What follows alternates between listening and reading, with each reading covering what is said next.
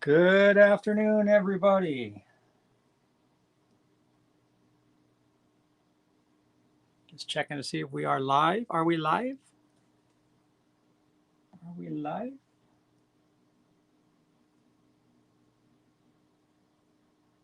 Are we live? Okay. Come on. Are we live, people? Somebody say something. Hello, people. Okay, I think we're live. Hello, people. Yeah, I got volume. Okay, let me put a link out there.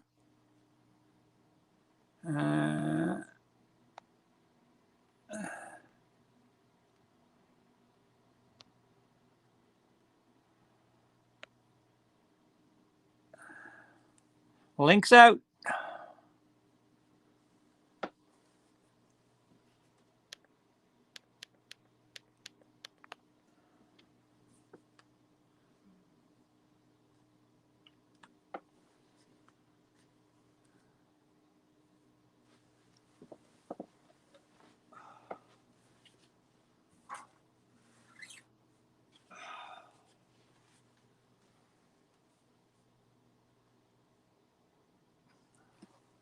And we're getting the guests in. I'll get Mark in first. Add to stream. Get Neve in. Add to stream. Change the layout. Where's my layout settings? Layout. There we go. There we go. Hello, people. Greetings. Hi. How are you? Guys doing? Not bad. Good. So how's things over in the UK? Pretty good, yeah. Slowly coming out of lockdown. You had to look at each other like you weren't sure what to say. Don't mind me. I'm eating a grilled cheese sandwich. That's right. I think you guys call these cheese toasties over there or something, don't you? Yeah, they're really nice. I love They're them. great, yeah.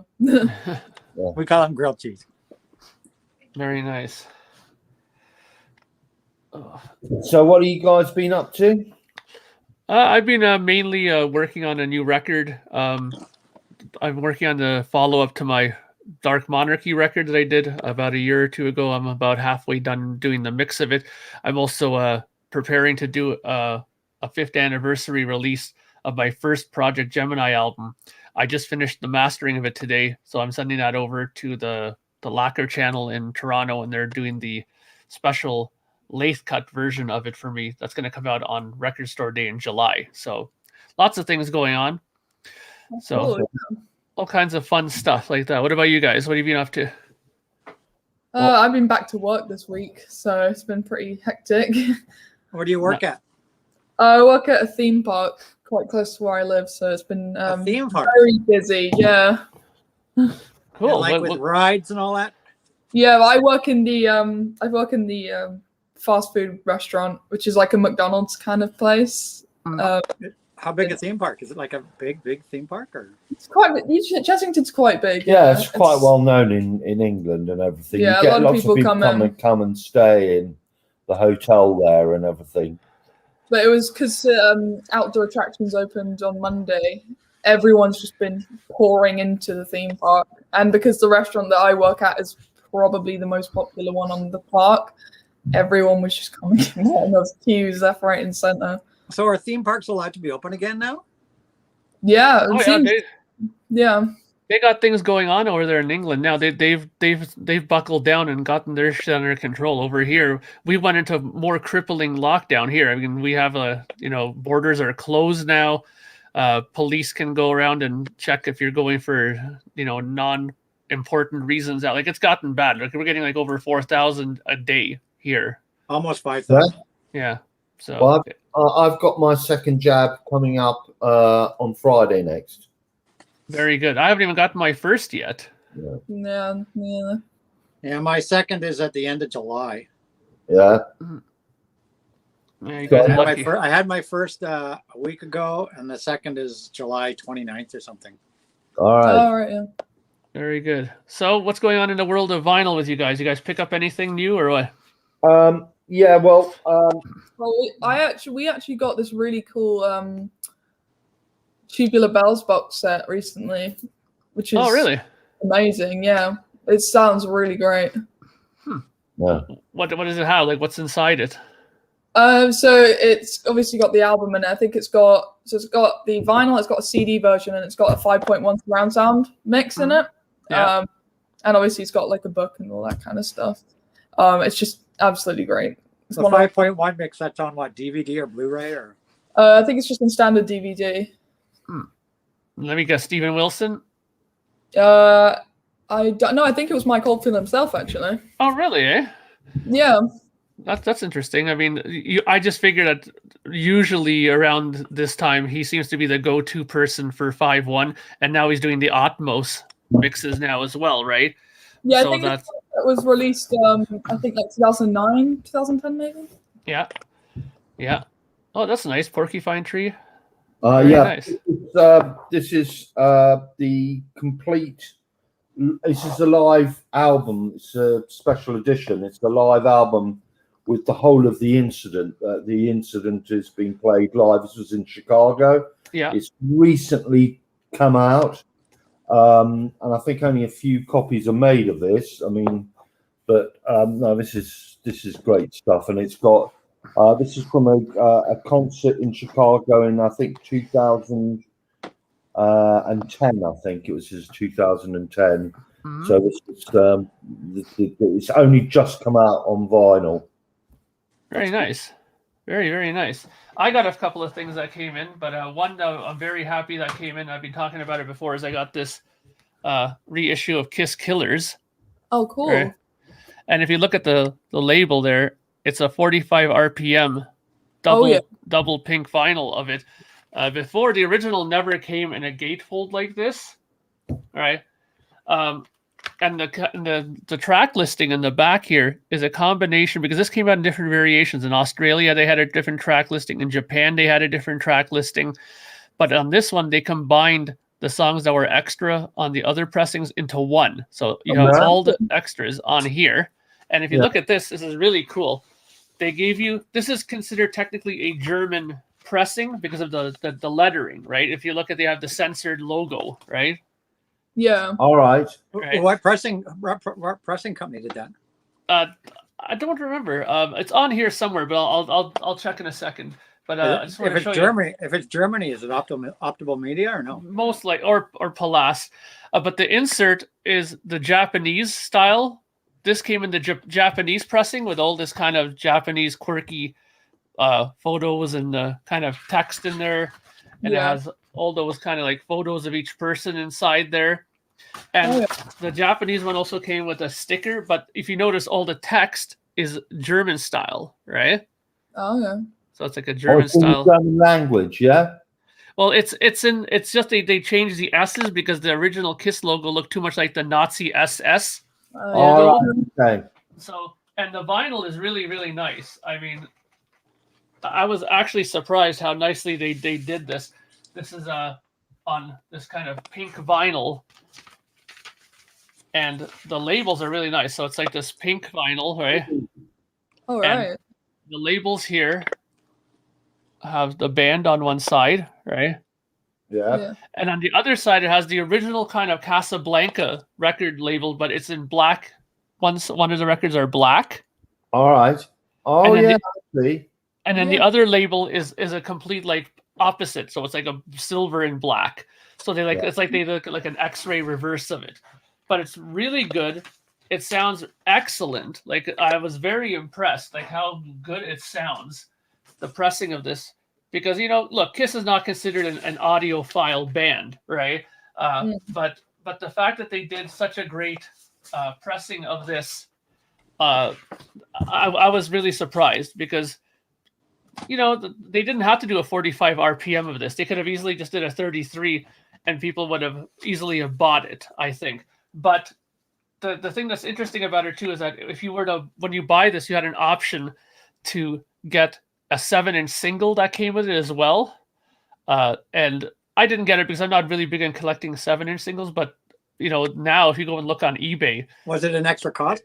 Oh yeah, it comes like the record alone was like 45 bucks, and then when you got the bundle, which included that, the 7-inch, and I think you got a shirt, it was like $100 or something like that. It was like but it was worth it. If you go now on eBay, they're selling them for like $500 now already. All right. Oh. Yeah, so I mean, Kiss stuff goes through the ceiling.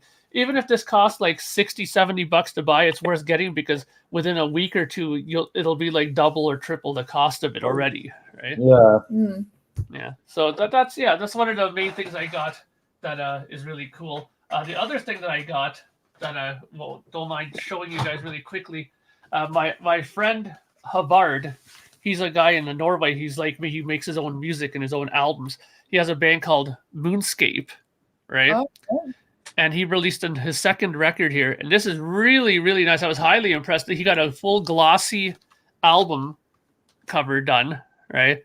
I actually play on this record too. I do the guitar solo on the last song on there. It's one of these 4-song albums, so it's like 18-minute songs on each side, right? Mm. So and it's a gatefold. It turned out really nice. Oh, yeah. Yeah. But this is more like heavier, like kind of death metal. There's like heavy vocals. There's melodic singing too, but there's also like the growl vocals, the Cookie Monster stuff. But it's good. It's a concept record, and it's really nice. It turned out really good. This was done at GZ Media in Czechoslovakia. Mm. All right. And it's there. I've always told him, Havard, he's good friends with me. I always told him to be careful with those guys because GZ don't have the best reputation for pressing because they're such a huge pressing company that, for them to do really detailed checking of your albums is not possible because they have so many records they do in a year there that they just go through them like crazy. Yeah. So, but this has been good. I listened to it. It sounds really good. They did a good job. He went through the test pressings very thoroughly. So he got them done very well. So yeah, if anybody's ever interested out there in a new band that plays sort of death metal stuff, take a chance on Moonscape. It's some good stuff, Excellent. Yeah. Excellent. What I've ordered, which is going to be coming next week on my birthday, is the Mars Volta box set. Yes. And it's massive. It's got all their studio albums. I just can't wait for it. Are you a Mars Volta fan? Oh yeah, yes, definitely. I love the Mars Volta. I mean, the thing with them, it's their records are really well written. I find it's not for the faint of heart, I would say, because some of their arrangements are pretty complicated, but it's such good stuff. I mean, I'm also a fan of them because the bass player in there, if I'm not mistaken, John, I forget his last name. The drummer's John Theodore. And but isn't there another guy there named John? He used to play in Racer X, I think, and he plays with them. Unless I was thinking of the wrong band, but Juan, what's his name? Oh, I know. Starts with an A, the last name. Is it Alderente? Yes, that's it. Yeah. Yeah, he's very good. Yeah, he used to play in a band called Racer X in California with Paul Gilbert. They were like a total shred band. Like one of those bands are like, and he would double everything on bass. So he was fantastic. So when I heard that he was in this band, I instantly took a liking to it and wanted to check it out. And they're great. I mean, it's definitely very different to Racer X, but it's good stuff. I love it. Mm. Do you have a favorite record from them, or? Oh yeah, Francis the Mute. Yeah, that's a good record. For me, it's just, I mean, half of the Red Hot Chili Peppers are on their albums as well. Flea and John Frusciante. John Frusciante and Omar Rodriguez Lopez. I mean, if they're not best buddies, they are extremely close. I mean, they did an album together, which we got, which is a very rare album. Which it was a rare one, wasn't it? The solo album. It's basically just the two of them playing the guitars. Yeah. Very cool. So let's say hello. We got Miranda. Hello. Miranda Halter's there. TARDIS Rider's here. Groovy Lisa's here. How you guys doing? Star Trekker. Yeah, Star Trekker's here as well. And Hello, everybody. TARDIS Rider said he's been listening all day to the Dead's 11/11/73, which I'm guessing is a live record. Definitely a Dark Star worth checking out for those who are interested in such things. I guess he's talking about the Grateful Dead, probably. Is that a record that you might know of? Yeah, we did a We actually did a Saturday video about the Grateful Dead today. It's like really? a beginner's guide kind of thing. Very nice. Hey George, how you doing? Hey, So George. yeah, so I'm guessing that the Grateful Dead thing is something deep to both of your guys' hearts, I guess, since you did a detailed video of it, right? Did you see it? I have it in my queue to watch right after dinner tonight. So All right. Well, I hope you enjoy it. Yeah, it's very similar to format to the video I did, the Beginner's Guide to Progressive Rock. It's that kind of brief history album to listen to and stuff like that. I'm looking forward to it mainly because I honestly know absolutely zero about the Grateful Dead. So this is going to be a very interesting sort of education for me to see what you guys think, and maybe I'll take a chance and maybe grab some things to see how it is, right? Yeah. What you're the expert. The whole video is trying to explain to people who the Dead are, and B, if they're interested then in listening to who the Dead are, how to get into the Dead. Because if you plunge straight into some of the real weird stuff, like the Live Dead album with Dark Star on it, it can put you off a bit. But if you listen to an album like, I don't know, you guys like progressive rock and metal and things like that. Yeah. If you like things like progressive rock, you'd like Terrapin Station, because Terrapin Station basically is the prog album the Dead made. Yeah, I'm familiar with that title, and I think I've seen the cover. It's I think I've seen that one before. There was another one that they did a special behind the album series on American Beauty or something like that. Is that a Grateful Dead record? Yes, it is. It's probably not the one with the flower thing. The video, yeah, exactly. In the video, I explained probably people who are not sort of like massive music fans but like music. The best entrance to the Dead is American Beauty because it's very easy to listen accessible. And it's very accessible. It's very sort of like West Coast kind of lovely lyrics, lovely singing, harmonies, and everything like that. And it's every single track is sort of like anything up to from 2.5 minutes to 6 minutes.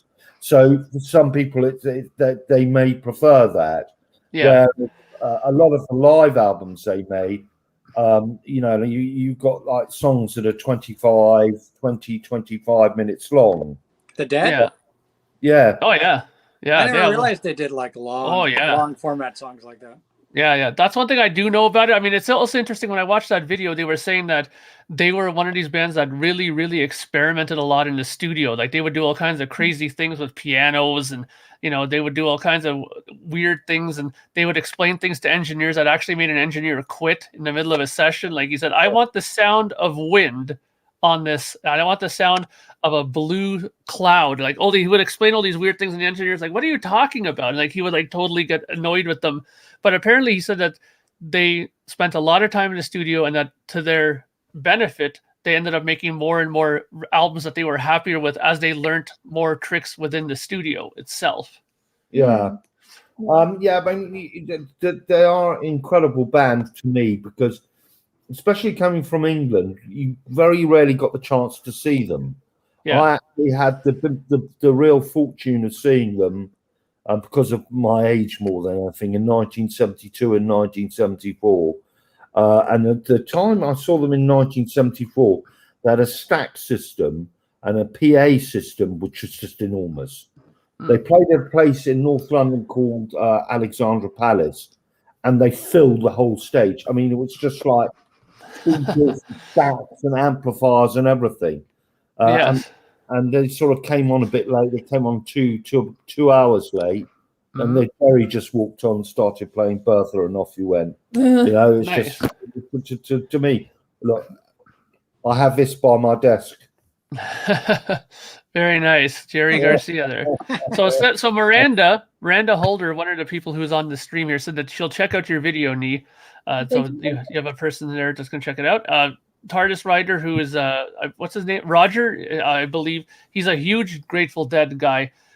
He said that he saw them 40 times live and has seen Jerry Garcia band a handful of times. So he's probably going to be right up your alley there, Pete. That's a serious fan. Yeah, that's a guy who's going to be right into it. And it says here, September 10th, 1974, Alexandria Place, great show. So. Oh, Alexander Palace. Yeah. Is that the one you were at? Oh, yeah, Palace. Sorry, not Place. September 10th. I went on September 9th. Oh, okay, so you went Yeah. Oh, nice. So I went September 9th on that. If at that time I had a lot of money, I'd have gone to all 3 nights, but I could only afford the one night. But man, what a gig! Yeah, I think they finished up at around about 2:30. They're amazing. They're just incredible. Wow! But if they were incredible then, the 1972 concert, I was only 16 years old. I saw them at the Empire Pool Wembley, which is now the Wembley Arena, and that was amazing. That whole tour of Europe, the Dead did, is one of the great tours. I mean, they're just incredible.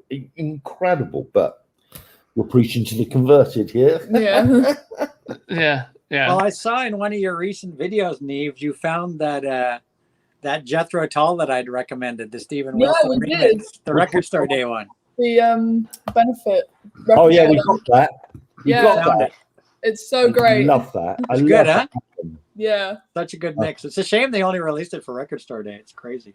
Oh, it's yeah. Well, we got it in the States, didn't we? Yeah, we got it in the States, and it's Was it when you got it? Was it brand new sealed or previously used or what? Oh, it was sealed. It had the stickers and everything on the front. Oh, good, good. So we have Randy's here. Hey, Randy, and hi, Mason. Sorry, go on, Pete. Juan Alderete is the name of the bassist. You're thinking of the Mars Volta. Yes, that's the guy. He's the guy who was in Racer X before. Yeah, he's fantastic. And I'm glad to see also that you got Black Noise by FM. I'm glad you found that. Oh, yeah, we did. Yeah, that was great. Yeah. But I'll warn you, the rest of their albums are not anything like that. Yeah, they're not as good as that. They became very commercial after that. The more poppy sound. That first album was a real prog sort of standalone. The second album was not bad, but they really changed after that. Basically, the record label came in and said, "Oh, you guys did pretty good in this record. Now we'll show you how to really get good," and they totally ruined them. Yeah, they started listening to a record company and decided to become radio pop air friendly. Exactly. But that Black Noise is a fabulous album. Yeah, we got that, didn't we? Yeah. Is yours a CBC or is it on Passport? I don't know actually. I'd have to check. Look, I've got the. If you have a CBC, that's pretty rare. Yeah, CBC were the original first presses. They're very rare. Very rare, because those you have to order, I think, through some kind of television infomercial, or it was through a magazine order, I believe. Then they went on to Passport before they got picked up by a bigger label. Yeah. There it is. What is it? Visa. It's Visa Records. Okay, yeah. So Visa, it's part of Passport. They're so that's a later pressing. Yeah. Okay. Still, it still sounds fantastic. Still fine. Right? There's nothing wrong with it. Yeah. Great stuff. Great. What's your latest thing, Neve? What have you bought? What's your latest purchase? What have you picked up in the last couple of weeks? Anything? I'll have a look at the Discogs because, actually today we got in the Chris Squire and Steve Hackett collab album. Squawk It. That's a great album. Yeah, we just got that in today. I love that so much, and I also got in "Amused to Death" by Roger Waters as well. Now, are these new, used? Both of them were new. Both of them were new. Yeah. Actually, Amused to Death is pretty good. I had that on like the super audio Blu-ray version of that. It's really good. I mean, I'm not big on Roger Waters solo. I've never been, but that's the one album that I actually really like. So yeah, that was recommended to me by my boyfriend. Actually, he was the one that told me to review the album. So I just decided to listen to it. It's a long album, but I really loved it a lot. Yeah. Oh yeah. I mean, and if you like Squawk It, I think you might have this album, but Nee, do you have the album by The Sin? Which is Chris Squire's first band before he started up with Yes. I actually don't have that. No. They put out a record not too long ago. Well, before he died, right? They did another album. I'm trying to find the title of it here, but it's really good. It's a fantastic record. Yeah, here it is. Sin Destructible. It's called. Okay. And it had, here's the cover of it if you want to take a quick look there. All right. Oh yeah. Yeah, I think I've seen the cover. Yeah. Yeah, and this is a really, really good album. I mean, it's Chris Squire plays on it. Some of the guys in the band were the guys that were involved with Sin, and they wrote some music with the guys in Yes, like as Yes started. So you have like people like Stephen Nardelli, who's on vocals, and Gerald Johnson. Those are the guys who were early stages of Yes, and then they got replaced by people later on, right? Yeah. So but it's really, really good. I think that you would really like it. It's a good combination of like melodic stuff and really progressive stuff. Like the closer, The Promise, is like 14 minutes long. It's a great album. Yeah. I'll definitely check that out. Yeah. What's the Sin, right? Yeah, it's called The Sin. It's so Chris Squire album, yeah. Yeah, Chris Squire plays bass on it. All right.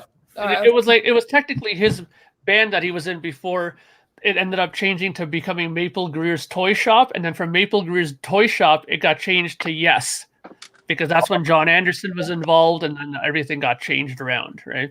Yeah.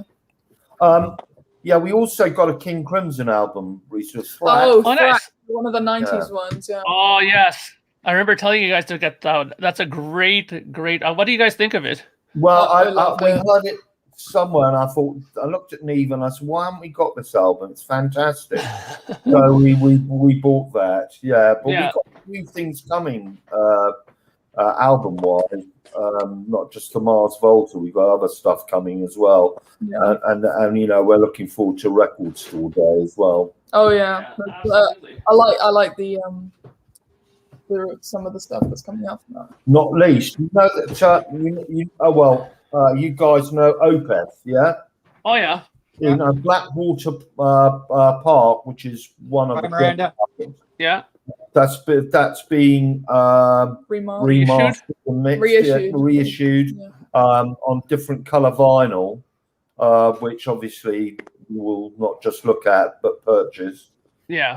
But that's coming out sometime in July, isn't it? Yeah, that's the one we got. Yeah. This is the one that you got, but this here is the Thrak box set.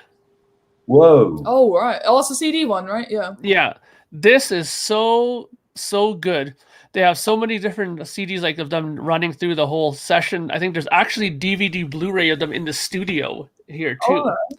Right? So yeah, and there's like a 2015 mix of the album. The Blu-ray has Live at the Warfield Theater, Tony's Road Movies. There's all kinds of things in here. There's like so many different shows from New York City. It's really, really good. I mean, if you enjoy that album, then you're gonna really like this, because they have like I said, they have like fly on the wall sessions from them recording it. You can actually hear Robert talking to Bill Bruford saying, "Bill, I think you should try a little bit more crazier in this part here." Like it's like it's really stuff like that. You'd love it, So that's. Do you guys ever watch Toya and Robert's Sunday Lockdown Lunch? No, I don't have that. Please do it. Robert Please. Fripp's YouTube channel. They do a thing every Sunday. It's Yeah, I've heard of it. I've never tuned in. I've only seen one of them. Fantastic! It's just fantastic.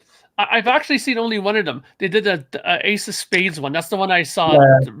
They've done what have like a Judas Priest. They've done Paranoid by Black Sabbath. They did Breaking the Law recently. Yeah, they also did Give Me All Your Loving by ZZ Top.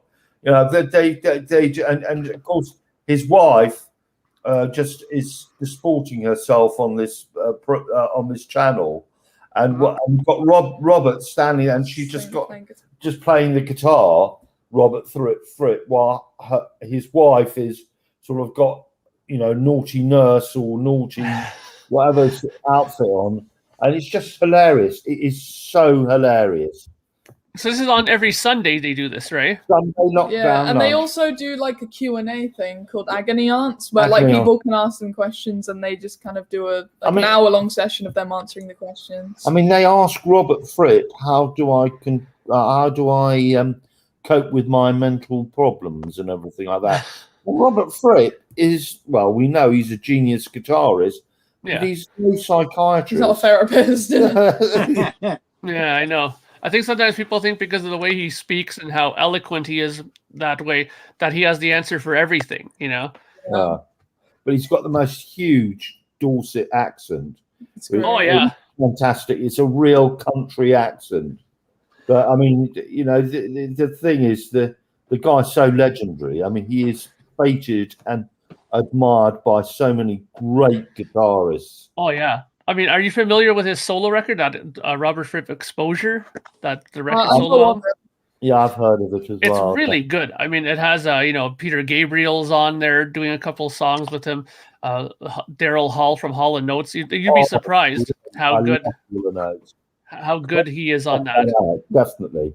I love Daryl Hall and John Oates. Do you guys know about Utopia, the band Utopia? Yeah, Todd Rundgren's Utopia. Yeah. Do you love them. Thank you very much. And a track called The Icon. The Icon from the original, the blue album with the eyes, yeah? Yeah, the eye. Yes, I have it. The Freedom Fighters. I saw him in Victoria. I saw him in Victoria Palace in the 70s, and they just released an album called Ra. And that was fantastic. And he is, to me, Todd Rundgren is majestic. He's a really great musician. I like the earlier Utopia albums. The later ones, they got a little bit too commercialized. Yes, I agree. Totally agree. I think Swing to the Right or whatever, I think was the last one I really enjoyed. Yeah, and but Road to Utopia, I enjoyed that album. But after that, they got really, really commercial. Have you got the album? You should get it as well. I think it's just like a bootleg album called Live at the Fox. But I do have a Record Store Day one. Which is just unbelievable. Do you? I'm into Todd Rundgren and that stuff. I mean, I don't have as much of the stuff in my collection, but I respect the guy a lot. I mean, the guy's an excellent record producer. I mean, people don't realize how much he got involved with, for example, Meatloaf's Bad Out of Hell. That was a lot to do with him, you know, and that was a huge record, you know. I brought up the subject simply because we were talking just now about Daryl Hall and everything. Yeah. Basically, Todd Rundgren made Daryl Hall and John Oates, you know? Yeah. All the albums, I mean, he's just incredible. Absolutely incredible. Yeah, he's got a good ear for music, that guy. He's done a lot of Record Store Day stuff. I just pulled three Record Store Days that I have, Todd. Oh. Of course, the Something album. Oh, Something Anything. Oh. Right, and this was a Record Store Day exclusive. I think it was on a different color, a couple different colors of vinyl, and it included a bonus 7-inch single in it. And a book and stuff. That's good. So that's really nice, all remastered. Yeah. And then there's this one here from a few years ago. Oh yes, that's the one, Live at the Fox. We got that. That is a really, really great performance. That's the one with the icon on it. It's also got, I mean, the thing is as well, one of the things I love about Todd Rundgren, and we could go on about his producing and music and guitar playing and everything like that, and the musicians he chooses, his voice. Todd Rundgren's voice is incredible. It's one of my favorite voices, up there with Robert Plant and everything. The guy's got the most amazing voice. And then the last one I got, this was also a Record Store Day. This was a box set. Yeah, we got that one as well. Yeah, the box. This is a really great set of stuff. Really great. What is that? The complete what? What does it say in the back there? This is the complete Bearsville. Okay. Bearsville recordings. Okay. All his work with Bearsville. Okay. That's a 4 LP. Yeah, that's a studio in New York State, Bearsville. But besides those things, I haven't seen Neve and Peter in a month. That's week because you guys were busy the last 2 weeks ago. Yeah. On the Easter weekend there, I guess it was. Oh, nice. And so I haven't really bought very much in the last couple of weeks at all. It's been very slow for me. But I picked this up and I showed this on my last stream, but you weren't here. And it's something that Neve will. I don't know if you've got this one yet, but it's something I found when I was record digging. Oh, I've never seen that before. Yeah, I had never ever seen it myself, and that's why I got it. I didn't know it existed. My guy at the record store told me that these were pressed. Very, very few of them were pressed. It was only ever pressed one time in 2011, and then gone. Mhm. And it's the Moving Pictures live, so it's the entire album done live. I'm looking for that now. Put that on your list, Neve. And it's an official anthem recording. So it's not like a bootleg or anything like that. It's an official release by them. Apparently only released the one time in 2011. Have you listened to it yet? It was on. I was about to listen to it before I came on today, and I didn't get time. Yeah. It's actually going to be listened to this evening. So it's the entire album in its entirety in order live. All right. I gather it was part of the Clockwork Angels tour. Well, see, the thing is, Rush. I've seen them like every tour they've ever did, and what I've noticed is when I spoke to a couple of friends that I know that are within their organization, they record everything on ADAT, and now on Pro Tools. They bring a rig with them when they tour. So every show they ever do, they have a complete, like, proper recording of it on digital. Like, 48 track or whatever they record on, and they have every single show archived. So for them to do something like this is very simple. It's just a matter of them saying this show turned out really good, or we have shows that have if we take a song from here, we can compile it and make a complete record. So they can do that very easily. That's why there's so many of these live albums coming out now, because they record every show that they do on the tours for the last 10, 15, 20 years when they were out, right? All right. All right, yeah. You see, every time you come on my show, we end up making you spend money. Yeah, we are. But you see that we've got that. Is this the same album that you were talking about earlier? Yeah. Yep. Yeah, that's the one. That's the one. That's the box. Yeah. That's the 4 LP box, right? What do you think of it? I love it. I love it. It's great, isn't it? I just wish they'd put some of the Utopia material on it. That would have been nice. Oh yeah. If they included Utopia. So besides that, in the last couple of weeks, the only things I've picked up, these are all new. The first one was the remaster and reissue on numbered vinyl by Optimal Media of. I have that. Yeah. Yeah, this one just came out on Friday. This is a remaster, and reissue. That's a great show. A while ago. No, it's one of these numbered dealies. It's from Ear Music. Mm-hmm. Yeah. So I got that because I I love this show. I went to this concert. I loved this concert. So Yeah, they were really good on that tour. Where was the gig? I loved it. I absolutely loved it. It was one of my favorite Yes concerts. It was for Magnification. It was the symphonic tour that they did. Yeah, they had an orchestra. In Toronto. Yeah, they were in Toronto, and they had an orchestra with them. I think that my 2 favorite tours were Union and that. I think of all the times I've seen Yes, that one and Union. Well, they're releasing a box set for that, aren't they? Yeah, there's a huge Union one coming out now. Yeah, huge Union one. Yeah. So besides that one, the other 2 I got. This one is a little bit of symphonic metal, and this is by a German symphonic metal artist, Magnus Carlsen. I've heard the name, and it's called. Oh, that looks cool. And this just came out. This came out last Friday. It's called Hearth Healer. It's progressive metal. It's called the Metal Opera. And it features 7 of the most famous female metal vocalists from various symphonic metal bands. Doing all the leads. 7 of them are on here. If you know names, there's Yuma. I can't even pronounce some of these names. But they're all from like the big symphonic metal bands. They've all collabed together to do the vocals on this thing. Like Floor Jansen and those people? Yeah. Floor Jansen's not on here, but some of the others are. You've got Adrian Cohen, Annette Olsen, Indoria Luth. I can't even pronounce these names. But they're from like a lot of the big symphonic metal bands. It's really, really good. I listened to this on YouTube, some of it on YouTube before I bought it. Really, really good. Nice. And then the last one I got, which will be interesting to see how Neve thinks of this one. If you guys know these guys, this is real prog, modern prog. Oh, I know. Transatlantic. Yeah, we heard I that. know. Transatlantic. This just dropped last Friday. It's Forevermore, the extended version. They dropped two versions. They dropped the extended version and the abridged version. And the difference between the two, well, the abridged version is a shorter. There's less tracks on it. It's like, it's a condensed 2 LP thing. But there are 3 songs that are on it that aren't on this one. Maybe they're trying to get you to buy both. But this is what's called the extended version, so it's 3 LPs. Plus, it's also got 3 LPs and 2 CDs. Oh, sweet. Whoa. Have you guys? And this is, I've heard some of this, and oh my God, it is. I think this is the best prog of the 2010s. This is straight up prog, straight up. Yeah. And of course, it's a super group made up of Mike Portnoy from Dream Theater and Neil Morris.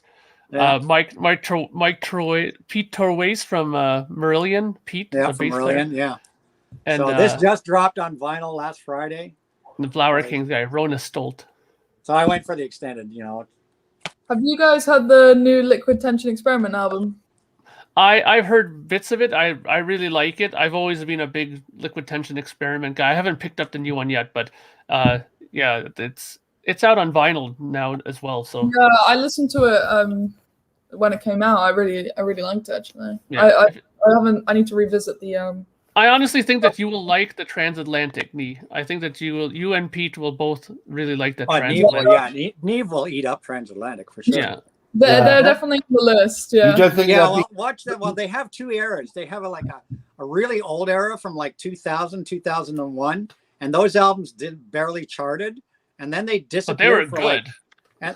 And then they disappeared for like 8 years, and then they came back in 2009. They made an album, and I think there was one more after that, and then this one. So yeah, they did Whirlwind. And this one is their highest charting album. This one has officially charted higher than anything.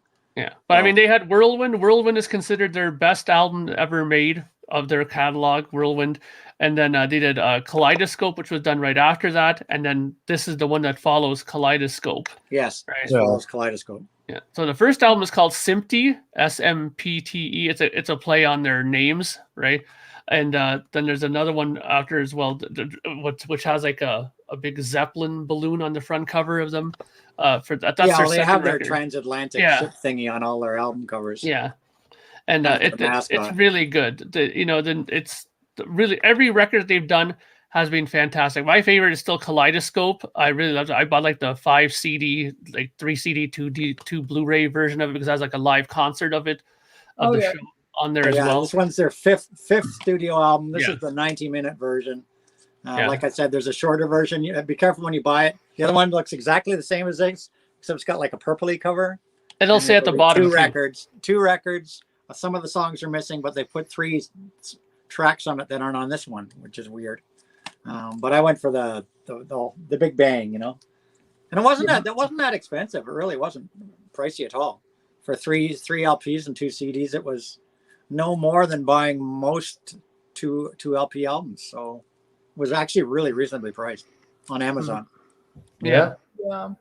So I highly recommend that. Check them out. I think Neve would like them a lot. Yeah, they're definitely on the list. Give them a listen. There's some of the songs. Some of the this album is pretty much, you can find it on YouTube. It's all been ripped and it's on the Transatlantic YouTube and all that. Yeah, it's really good. You don't think it's the sort of thing I'd like too much? Oh, I think you would like it. You'd like it for sure. Yeah, you'd like it for sure. Oh yeah. It's very it's very yes band and whatnot. And I mean, let's put it this way: if Mike Portnoy's drumming on it and he's involved in the songwriting, which he is, then it's going to be something you'll like because he's very into Yes. Neil Morris is huge into Yes, and that's the thing about their records. If you buy some of these extended versions, they sometimes have these bonus discs where they do cover songs, and all their cover songs are always like Yes songs, or like they do like King Crimson covers. They do all kinds of progressive stuff that we would all like. Right? Yeah, this is like, this is obviously modern 2010s progressive rock, but it's stylized after 70s prog so much. They're totally into that. Prog. Yeah. So I highly recommend that. And that's about all I've picked up in the last couple of weeks. It's been Yeah. very slow here. I think from our point of view is that this has sort of been a quite quiet period. Yeah, it is a quiet period here too. But it will explode for us, vinyl wise, will explode in May and June. We've got I've got a few things in for May and June myself. We've got so much stuff that's coming, not just the Mars Volta. We've got the 50th anniversary of the Skull and Roses album by The Dead. So press and reprint of that. There's the Sabotage Super Deluxe coming. That I'll probably go after. The Sabotage Super Deluxe. We got the Opeth coming, which is obviously. Yeah, I'm gonna get that for sure. Yeah. So I mean, Blackwater Park is one of the great albums. It really is. Yeah, I love it. That was my introduction actually to Opeth. When I first heard that, I was doing an interview with this guy in Toronto, and for my band that I was in before, and he goes, "Hey, I got this new album," and this is how far back this interview was. He goes, "It's by a band called Opeth. It's called Blackwater Park. Have you ever heard?" I go, "No," and he put it on in his living room. And I remember we just sat there and listened to the whole record. We were like completely blown away by it. It was like unbelievable, this album. So we all went out and bought it. And, then we started looking back for their, prior stuff that they released. And yes, all media reviews, the Due Transatlantic did come out in February, but that was on CD. The vinyl version was just released this past week. It's just something we should check out, really. The CDs always come first nowadays. Yeah. The CDs come out quick and it takes vinyl out. Yeah, that's another interesting thing that all media brings up here too. Are you guys must be familiar with Spock's Beard or the Flower Kings, right? I've heard of both. Yeah, I've not listened to anything of theirs yet. The Flower Kings are really, really good. I really like their records. That's Royna Stoltz band, and it's really good. I mean, if you like this kind of stuff, like the Transatlantic, or this kind of more 2000 era progressive rock, then you'll like this too. Because I mean, it might be 2000 era, but all these bands are influenced by the same thing, 70s progressive rock. Exactly. That's all that they're influenced by. So you still have like the 14-minute songs, 18-minute songs, and the shortest song in the record's like 4 minutes or something. Yeah, like that, right? all the songs on this thing are like I think there's a couple that are like 5 minutes. The rest are all 7, 8, 10, 12. They're all long tracks. Yeah, exactly. So is there anything that you guys are looking to get, like that's on your radar now? I know you said the Opeth you were looking for, but is there anything else that's kind of like you're gunning for? Because you guys have it now, your restrictions are probably lessening now, so you guys can go to record stores again and hunt, can't you? Yeah, I actually went to a record store like a couple of days ago because they reopened again, and I actually got some good stuff from the record store. I got the Snow Goose by Camel finally. Yes, it's a great album. I got a Kate Bush album. My boyfriend actually picked up a Ram by Paul McCartney, which I'd never heard. I actually quite liked it. There was some other stuff as well, but I can't remember. But yeah, I had a really fun time just finally going back into the record store and just going through the stuff. Yeah, I bet. What about you, Pete? Anything you're gunning for? Well, other than the two Dead albums and the Mars Volta, there's some other stuff I was sort of kind of looking at. There's the Master of Reality thing. Master of Reality, the Black Sabbath Master on Record Store Day. On Record Store Day. Yeah, the picture discs. Yeah. No, this one's a purple vinyl, isn't it? Yeah. Oh, yeah. Okay. Yeah, there's also the Mob Rules and Heaven and Hell, and those are picture discs. Yeah. Have you looked at the Record Store Day list? Did you have any wishes from the Record Store Day list? There was a lot of stuff. But I'm so old, I keep forgetting it, so I have to refer back to it. There's a Tarkus picture disc being released on Record Store. What's your number one want from the Record Store Day this year? Definitely the Black Sabbath. For me, without any doubt, the whole concert in Paris, the Grateful Dead, 1972. It's out on vinyl on Record Store Day. It's mine. Oh yes. You're gonna kill in the lineup for it, huh? Yeah, I I think for me, the one thing I'm looking forward to a lot is I want to get that Allied Forces Triumph. Yeah, I think Record I'd Store like to Day. get that too. Yeah. That's good. Yeah, that sounds good. I mean, I've I always think loved that's the best record. the best Canadian exclusive on the Record Store Day list. Yeah, I don't remember much of the list, to be honest, but I know that stuck out like a sore thumb because I love that record. And the fact that Triumph is actually doing something like that, I can't even remember them ever doing anything. There's for not Record that Store many Day. Canadian things on the list. I think there was like 20, maybe 30 at the most on both drops. But that Triumph that's the one Canada exclusive that I'm going to definitely go after. But that's sorry, go ahead, Pete. The Flower Kings. Mm-hmm. Which is the album you'd recommend from the Flower Kings? Oh, the latest one is really, really good. The one that just came out, like, I think it was last year. I think it came out. So that one, is it Islands? Yes. Let me double check so I don't sound like an idiot here. Let me double check. Because I have it on my list here. So I'll just give me 1 second here, and I will tell you in 1 minute. But yeah, I highly recommend the Flower Kings. I think that you guys would really like it. It's prog at its best, I think. And they have a fantastic bass player in that band. I mean, I think Stephen Hackett's used them for the last couple tours on whenever he's gone out lately. So yeah, it's definitely Islands is a good one. That's a great record. And I would also recommend getting Banks of Eden. That's a really, really good record as well. Can you remember that? I don't remember that. Yeah, because let's put it this way: anything from Banks of Eden onwards, like Banks of Eden, Desolation Rose, or Waiting for Miracles, those are fantastic.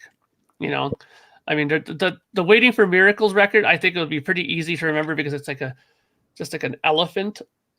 Oh yeah. All right. So I think that you can probably remember that. Hello, Christopher. Greetings from Sweden. Everybody okay? Hear you talking about Flower Kings. There are some amazing prog bands from Sweden. Yes, we are well aware of that, my friend. Yes. We were talking about that. And Opeth are another great band from Sweden. Yes, Opeth are fantastic. I'm trying to remember. There was a few other bands I liked from Sweden. And I think since I saw you guys last, I think we were talking last on the last stream, there's a Porcupine Tree reissues dropping too. Really? Yes. Well, I'll tell you what it is. I guess that was on the last stream that you see what happens when you miss a week there, Neve? See what happens? You miss all these goodies. Porcupine. That's interesting that you say that, Christopher. I would start with Flower Kings over Opeth any day. I mean, Opeth, I think, depending on if you like true, like more traditional progressive stuff, I think you would start with Flower Kings easily over Opeth. I mean, Opeth is considered much heavier. Yeah, but even the later Opeth stuff, since sort of 2008, they've gone past the metal phase. Yeah. More overtly progressive. Yeah, like Heritage is much more laid back. Oh, like yeah, that. The Sorceress and everything like that.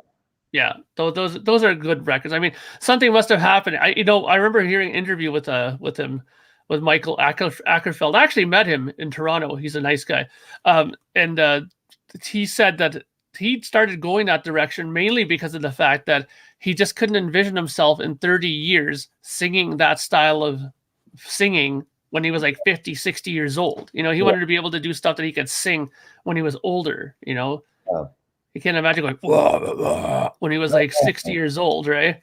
So anyway, so what was the Porcupine Tree album? Porcupine Tree reissue. I mean, you can get the older one, but there's a 2021 reissue of Up the Downstair. Ooh, really? There's a 2017 or something out now, but it's coming. I'm just trying to find the one. I have to look in the coming soon here, I guess. I'll tell you when it's coming. I think it's May. Just give me a couple minutes to dig it up. Yeah, I got a couple of their Porcupine Tree records that came out on that they're what was that? What's that label they're on? I forget now. Oh man. But they had a couple of really nice vinyls that came out, and I grabbed those. I think in Absinthe I got Fear of it. Oh yeah, Fear of a Blank Planet. I got on vinyl. That's really, really nice. That Well, vinyl. we've got that, haven't we? And we have, Yeah, we do. we We have have, a yeah. cool copy of it too. Yeah. It's just what a great album. What a great album. Oh yeah, he's such a good writer. I mean, that's the one thing I like about him is that he goes, he doesn't view himself as a guitar player. He views himself as a musician and songwriter, which is interesting because that's how you kind of write stronger songs, because he's not so focused and only geared towards just guitar playing. He's focused on the whole thing. Oh yeah, Pain of Salvation. That's another good band that Christopher's brought up there. Oh too. yeah, I think I've heard that name before. Yeah, I think are Pain of Salvation Swedish? I thought that they were from another country before, but I could be wrong. Oh yeah, K-Scope. Thank you, All Media Reviews. That's the name of the record label. All right.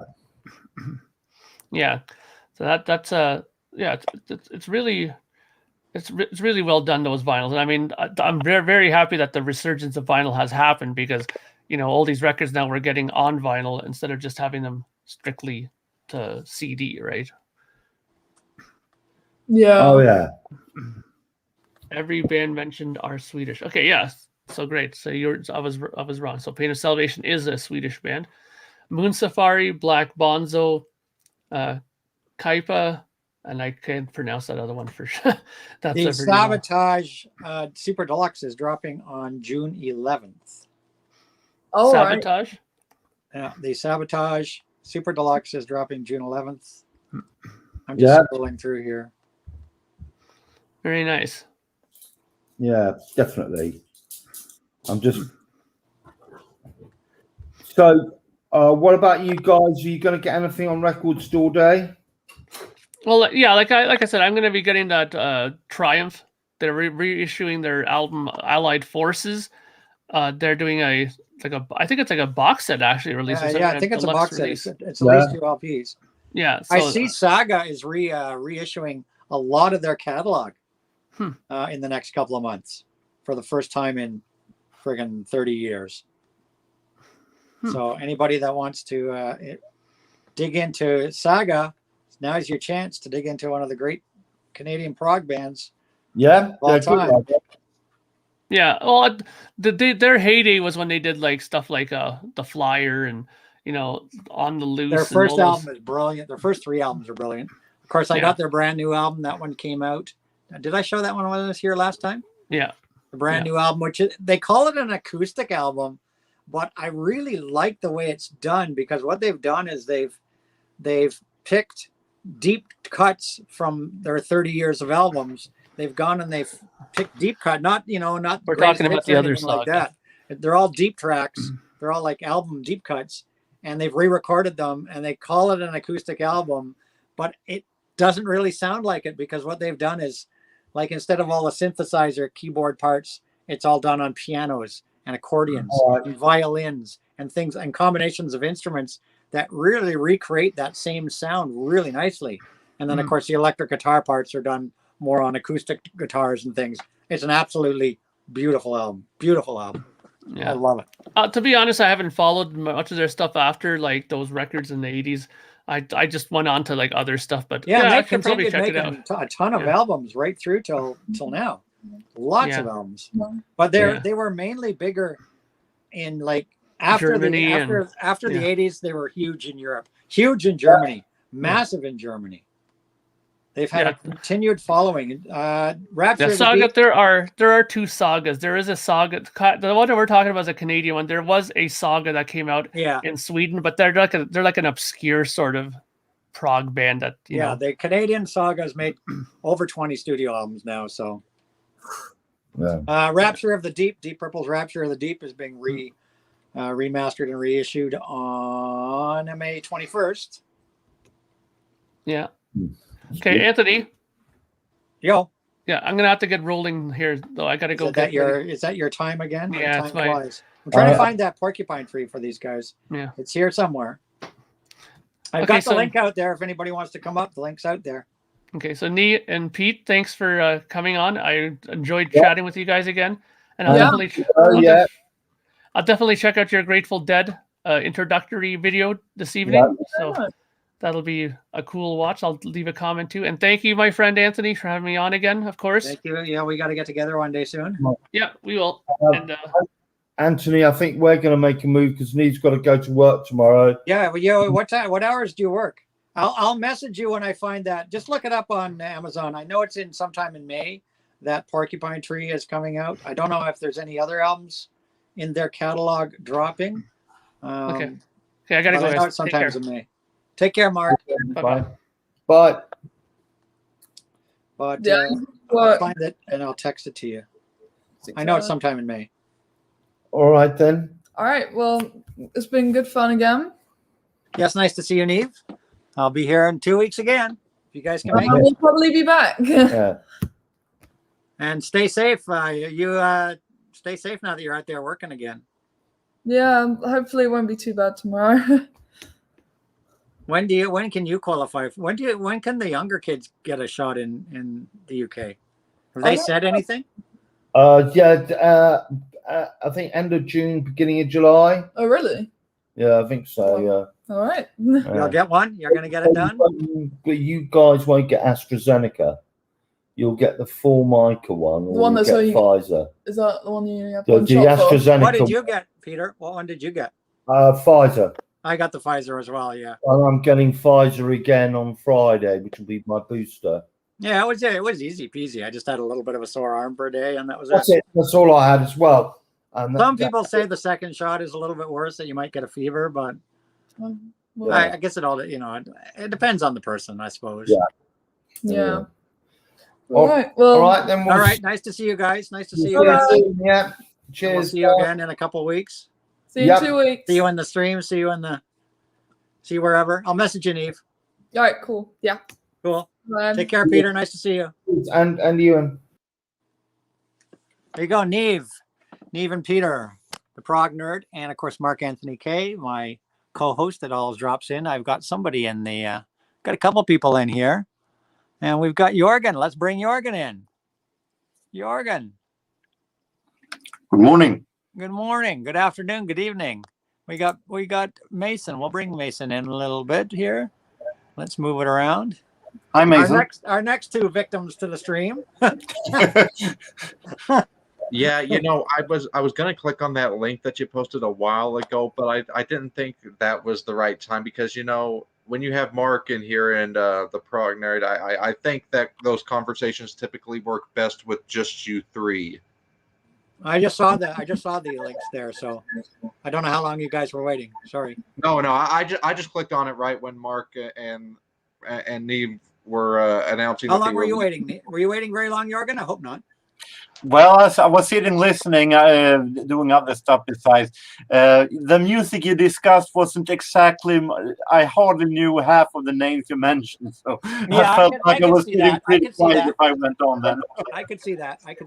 I know that Neve's and her dad's stuff is not, a lot of it's not your cup of tea. We know that already. Nothing wrong with that. And I'm not saying that what they talk about isn't my cup of tea either. It's just that some of the way your conversations are handled, I think I wouldn't fit in well with that material. So that's why I hesitated to come in until right as they left. Yeah, no worries. Nothing personal though. No worries. Everybody has their niche, that's what we do on the stream here. Now, it would have been really fun to talk about, stuff like Yes with them, but that's about all I can. Well, if you'd have clicked on the link and dropped in the thing, I probably would have brought you up. Don't be afraid to click on that link. Okay, well, I'll remember that for next time. But Yes, but no. Yes, Yes, we know. the band Yes is about the only Prog connection that I could have with Mark Anthony and Prog nerd and Peter. What? One connection is maybe all you need. Doesn't matter. I mean, maybe Pink Floyd, but that's kind of a different kind of animal. Well, I'm sure. Neve and her dad know a lot of Beatles stuff, too. So don't worry about that. Well, Peter I have heard Peter mention before. Yeah, they're big Beatles fans. They're from the UK. You can't be from the UK and not be a Beatles fan. Yeah. Well, Pretty much. I was going to say I think it's in your blood. I think it's in your blood type that you're automatically a Beatles fan if you're born in the UK. It's in your genetic makeup, you know. Everyone from UK likes Beatles, right? Exactly. It's in their genetic makeup. I have heard Peter mention before that he likes the Beach Boys to some degree. Yes, I think Peter does like the Beach Boys. Funnily enough. And Groovy Lisa, why didn't you come up, Groovy? Why didn't you drop by?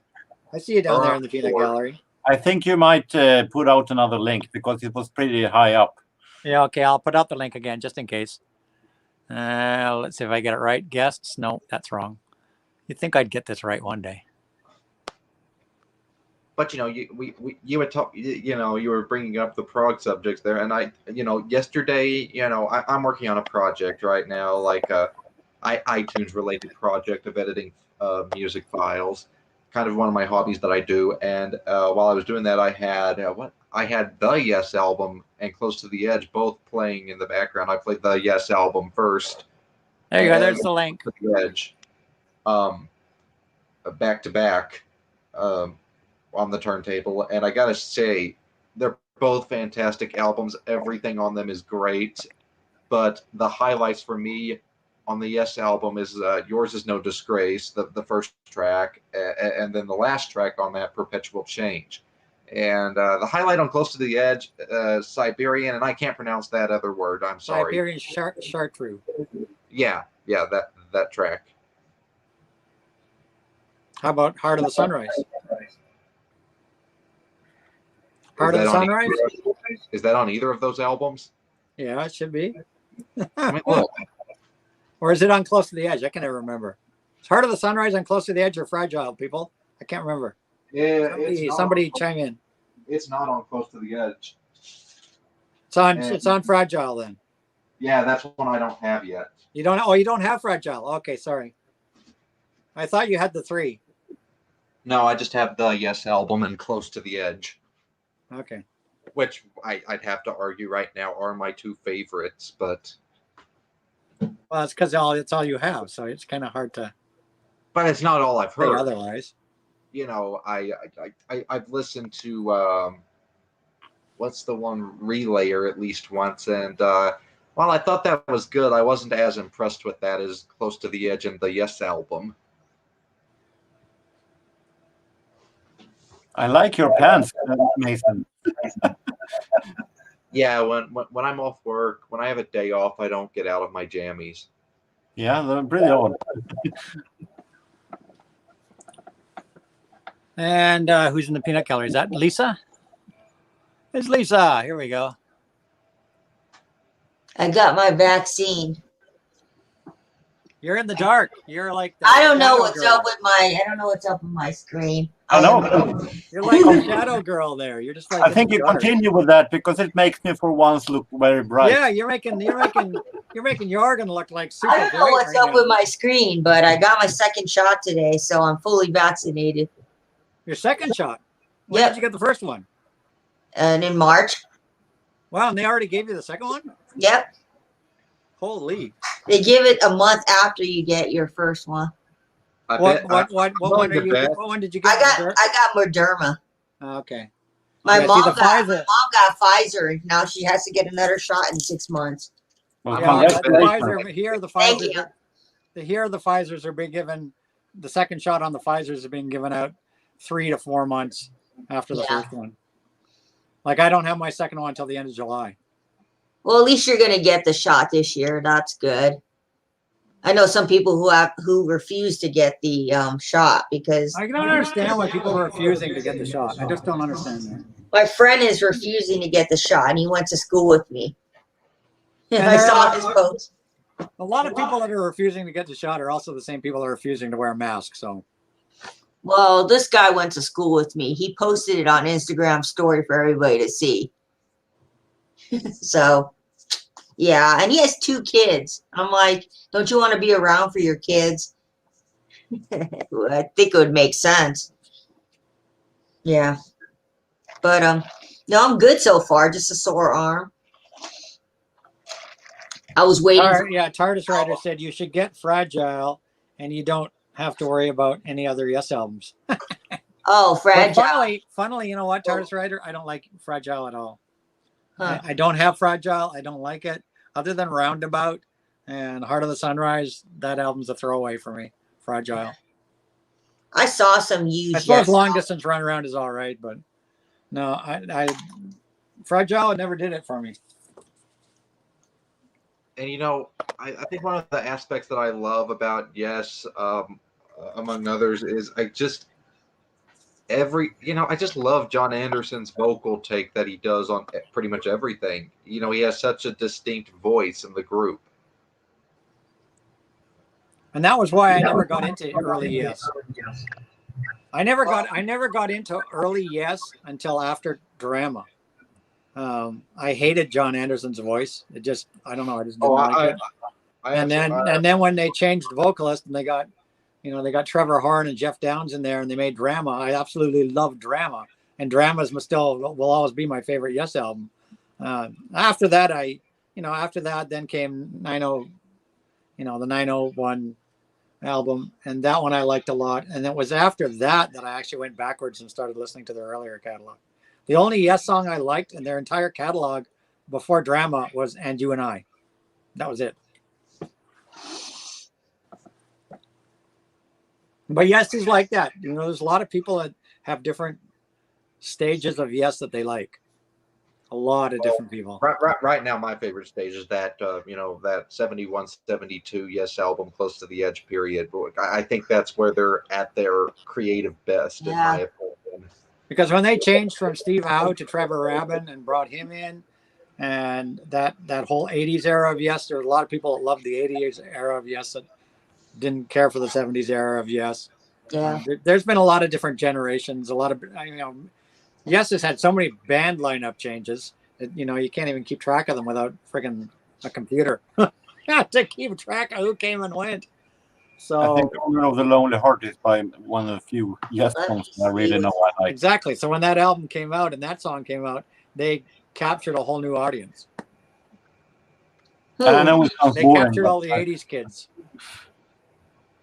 Oh, interesting. Macca wants to send me something he got from the record show. So I said, cool, send me something. Because he went to a record show today, and he's like, I saw this album and I thought of you, so I'm sending it to you. I thought, oh, that's nice. It's nice when you get stuff, but it's also, nice when records come on time when they are supposed to come out. Yeah. When you pre-order a record and it's supposed to come out on the day of release and it's not here. I'm looking at you, Greta Van Fleet. So yeah, I just got a notification from Amazon that because Greta Van Fleet was supposed to ship yesterday. Yeah, my album, I bought it from the web store, and it was supposed to, and it comes with the book, and it was supposed to, they said, oh, your shipment's on the way. And I'm like, cool. So I went to Target because Target has an exclusive, and it wasn't there because my uncle gave me a $15 Target card, so I'm going to use it online. Yeah, my order my order was bumped. It's not dropping now till, when was it dropping? End of the month now. Oh, well, they said my order has been shipped. It's coming to my house. And I was like, okay. No, this is for the new Greta Van Fleet album, right? Yeah. I haven't pre-ordered that, but I think I'm gonna wait until when it comes out, or if they It's sell already copies, out. that's fine. It came out yesterday. It came out yesterday. Okay, well, I'm gonna wait a few days till they give them time to get another shipment back in. I know the record store. I think I'm gonna pick that up because. Oh, never mind. Never mind. Yesterday I got a notice that it wouldn't be arriving until May 5th or something. And now I just went into my Amazon and it says shipped arriving Tuesday. Oh, that's cool. Amazon canceled my Jack's Mannequin album because they said they ran out of copies. So I'm going to be getting $32 back in my bank. So apparently my Greta Van Fleet has now been shipped and it's arriving on Tuesday, along with my Britney Spears Funko. Cool. Yeah, my album should be here hopefully next week. it's this album, right? The Battle of Garden Yeah, Gate. yeah, that's the one I pre-ordered. They have 3 different variants. They have a web store exclusive. They have the Target variant and the Walmart variant. I just went and got the standard black vinyl, but I'm probably going to also pick up the Target variant, which is green. And also arriving Tuesday, this one Jorgen might appreciate. Also arriving Tuesday is my copy of the brand new Zara Larsson album, Poster Girl. Cool. I like Zara. I like That's Zara. arriving Tuesday. I I'm listening to Zara Larsson. I think she is not my really style, actually. You know what I've really been digging? I know a lot of people don't listen to it, but I like the new Dua Lipa song. I've been hearing it on TikTok, and it's been We're good. We're good, or yeah, it was good. It's stuck in my head. Song. We're good. I think that's the song. I don't remember what it is. Something about moonlight in the lyrics or something. Hey, I don't know. Maybe she. I don't know. When she it dropped comes another to single. Dua I think it's probably that one. We Are Right, Good right, dropped. right. We Are Good dropped about a month ago. Well, Right now, yeah, she has a new album out. I just know she has a new album with her and the front. Yeah, she has the Moonlight edition, which is Yeah, that one. That's the album. Right it's now, the my expanded favorite version. It's the expanded version with a I whole haven't second bought disc. the other album yet. I'm waiting till I get to the record store. So That one I have pre-ordered. It's not shipping because I pre-ordered that directly from Dua Lipa, so it's Yeah. not shipping till the middle of May. I've kind of given up on Urban Outfitters. What? I don't know. I've got an Urban Outfitters coming also at the end of the month. No, like the last time I ordered from them, I argued with them on the phone because they kept pushing back my one album, and then I was like, I'm done with you guys for now. And then they emailed me and said, "Oh, we'll just give you a refund." They made me wait 3 months for the album, and then they pushed it back. Yeah, my Selena Gomez Stars Dance is shipping in the next week or so. That's cool. From Urban Outfitters. And that's like a gray and purple splatter thing. Cool. I like splatter albums. I have a couple. And that'll be it. Once that one arrives, I'll have all her albums on vinyl now. Cool. My favorite Dua Lipa song right now would have to be "Love Again." I'd have to say that's my favorite. Well, that's right my now. favorite song of hers. It's a good song. That's my favorite song on the Future Nostalgia album. I love the blend. It's got such a great bass line to it. Well, and I love the blend of disco funk type stuff put into a modern setting.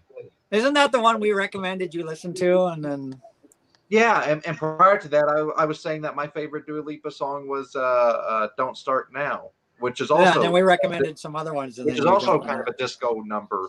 And now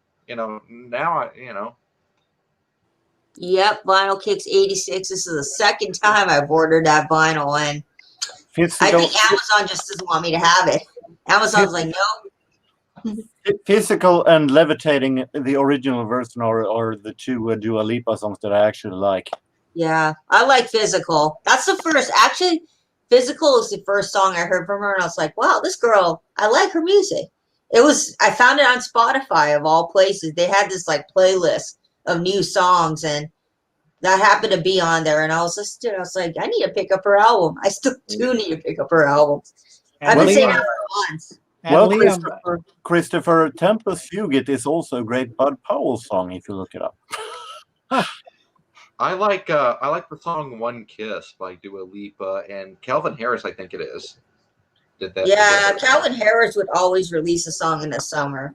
He was one of those kind of artists. Don't really own a lot. He recorded one about it. When I met you in the summer. Yeah, and who was it? I lost it now. Liam, I'm glad you got ordered your Yes Symphonic. Cool. Tempest Fugit, Christopher. Yeah, like I said, Yes Drama is my go-to album. Tempest Fugit. Yeah. Heaven and Hell, Vinyl and Kicks. You still haven't got your Heaven and Hell, which of course I got a few weeks ago. Have you pre-ordered I spun it last week, and it sounds absolutely freaking amazing. If I have to wait a month for a pre-order, I would cancel it because that shouldn't be like that. I don't mind waiting if it got back order, I can understand, but if other people are getting the album, you're not getting it, you should contact whoever you bought it from. Be like, where's my album? I kind of feel for Christopher. He said that I ordered an album from Amazon. They sent the package that was empty. I ordered it again. They sent a single. Now that sucks. Well, you know, I had a time when I ordered a package from Amazon and my neighbor took my package and wouldn't give it to me. And then I found out 5 days later, she's like, oops, I'm sorry. I had it in my house for 5 days. I was like, There's I was the just Heaven going and to Hell make a copy of remaster. it. and they sent me an extra copy, Amazon. Bless them. That's the Heaven and Hell remaster. Cool. Are you guys going to pick up the picture disc for Black Sabbath? Because I heard they're doing picture disc for RSD. Yeah, they're doing a picture disc of this on. Yeah, that's why I Why mentioned would that. I'm not going to get the picture disc because it's only No. it's just the album. It's not like this with the Yeah. with the bonus stuff. No. You know, picture disc. I might grab feel the picture disc for Mob Rules just because I don't have that on vinyl, and Yeah. I didn't go for the remaster because it came out at the same time as this one, but I didn't go for it. But I might get the picture disc for that. I don't know. It's not, Sergio Mendes is great. Vinyl and Kicks want to know if I like Sergio Mendes. I like them in normal doses. I'm not a huge fan of them, but I have some albums with them. They have done some really great songs, and they have I have a trio, Sergio Mendes trio actually album that is really really great. So they're not huge favorites, but they have done some really great songs. I like Sergio Mendes. I like some Sergio. Yeah. You know, there's one artist that I don't really care to collect that a lot of people in the vinyl community have been talking about. That's Lana Del Rey. I've just been seeing her videos all over. I like Lana. I can't sit and listen to an entire album of hers. No, because like everybody's telling me you got to listen to her new album, and I went to Target, and lo and behold, my Target had so many copies of her new album and Ariana Grande. Here, for you, Jorgen. Yeah. Hold on a When he minute. gets back. I got you beat, Jorgen. I have the darkest room. Need to like put something over that light. There we go. I should put like something to cover it. Cool. Yeah, Lana Del Rey. It's like I see her all over the TikTok, the vinyl community, and I tried to listen. I tried to listen to her, and I just could not get into her music. No, I like Lana Del Rey, but like I said, I can listen to a couple songs. I cannot. I can listen to her in small I can't sit through a doses. whole album of hers. It just puts me to sleep. I just like Her voice is just too quiet for me. I actually thought from the beginning that Lana Del Rey was pretty boring, but then I got an album by her from Steve Carlson as a contest win, and I listened to it, and I definitely changed my mind because it was so relaxing and awesome. And now I like Lana Del Rey, even though the singles she have made so far from the new album are good, but they're not in the class of the. I only like 2 songs by her. If she did a greatest hits, I'd buy it. She'd be a good artist for a greatest hits album. Chemicals from the Shell Play. Here for you, Jorgen. Hello. You have that one? No, as I said, I have very few Sergio Mendes, but Nice. This is a really, really good spin. This is from is it a new album or is it a reissue? No. This is a studio album. Christoph, before you say anything, I did listen to this was from Lana Del Rey albums. I'm not one of those fans that are like, oh my god, I hate someone without listening. listening. This one was from 2008, Jorgen. 2008. And it featured a lot of guest artists on it with him, like Fergie. Ooh.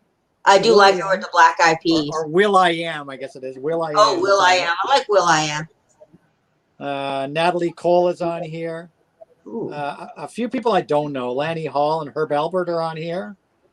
I know Herb Albert. Juan Ace, the Mexican sensation. Juan Ace is on here. And a bunch I don't know. Vanessa Mata, another one by Will I Am. When you mentioned Will I Am and Fergie, you got me lost because then my interest dropped a little bit because there's. Well, you know who Will I Am is, right? He's from Black Eyed Peas. They were. Yeah, exactly, and that is. I mean Fergie. You mean Fergie?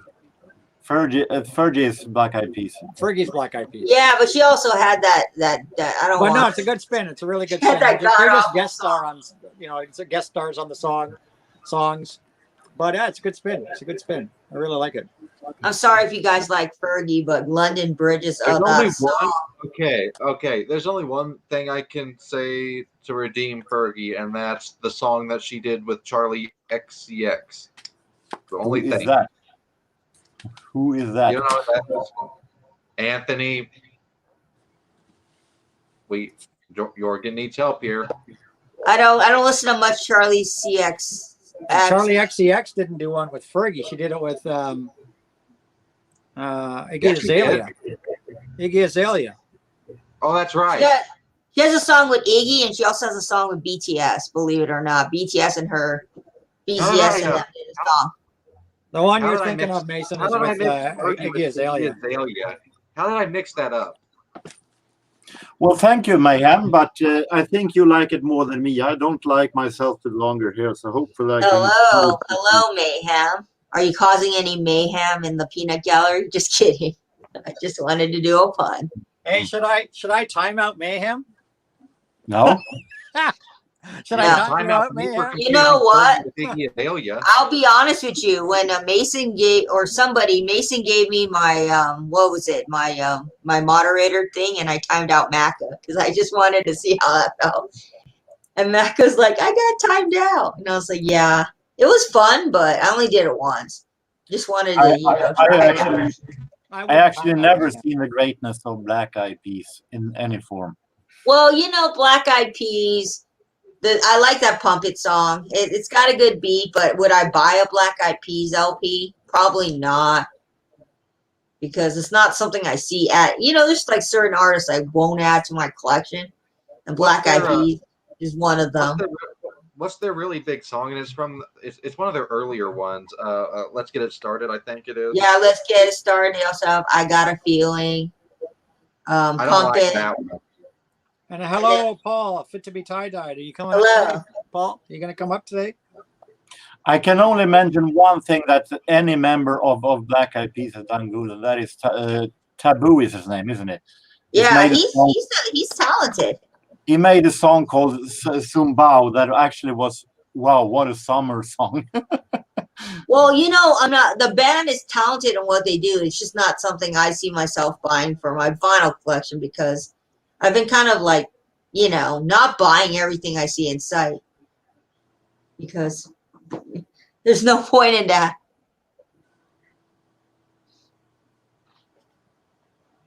Yeah, that's right. Black Eyed Peas. You didn't not heard. I love Black Eyed Peas. I mean the dish.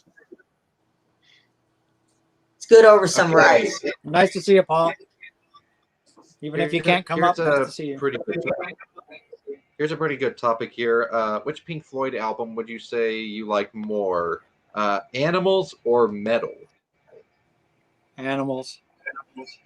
But they're really close for me. Really? Both Even songs with are the really Echoes close to me. track on Metal? What? Even with the Echoes track at the end of Metal? You mean all of side 2? Yeah, pretty much. Animal and Metal are both good albums. Yeah, they're both great albums, but they're hard to compare the two. They're Yeah. very different. They're very I different. would say from each I would other. say Animals is just a little bit better too, but Metal is pretty high up there. Dark Side of the Moon's always going to be Metal's much more. Of course, are you going to say Dark Side of the Moon? Metal's much more. Well, because the second side of Dark Side of the Moon just steals the show. I mean, it's a great album. Speaking of Dark Side of the Moon, I was at a Mexican restaurant and this like hipster girl was wearing a Dark Side of the Moon shirt. And it was fun. She was wearing this like rainbow shirt that said Dark Side of the Moon. And I was like, I bet that's your favorite album. She goes, yes. I was like, I knew it. I could just tell it was her favorite album. I told her to listen to Medley and Animals. And she's like, what's that? I mean, I love Metal. Dark Side of the Moon, Wish You Were Here, Animals. But Animals was my jam. Yeah. I got into Floyd, of course, when Dark Side of the Moon had just come out. So I was there when Dark Side of the Moon dropped. So I had it, but then I like Wish You Were Here even more than Dark Side of the Moon. And then Animals came out, and Animals just really grabbed me. And I think it's because at the time I was in high school. I was just finishing high school when Animals came out, and we were studying Animal Farm, the book in which Animals was based on.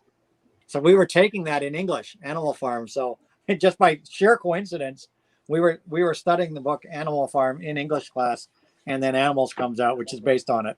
So it just I got it. You know, it's just like it grabbed me a lot. And then The Wall came out, and you were polarized. Yeah. And then The Wall came out, and I was like, what the hell did they do? Thank you, Liam. It is a hard task to get to 1,000 subscribers, but you know what? You got to work at it. You got to work at it. The Wall would have been a really great single album. Yeah. There was just there was just too much Roger Waters full of himself filler on The Wall. Well, yeah. I prefer The Wall movie, and I prefer The Wall live album than the original Wall. Well, still, the Another Brick in the Wall segments were probably one of the highlights of that album. No. Comfortably Numb was the highlight of that album. Yes. I agree with that. Comfortably Numb was the star of that album. And I like only one Pink Floyd song, so I'm pretty much disqualified from the discussion. No, and what is it? What song? What's your favorite? High Hopes from the Division Bell. The rest Pink Floyd Good songs album. to me Good boring. It is a good album. I remember the first time Division I got Bell and Momentary Lapse of Reason are, I don't know why people bitch on them so much, because I think they're two of Floyd's best albums, in my opinion. I love the Gilmour era. When Roger Waters was gone, I love the Gilmour era of Floyd. Yeah. I have this album only for High Hopes. It's a great album. It's a great album. Now, I think isn't that technically their last proper album? If I find a CD single of High Hopes, this one is gone. Yeah. Second when I got into Pink Floyd, it was probably 2006. My friend would play that song Money all the time. And that's how I got into Pink Floyd. It is. Well, that's how I got into it. My friend always played that song, and he played Dark Side of the Moon so much that I was like, okay, I got to listen to this band. Better? You know what's a better song than that? The one that comes right after it on Dark Side of the Moon, Us and Them. That's probably the best. That's a good one too. That's a good one, but you know, that was my first inkling into Pink Floyd. Before that, I didn't know. You see, Star Power he has class. I agree with Jorgen. Floyd is certainly no level 42. And who was it that said it? Dave the Pickup Artist. Dave the Pickup Artist. He asked if anybody was getting the Nebworth. Dave the Pickup Artist. Are we still talking about Yes, Christopher? I thought we talked about Pink Floyd. Right there. It's in my list to purchase. Oh, Christopher, you should respect your elders. I'm going to pull a trigger on the Floyd Nebworth. For sure. Oh my gosh. Who's live right now? I don't want to watch your No Star Power. There was no sarcasm. I definitely think level 42 is miles from Pink Floyd. I think level 42 is the best thing there is. Mayo is live right now. No pun intended. Yeah. Mayo's live. Yeah. Mayo's always live. I didn't get a notification though. No, I got a notification. I've only been on one of his live streams, but for the most part, I just sit in the peanut gallery because I don't know a lot about the Beatles to be up there and talk about the Beatles. I know songs, but I'm not like, you know. Yeah, chances are you're never going to hear me talking about the Beatles on my streams. Yeah. Bye, Paul. Have a good day. Ryan J. We have a newcomer. Do we know Ryan J? Let's add Ryan J to the stream. Ryan J. Oh, Ryan J. Hello. Ryan J. Introduce yourself. We don't know you. Do we know Ryan J? Do we know Ryan? I don't have a channel. I'm brand new. He's brand new. Welcome, Ryan. Welcome. Nice to meet you. Nice to meet you. Where do you hail from? Tell us about yourself. I'm in Southern California, like about half an hour outside of LA. Cool. And I take it you've been watching VC channels and whatnot? Yeah, I've been watching VC channels, but just I'm not brave enough to go and do my own yet. Yeah. You're brave enough to come on stream. Yeah, you got one video. What made you decide to come up on stream? Well, I really like your channel a lot, and I really like the stuff you show. And Thank I'm you. not familiar with Mason. I am a little familiar with Lisa, Yes. but I've only been in the vinyl community about a year or so. I've been collecting, but never really noticed this till I just fell upon it one Yeah. day. And it's really nice to know that there's other people out there that Yep. are the same things I am, and I'm not the only crazy one out there. There's Yeah, a big there's community lots, out here. There's lots of us vinyl nerds out there on Yep. YouTube. You'll I've find been all doing kinds. this. Yeah. I've been doing this for 7 years. So once you do a video, you're stuck. Yeah, I've been doing videos since 2016. But I've had my channel since 2006, so I guess my channel's like about 15 years old now, which is a long time. Congratulations on the 1,000 followers. I know, 1,000 is you're crazy. 1,000. 1,000 is awesome. crazy. They sent me this picture. I'll show it to you. They sent me this picture on YouTube when I got 1,000. They sent me this funny picture. Let me see if I can. Album. Yeah, I'm getting there. I'm trickling along. Look, here's what they sent 300 me. now. They sent me this. This is bananas. They sent me a picture of bananas. Okay, what's that like? Well, your next one will be what's it? A bronze plaque or something? No, yeah, when you get 100,000, you get a plaque. But I'm never gonna get 100,000. Did you go bananas then? No, somebody asked me if it changed me when I got 1,000 subscribers. Like, no. I was like, if I get 100,000 subscribers, then maybe I might be like, whoa. Give me 10 minutes and I'll be back. I gotta go grab something. But I figured, you know, Vinylize is the biggest VC channel here. And I don't know why, but yes, I could probably maybe someday. I think Vinylize, is he really a part of the vinyl community? No. He's just like he's out there on his own somewhere. I think Vinylize has many viewers because he talks not only about records, he talks about. Yeah, he helps people. Does he still make videos? I don't follow him anymore. No. Yeah, the last video he made was about the difference between an LP 120 and an LP 60. When was that? That was 2 weeks ago. I mean, so he is still making videos. Yeah, well, not every week, but I do comment on his videos from time to time, and he'll respond to me sometimes. And so our new Ryan, are you planning to make videos? Yeah. Are you thinking about making videos? I don't have the time really. To tell you the truth, I'm more comfortable just watching myself. Well, there's But nothing wrong with that. I'm more than happy to Nothing do wrong this with every once in a while. And then what do you like to listen to? What do you like to listen to? Do you have any favorite artists? What camp are you in? Grateful Dead is my guess. One of them, yes. But yeah, a lot of psych rock for me. Grateful Dead. I'm really getting into krautrock at this time. I just got this one actually. Krautrock? I just got this the other day. It's a comp of krautrock. Cool. Really good. Kind of get me That's into a comp. it. That's a comp. Yeah, I only know a few artists, so I needed something to kind of dip my toe into it. So I know That's I'm on the best. Duel. No, that's one of the best ways to get into a genre or an artist is a comp. Like comps are great for getting. Exactly. When you don't know what to buy, getting into a genre, I find comps are really good. Or or if you're going into an artist that you don't know.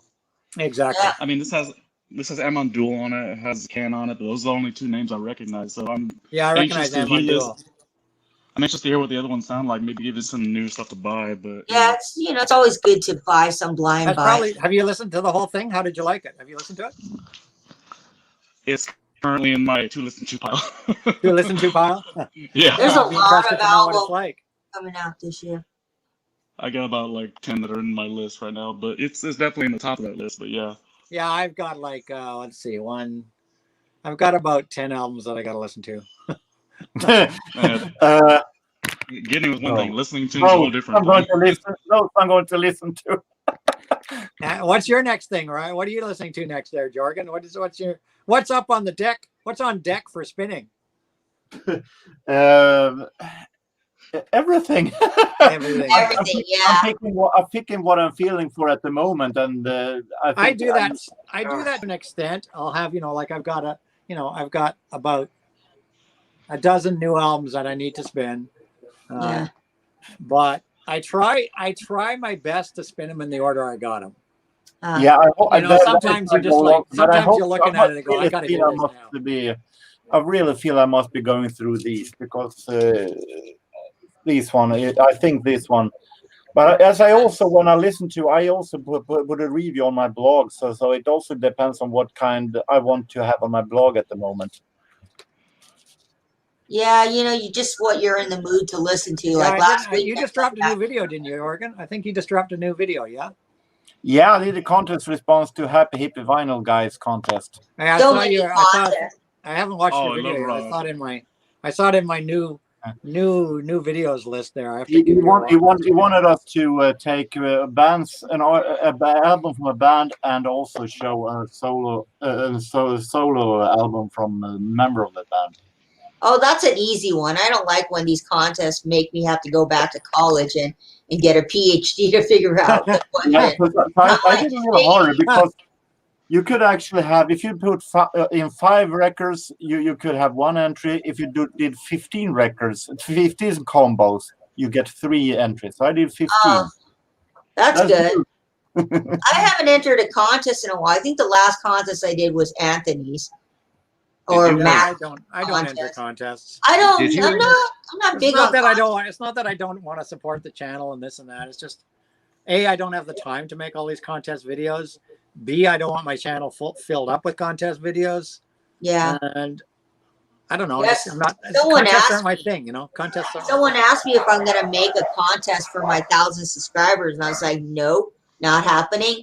And then someone in the comment wrote, "I like this girl. She doesn't do contests." It's like, yep, that's right. There's just too many There's just too many contests. There's way too many of them. I've been here for 7 years, and I actually only done 1 thread for those 7 years. Mostly it's because I have no. It's too expensive to ship prices to all over the world. Yeah, That's why you just got to that's do your like an thing. Amazon gift card thing. Yeah. I don't have an Amazon account. That's the thing about contests is like there's so many of them, and every time someone wants to hit a milestone, they do a contest like push me to 100 or push me to. Yeah, but then people get out of control when they do my push for 300 subscribers contest, and they're only at like 200. Exactly. You're not even close. Like I can understand when you get to 280 some odd or 290, then do your push. But doing a push when you're like 100 away. Yeah. I done 2 Q&A also. Yeah, someone wants to make buttons on one of their contests. They're like, "Oh, make a button of your channel."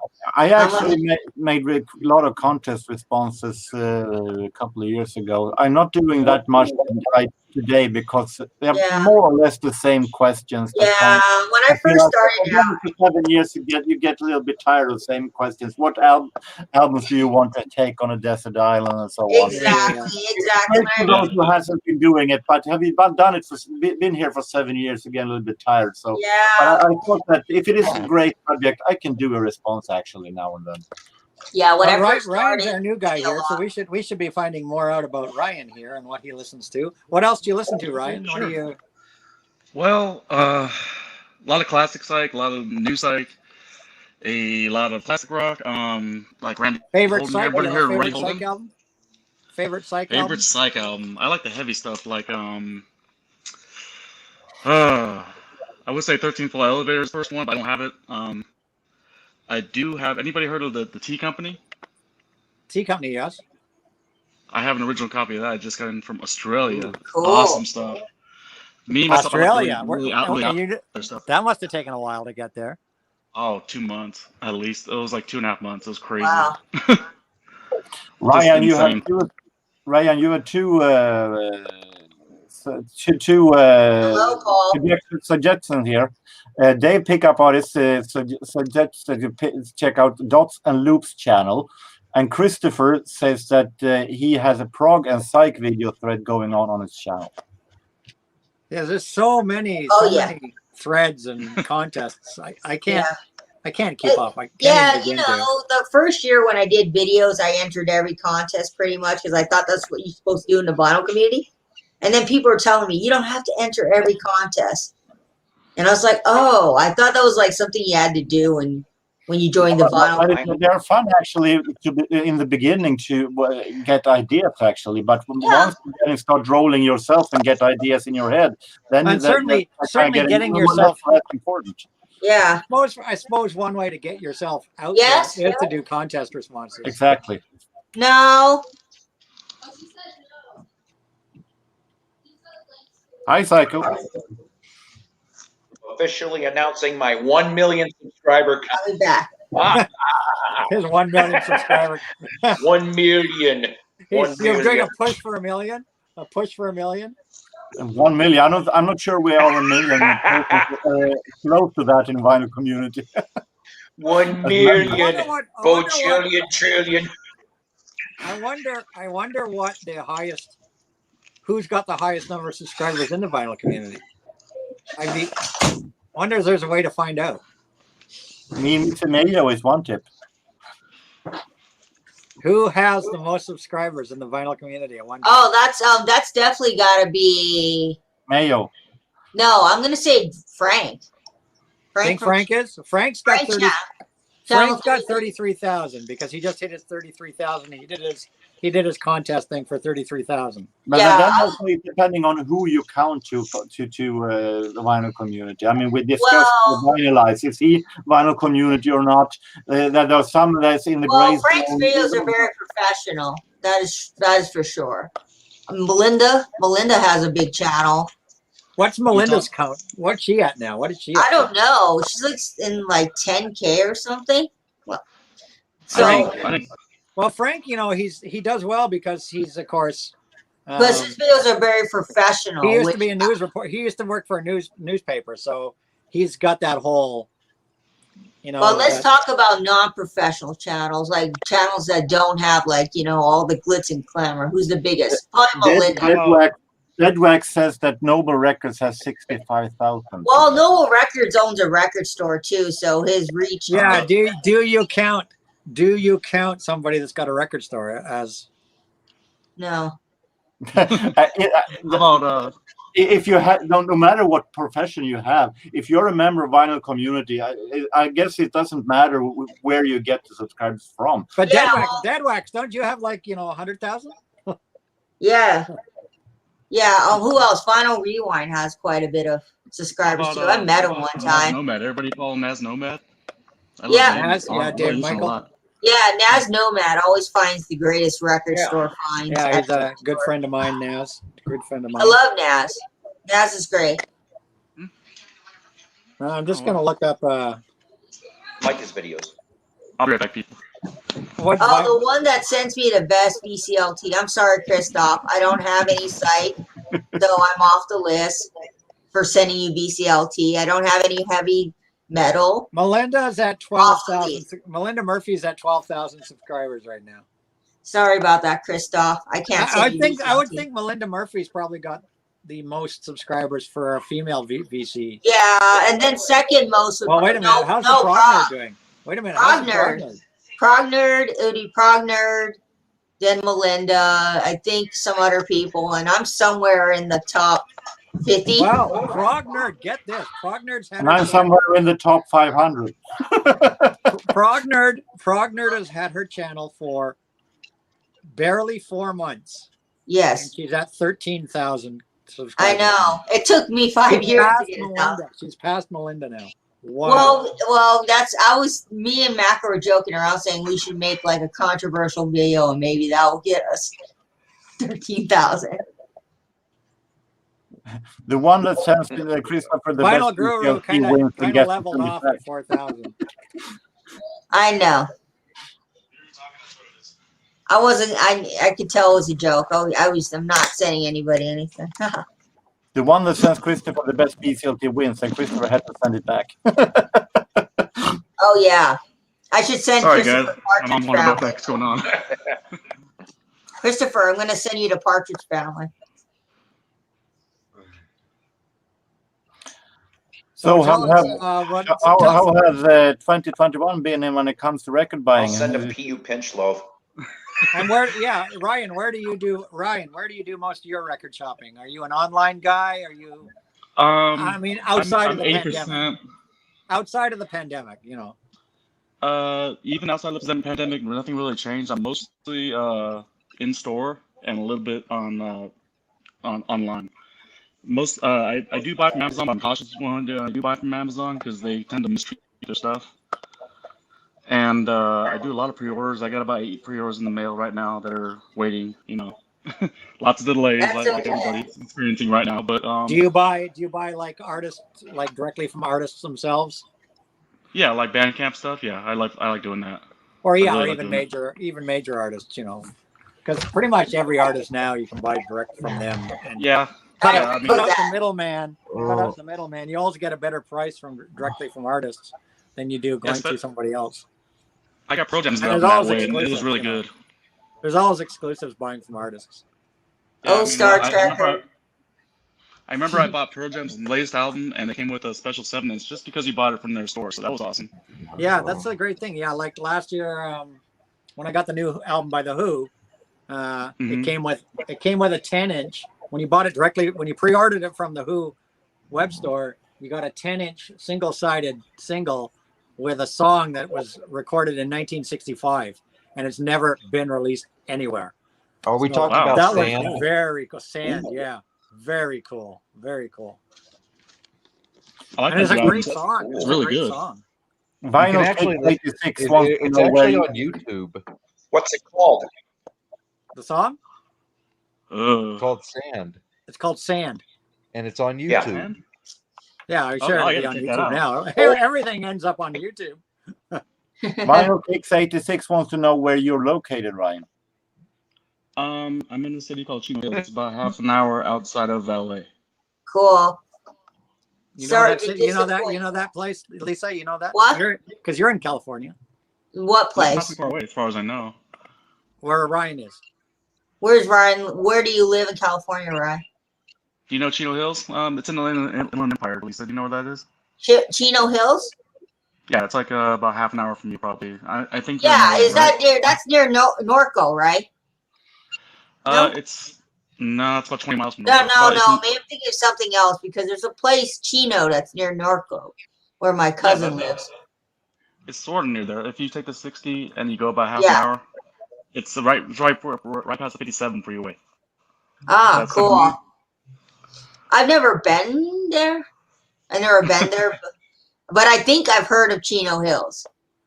Yeah, I have Yeah. to drive pretty far to get to a brick and mortar store. I mean, the nearest one to me is like 14 miles, but I do it because I love it. Yeah, I've been to a bunch of brick and mortar stores in LA. There's a lot of them. I mean, Sorry my to local. disappoint you. Yeah. Sorry to disappoint you, Star Trekker, but the dairy thing didn't last long. I had cheese a week later. Yeah, Lisa, my local store would be Rhino Records in Claremont. That's the closest one to me. Oh To give you an yes, idea. I know. I'm sure I've been to Chino Hills because there's a story why I went to Chino Hills. Okay, my mom wanted to get chickens, so she bought chickens in Chino Hill and brought them home because there's apparently a chicken farm in Chino Hill. So yeah, I've been to Chino Hill. Yeah, It's there's a actually story. a couple of places that have basically hen houses, and you can get fresh eggs every day there. if No, you she want. bought chickens so she could have them Oh lay wow, eggs. wow. But yeah, I've been to Rhino Records once, and I bought Blood in the Tracks by Bob Dylan, and I bought some Monkey 45s, and that was about it. Yeah, Great. They've but been I around want for a to long time, go too. back to Amoeba. Amoeba is on the list of record stores that I want to go back to, and then I want to go to Record Surplus. That's somewhere in Santa Monica. But there's a lot of record stores that I want to go to, but I'm not going to go to them all at once because of this whole pandemic. So Amoeba's the first one. Yeah, I can Amoeba's go. jam-packed with some good stuff right now. It's Yeah. unbelievable. The last time I went was in 2019, and that was 2 years ago. That was the last time I went. And I haven't been in a while. So it'd be good to get some new stuff for the record collection. Yeah, they have grails upon grails on the walls right now. It's Oh insane. yeah, I've seen the Grail section. One of my friends asked me, if you find a Paul McCartney Grail, let me know. I Actually, said, hang on, I got there last week. oh, cool. Strange things occur at the Circle K. That is true. Oh, yes, I love Bill and Ted. I want to get that vinyl of Bill and Ted's Excellent Adventure. They have the movie on vinyl somewhere. I would love to own that. Yeah, I'm No, a that's huge David random. Lynch fan. Nope. Oh, yes, David Lynch. Yeah, he did Twin Peaks. Yeah, and I think. Eraserhead. I got this last week when I was there. The Eraserhead Cool. soundtrack from the movie. Eraserhead. Eraserhead. Oh, good movie. Kind of hard to That find. is a good movie. That is a good movie. That's a classic. And That's for a great price, that's a too. I mean, I couldn't classic. believe How the much did price. you pay for that? It was 40, and it's in mint condition. Absolute mint condition. That's cool. That is cool. It's good when you find like a grail that you've been looking for. Like I got really excited over finding Buffalo Springfield. I don't know why, but I got excited over that.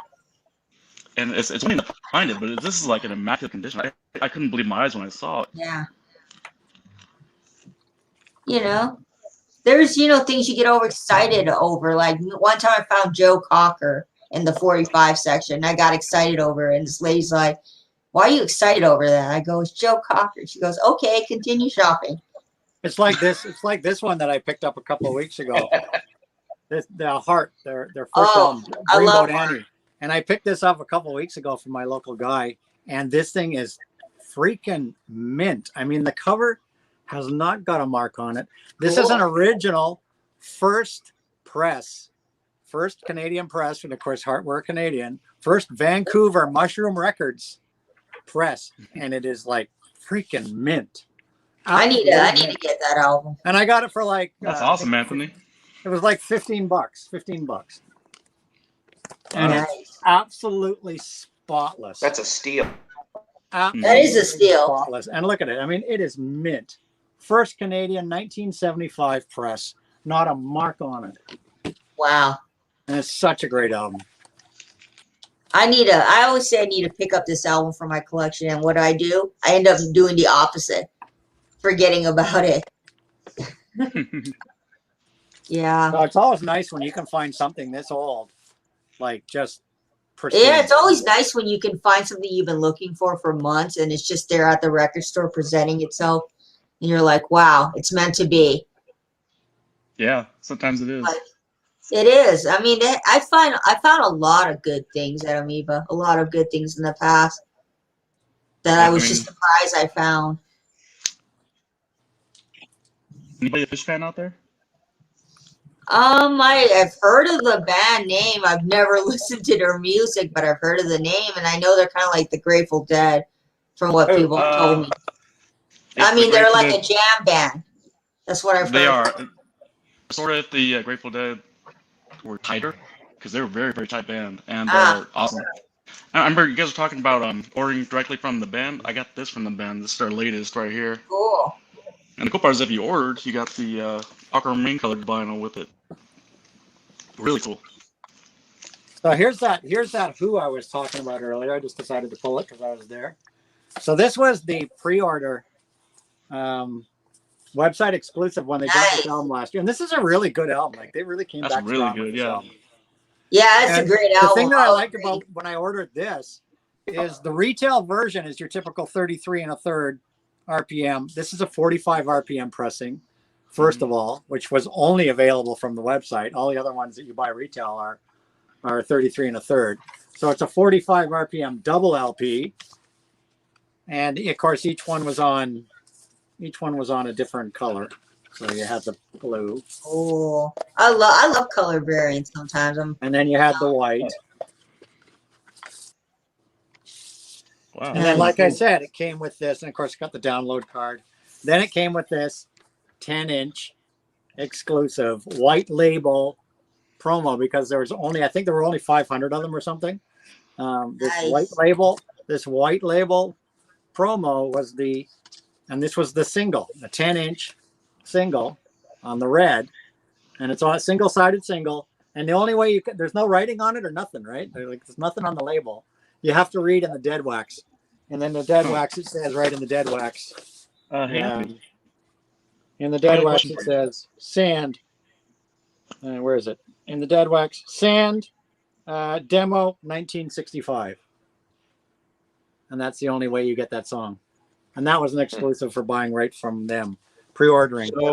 So if the song is on one side, what's on the other side? Nothing. Just blank. Just Well, blank. that's a waste. Blank. Yeah, but you know how valuable this is. You know how valuable this will be. This thing here. Yeah, Not very much if it's on YouTube. This is the only pressing in any form of this song. Yeah, so. Anthony. Yo, I got a question for you. Doesn't that look a lot? The cover doesn't that look a lot like I don't know the name of it, but Pete Townsend has an album that the album cover is very similar to that. are you thinking of Face Dances? The Who's Face Dances when they had all the little squares? I think so. Yeah, because when I saw it, I was like, wow, that looks a lot like the solo album. Yeah, from I Pete just it Townsend. kind of like, well, it reminds me of Face Dances because Face Dances they had all those little squares of the band members, different representations. Yeah, but that's a great album. Though. It really is. I like this song I because love that you album. got Chuck Berry Face on Dances here. is a great album. You got Batman and Robin on here, and it's really bizarre a collection of pictures when you actually look at what all the I think pictures that are. single you're talking about. That's really cool. This is a 10-inch. Yeah, this 10-inch. That was worth the price of the thing alone. Really. Boy, what a collector's item. White label. I'm going to go and watch some TV now before I go to bed. It's half past midnight here, so take care, everybody. Talk to you I later. guess that's your time, isn't it? It's about that time for you, Jorgen. Nice to meet you, Jorgen. Yeah, Nice to see you. I hope to nice. see you on the next stream, and you know you're always welcome. I always enjoy having you. Take care, everybody. Take care, Jorgen, my friend. Good There night. you go, Jorgen S. from Sweden. Make sure you sub him up. Check out his channel. Jorgen S. from Sweden. I'm dropping stuff all over the place here. Don't mind that. You have a sister in the background talking about to the dogs in Spanish. Oh, why have we got all these avatars? You know the rules on my channel. No, I was putting my laundry in. You didn't want us to see your unmentionables? I'm on. Oh, you want to see it? There we go. Look at my junk of mess over there that I need to fix. I'm on. You didn't want us to see your. You didn't want us to see your lay undies. down because I've got a headache. Nobody wants to I'm see on people Avatar. putting laundry away. That's for sure. Let's move some people around here. Let's try to balance this out. Let's put Beetle Boy in the dunce seat here because he's at he's on avatar mode again. Hey, sorry to disappoint you, Christoph, but my music taste is decent. It's I love my pop music. True enough. There, Deadwax. Mint means like untouched. There really truly are no mint albums. Even a brand new album isn't necessarily mint. The best you could ever hope to have is near mint. Yeah. I don't believe in there's a mint album. Just isn't possible. I'm with you, Anthony. It has to be like absolutely possible, which is again because impossible. You can buy a brand new album, but you don't know that it's mint. And people put them on Discogs and whatnot, and they go mint, and it's like sealed mint. I agree. How do we know the vinyl inside is really, hasn't got a warp? You don't know that. I don't think I even have a mint record in my whole collection. Like I've had brand new ones that have some kind of damage, Exactly. So nothing is ever mint. Nothing's ever mint. Near mint is the best you can do.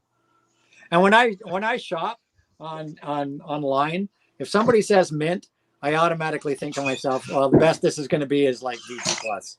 If somebody says VG plus, it'll be VG.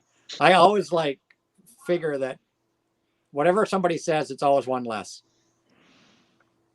Because everybody else thinks their vinyl's so great. I always purposely undergrade my record. I just do. It's not rocket science to grade a record. I mean, play it, listen to it. If it's got some clicks and pops, then it's VG plus. That's it. Best you can ever do. I appreciate sellers like Platters because that's the way to do it. You undergrade it, and then when the person actually gets it, they're not exactly. That's what I agree. Impressed. That's what I agree. I think undergrading will always mean that person will be pleasantly surprised. Speaking of that kind of thing, I have an issue with Discogs. I always tell the sellers to actually take the record out of the sleeve and put it behind when they're shipping it, because otherwise they get holes in it. Yeah, any decent seller will take it. I can't believe I haven't. Yeah, I mean, I can't believe I have to ask that kind of thing. They should automatically do it, but I I know guess a lot of them, most of them do, but there's the odd one that doesn't, and it is annoying. You should take it out and put it behind, or sandwich it in the gatefold, in between the gatefold. Yeah, either or, as long as it's safe. Yeah. But and Nuclear Blast Records, the record company Nuclear Blast, who do a lot of metal stuff, and I buy a lot of records that are on the Nuclear Blast label. Nuclear Blast puts their records in the gatefold always. They never put them in, and that's great. Coming from a record company, they put the records, sandwich them in the gatefold. They never put them in the sleeves, so you never get that top seam split from shipping that happens on so many records. So good on Nuclear Blast. I wish other record companies would follow suit. Yeah, here. Oh my gosh. And who do we have in the peanut gallery? Deadwax, Randy. Look at this is funny, but Good evening, Randy. My friend got sent there, me. buddy? What do you got? What is that? Ooh, What is that? I can't see it. Oh, the Tea Company. Make him big. That's the Tea Company album I was talking about earlier. Oh, is that the Tea Company? Yeah. One of these is Oh. Now I gotta go check out this Tea Company. It's very psychedelic. Anthony, take care. I got Well, to get going now. Bye. Okay, bye, Well, Mason. Take care, Mason. You know, I've had pretty good luck at Amoeba. Hey, For some reason, Psych seems to follow me at Amoeba. Like, I found a couple Psych albums one time, and I just picked them up and bought them. So, I don't know. Yeah, Just this my one's luck. That one in particular is very, very psychedelic, though. If you like psych rock, you gotta really be into it for that. It's one of the weirder Well, ones. I found one time at Amoeba. I think they're Psych. They're called Steeplechase. I just happened to saw the cover, and it looked pretty cool, and I bought it. And Christopher, when I say clicks and pops, I don't mean like a ton of clicks and pops. I mean like 1 or 2 clicks and pops. Yeah, I have a 45 that has so much clicks and pops I can't play it. One or 2 clicks and pops is that's a VG plus. That's the best. That's about what you're gonna get. You're not gonna buy a used record that has no clicks and pops. That's almost impossible. Everything's got 1 or 2 clicks. Brand new albums have freaking clips and pops. Yeah, Have you opened? That's part of the joy of buying records, right? Of spinning vinyl is those every album is personal to you because it'll have a click or a pop here or there, and you'll like know where that click and pop is. So that's like your copy. you know, like track 4, 1 minute into track 4, there's going to be a little click, and then you get used to that click. It becomes part of that song, and then when you hear that song outside of your own record, you're listening for the click. You are. You're listening for it. I will check out don't this. hear it. It's weird. I don't even know if I can get rid of all the clicks and pops. I mean, even there's the ones I have. That's part of the charm of vinyl. It's part of the charm of vinyl. A few little clicks and pops there. That's part Yeah, of the but charm. when it's all over the album, like with my No, Paul obviously not all over 45, the album. No. My Wings 45, I can't even listen to it because it's so bad. No, I'm over not talking clicks and pops like crazy. I'm saying the odd click and pop. Well, when I paid 50 cents for it, so I'm not going to complain. It was 50 cents for the 45. You gotta kind of expect it at 50 cents. Yeah, but sometimes, you know, if I pay like $1 for now, I'm not going to complain about too much, but it would have been nice. Exactly. But if somebody's selling you an album at $40, calling it near mint, and then you get it and it's, you know, it's got a dozen clicks and pops, then you're going to feel ripped off. I would feel bad. Now, I feel bad if I spend $40 for an album. If I pay $40 for something, I expect to be maybe 1 or 2 clicks at the most. I think the worst is like the VG Plus grading. I think in Discogs, so many people have varied VG Plus gradings that sometimes when you get it, you're just so disappointed. It's like a VG at best, Exactly. you know. Exactly. So, yeah, I put reviews when I buy stuff. I'm not afraid to put a neutral or negative review. You know, most of the time I'll do a neutral if it's a grading issue. I'll give the guy a neutral view. I'm sorry, you know, and I'll put in the comments. I'll say, you know, clearly was not play graded. You know, a lot of them they graded based on the cover. You know. Yeah, and it's too easy because when I sell on there, to me it's like, man, it's really close to near mint, but I'm going to mark it down to VG Plus because I don't want to hear it from people that, you know, are buying it. And it's only fair, you know. So it doesn't hurt to Exactly. just downgrade it one grade, and then if they think it's excellent, then they'll give you positive feedback. Yeah, I think it's always best to undergrade your record. Yeah. But a lot of people don't. You know, there's VG and there's VG plus and there's VG, like, and there's near mint. And the only one that you should be saying is near mint would be a sealed record. Exactly. But you can't call it mint. There's no such thing as a mint. No such thing. Doesn't exist. Yeah, and then if you look at this guy, there's so many listed as mint. It's like I don't even go there, you know. Yeah, like I said, you know, when I see mint listed, I say to myself, okay, this is probably a VG plus. Yeah. And when I order it, I expect to receive a VG plus, and then I'm not disappointed, you know. And then the worst thing is when you see a new seller and all of his records are listed as like near mint or mint. I just stay away from those guys too, because most of the time it's not right. Yeah, you gotta be careful with the new sellers.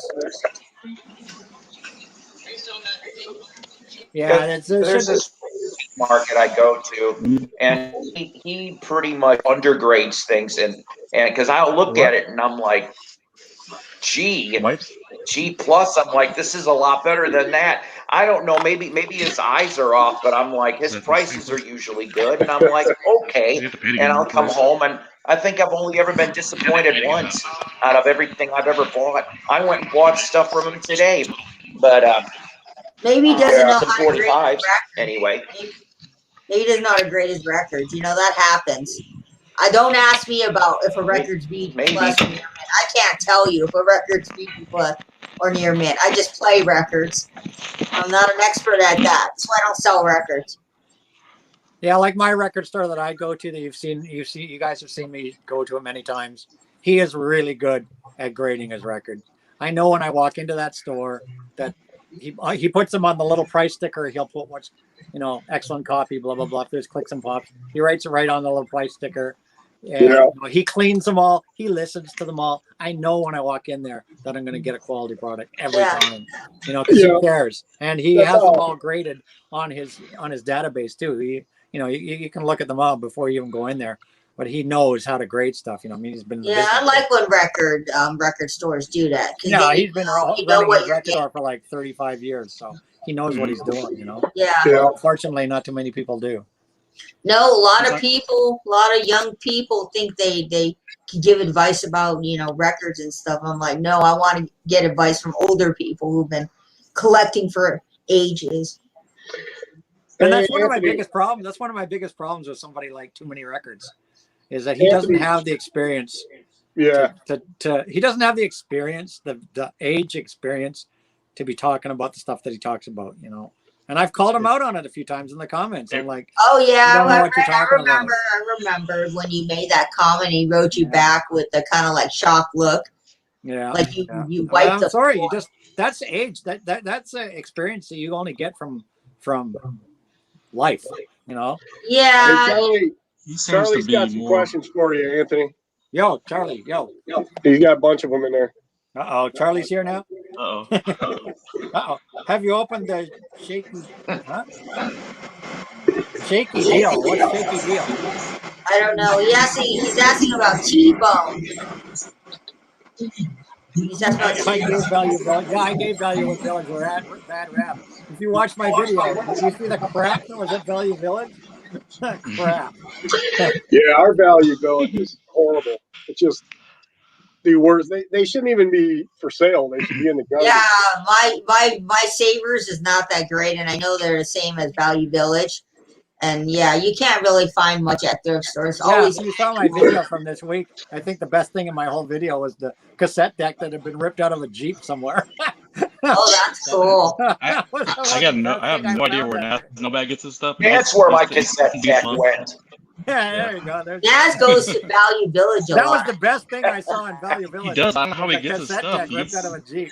I know he gets good stuff. I go to my thrift stores. It's always Andy Williams, Barbara Streisand. Yeah, I mean, I don't want to be a jerk, but I got to question Naz sometimes because that stuff's just not out there like that anymore. You know? No, not at the thrift stores I go to. I know. Naz has like, and I talk to him privately. He finds this stuff, but I mean, he's in Edmonton. I guess Edmonton. I don't know. I believe him because it's just like I know he gets it for such a low like price. When he comes to Toronto, he's going to come to Toronto one day, and he and I will go thrift shopping together, and maybe I'll see what's his secret in like finding this stuff. Yeah, because I think even Dots and Luke says there's nothing at those thrift stores in Edmonton, so I don't know. Maybe he's not going to thrift stores. Maybe he's going somewhere else. I know he also buys. He says it's thrift stores. I know he also buys a lot of things through like Kijiji, where people put collections on Kijiji as well. Yeah.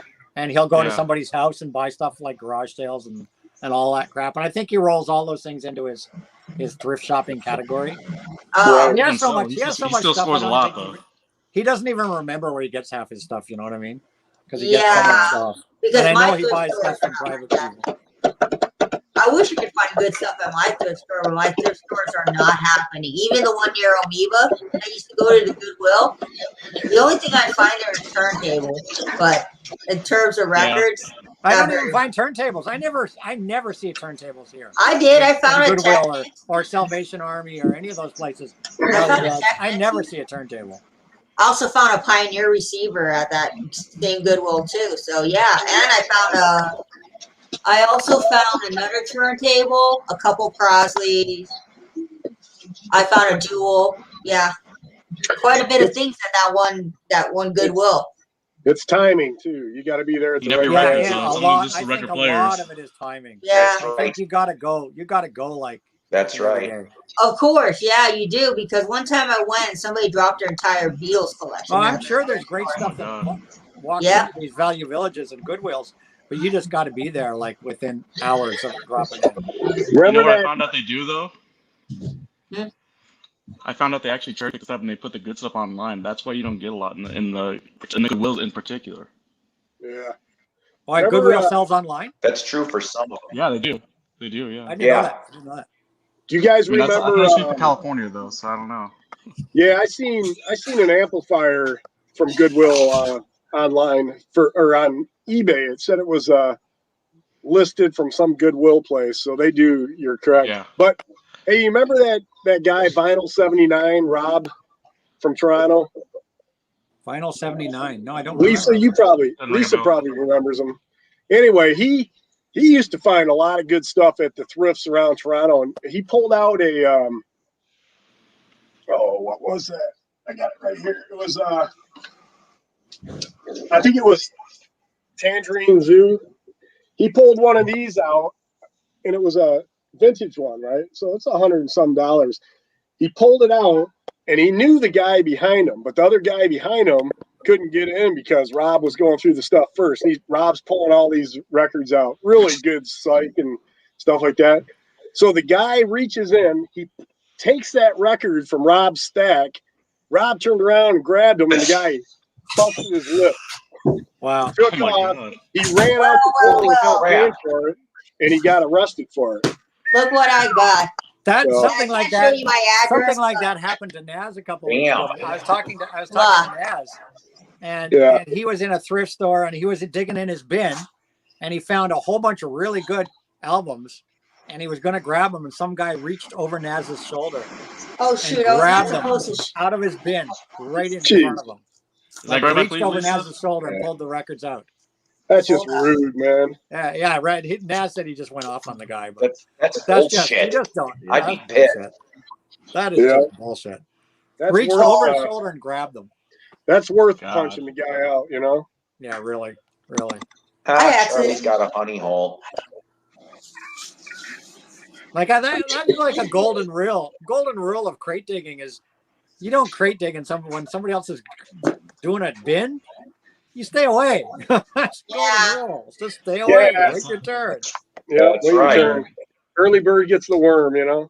Yeah, I waited like 20 minutes for this guy when he was crate digging so he could finish up because he seemed very annoyed that I was waiting by there. And that shit happens on record store day always. You'll be in one of the bins on record store day going through it, and people are like on both sides of you. They're just flanking you. waiting for that record to go in there and try to grab it. That's how our record shows are. It's just annoying. I hate going to them because there's people that just get in the bin with you. You know, I mean, I know. on, It's dude, just, come on, there's like 400 freaking bins at record shows. Yeah, do another bin. I'll give you my bin when I'm done. Like, come on. Yeah. It's just like, come on. That is pretty shitty. Greedy bastards. And a lot of these guys. Well, guys, I got to get going. I got to prep dinner.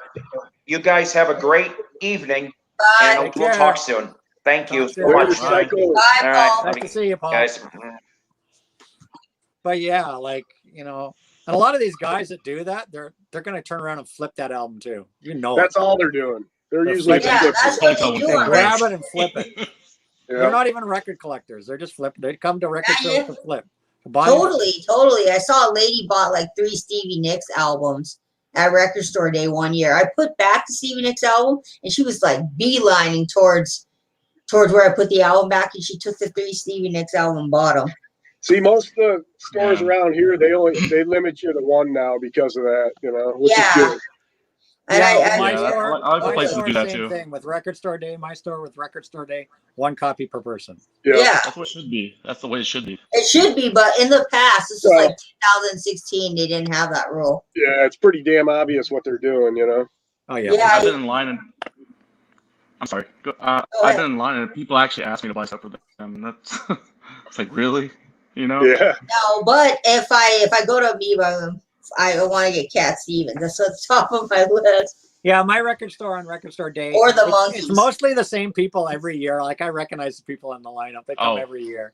You know, and we talk before the store opens, and it's like, what are you looking for? What are you looking for? And and they're good because, you know, Joe Blow here will say, oh, I'm looking for the Duran Duran, and this guy will be like, I'm looking for the John Prine or whatever.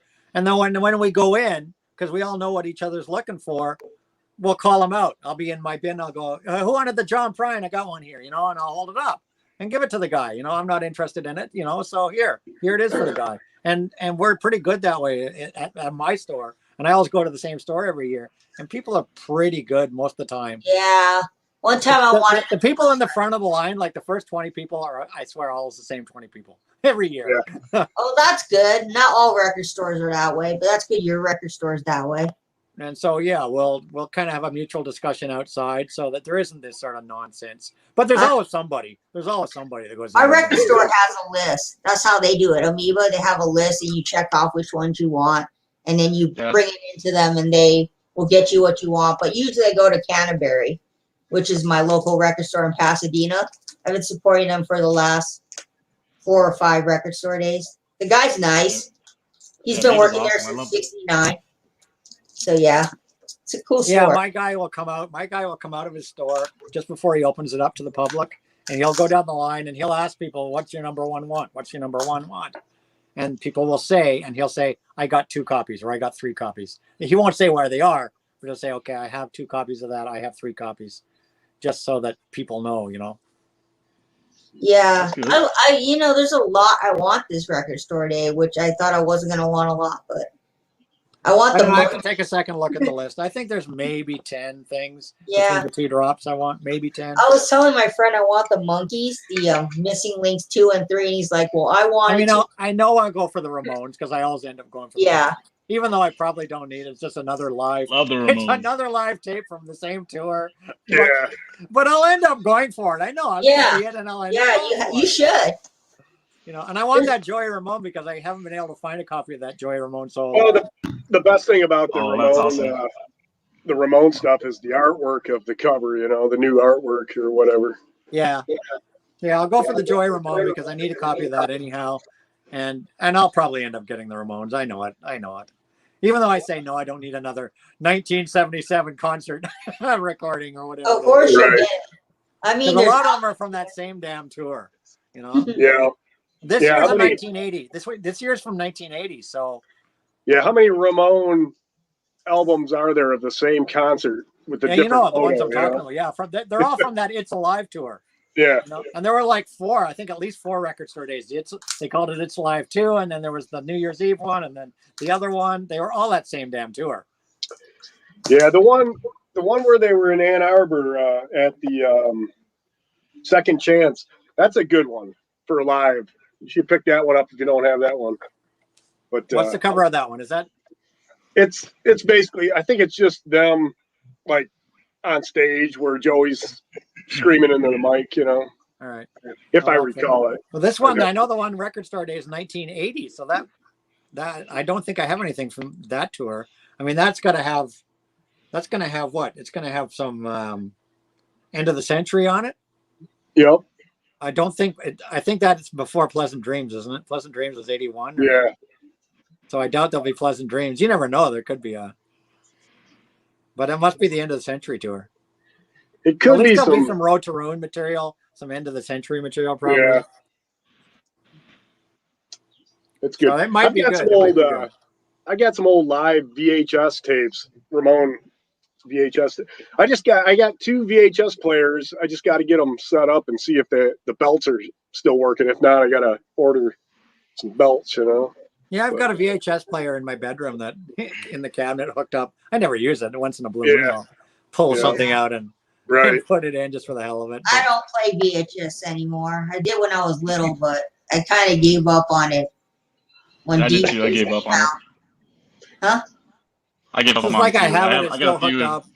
Well, I grew up on VHS. You know, you guys don't like the squiggly line going down the middle? Yeah, adjust that tracking wheel. Adjust that silly tracking wheel to move the line. Oh my gosh! It's still blurry. I'm not gonna open this yet, but wow, this is a massive package. But there are a lot of music concerts and things on VHS that have never shown up on DVDs or Blu-rays or anything. Yeah, there's a lot of them. Shame.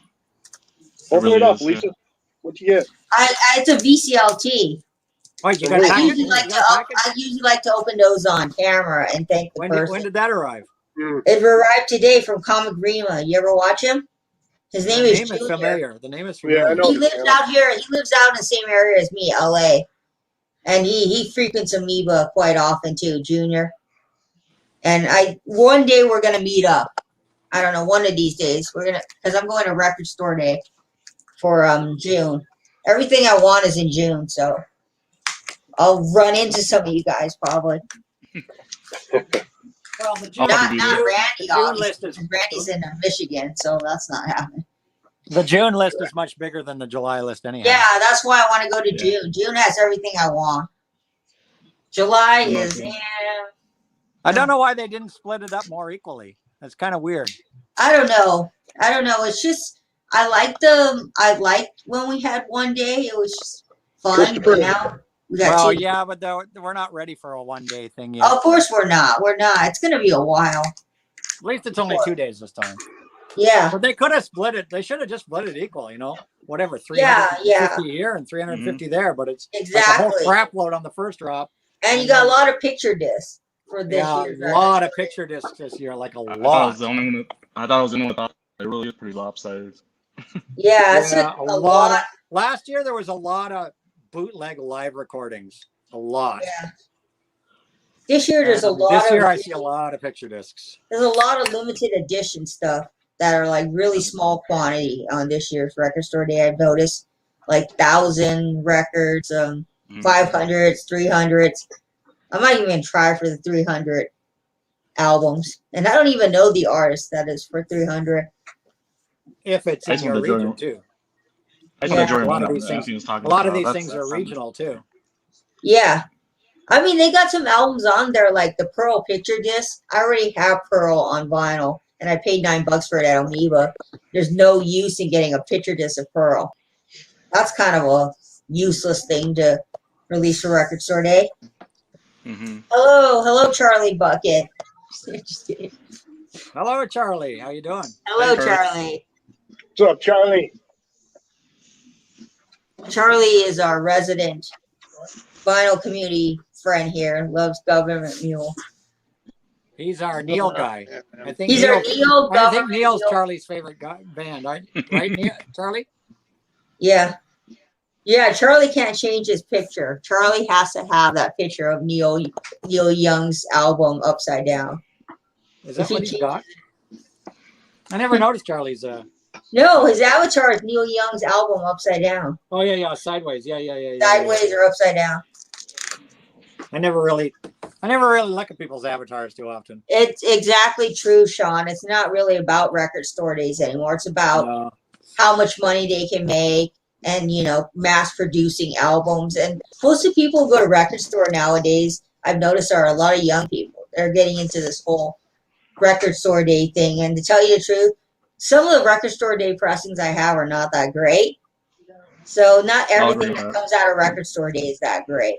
Well, the record store day was originally supposed to be for the mom and pop record stores. That was but now chain stores are getting record store day stuff. So which is not the way it was supposed to be. Exactly. Chains are not supposed to get record store day stuff.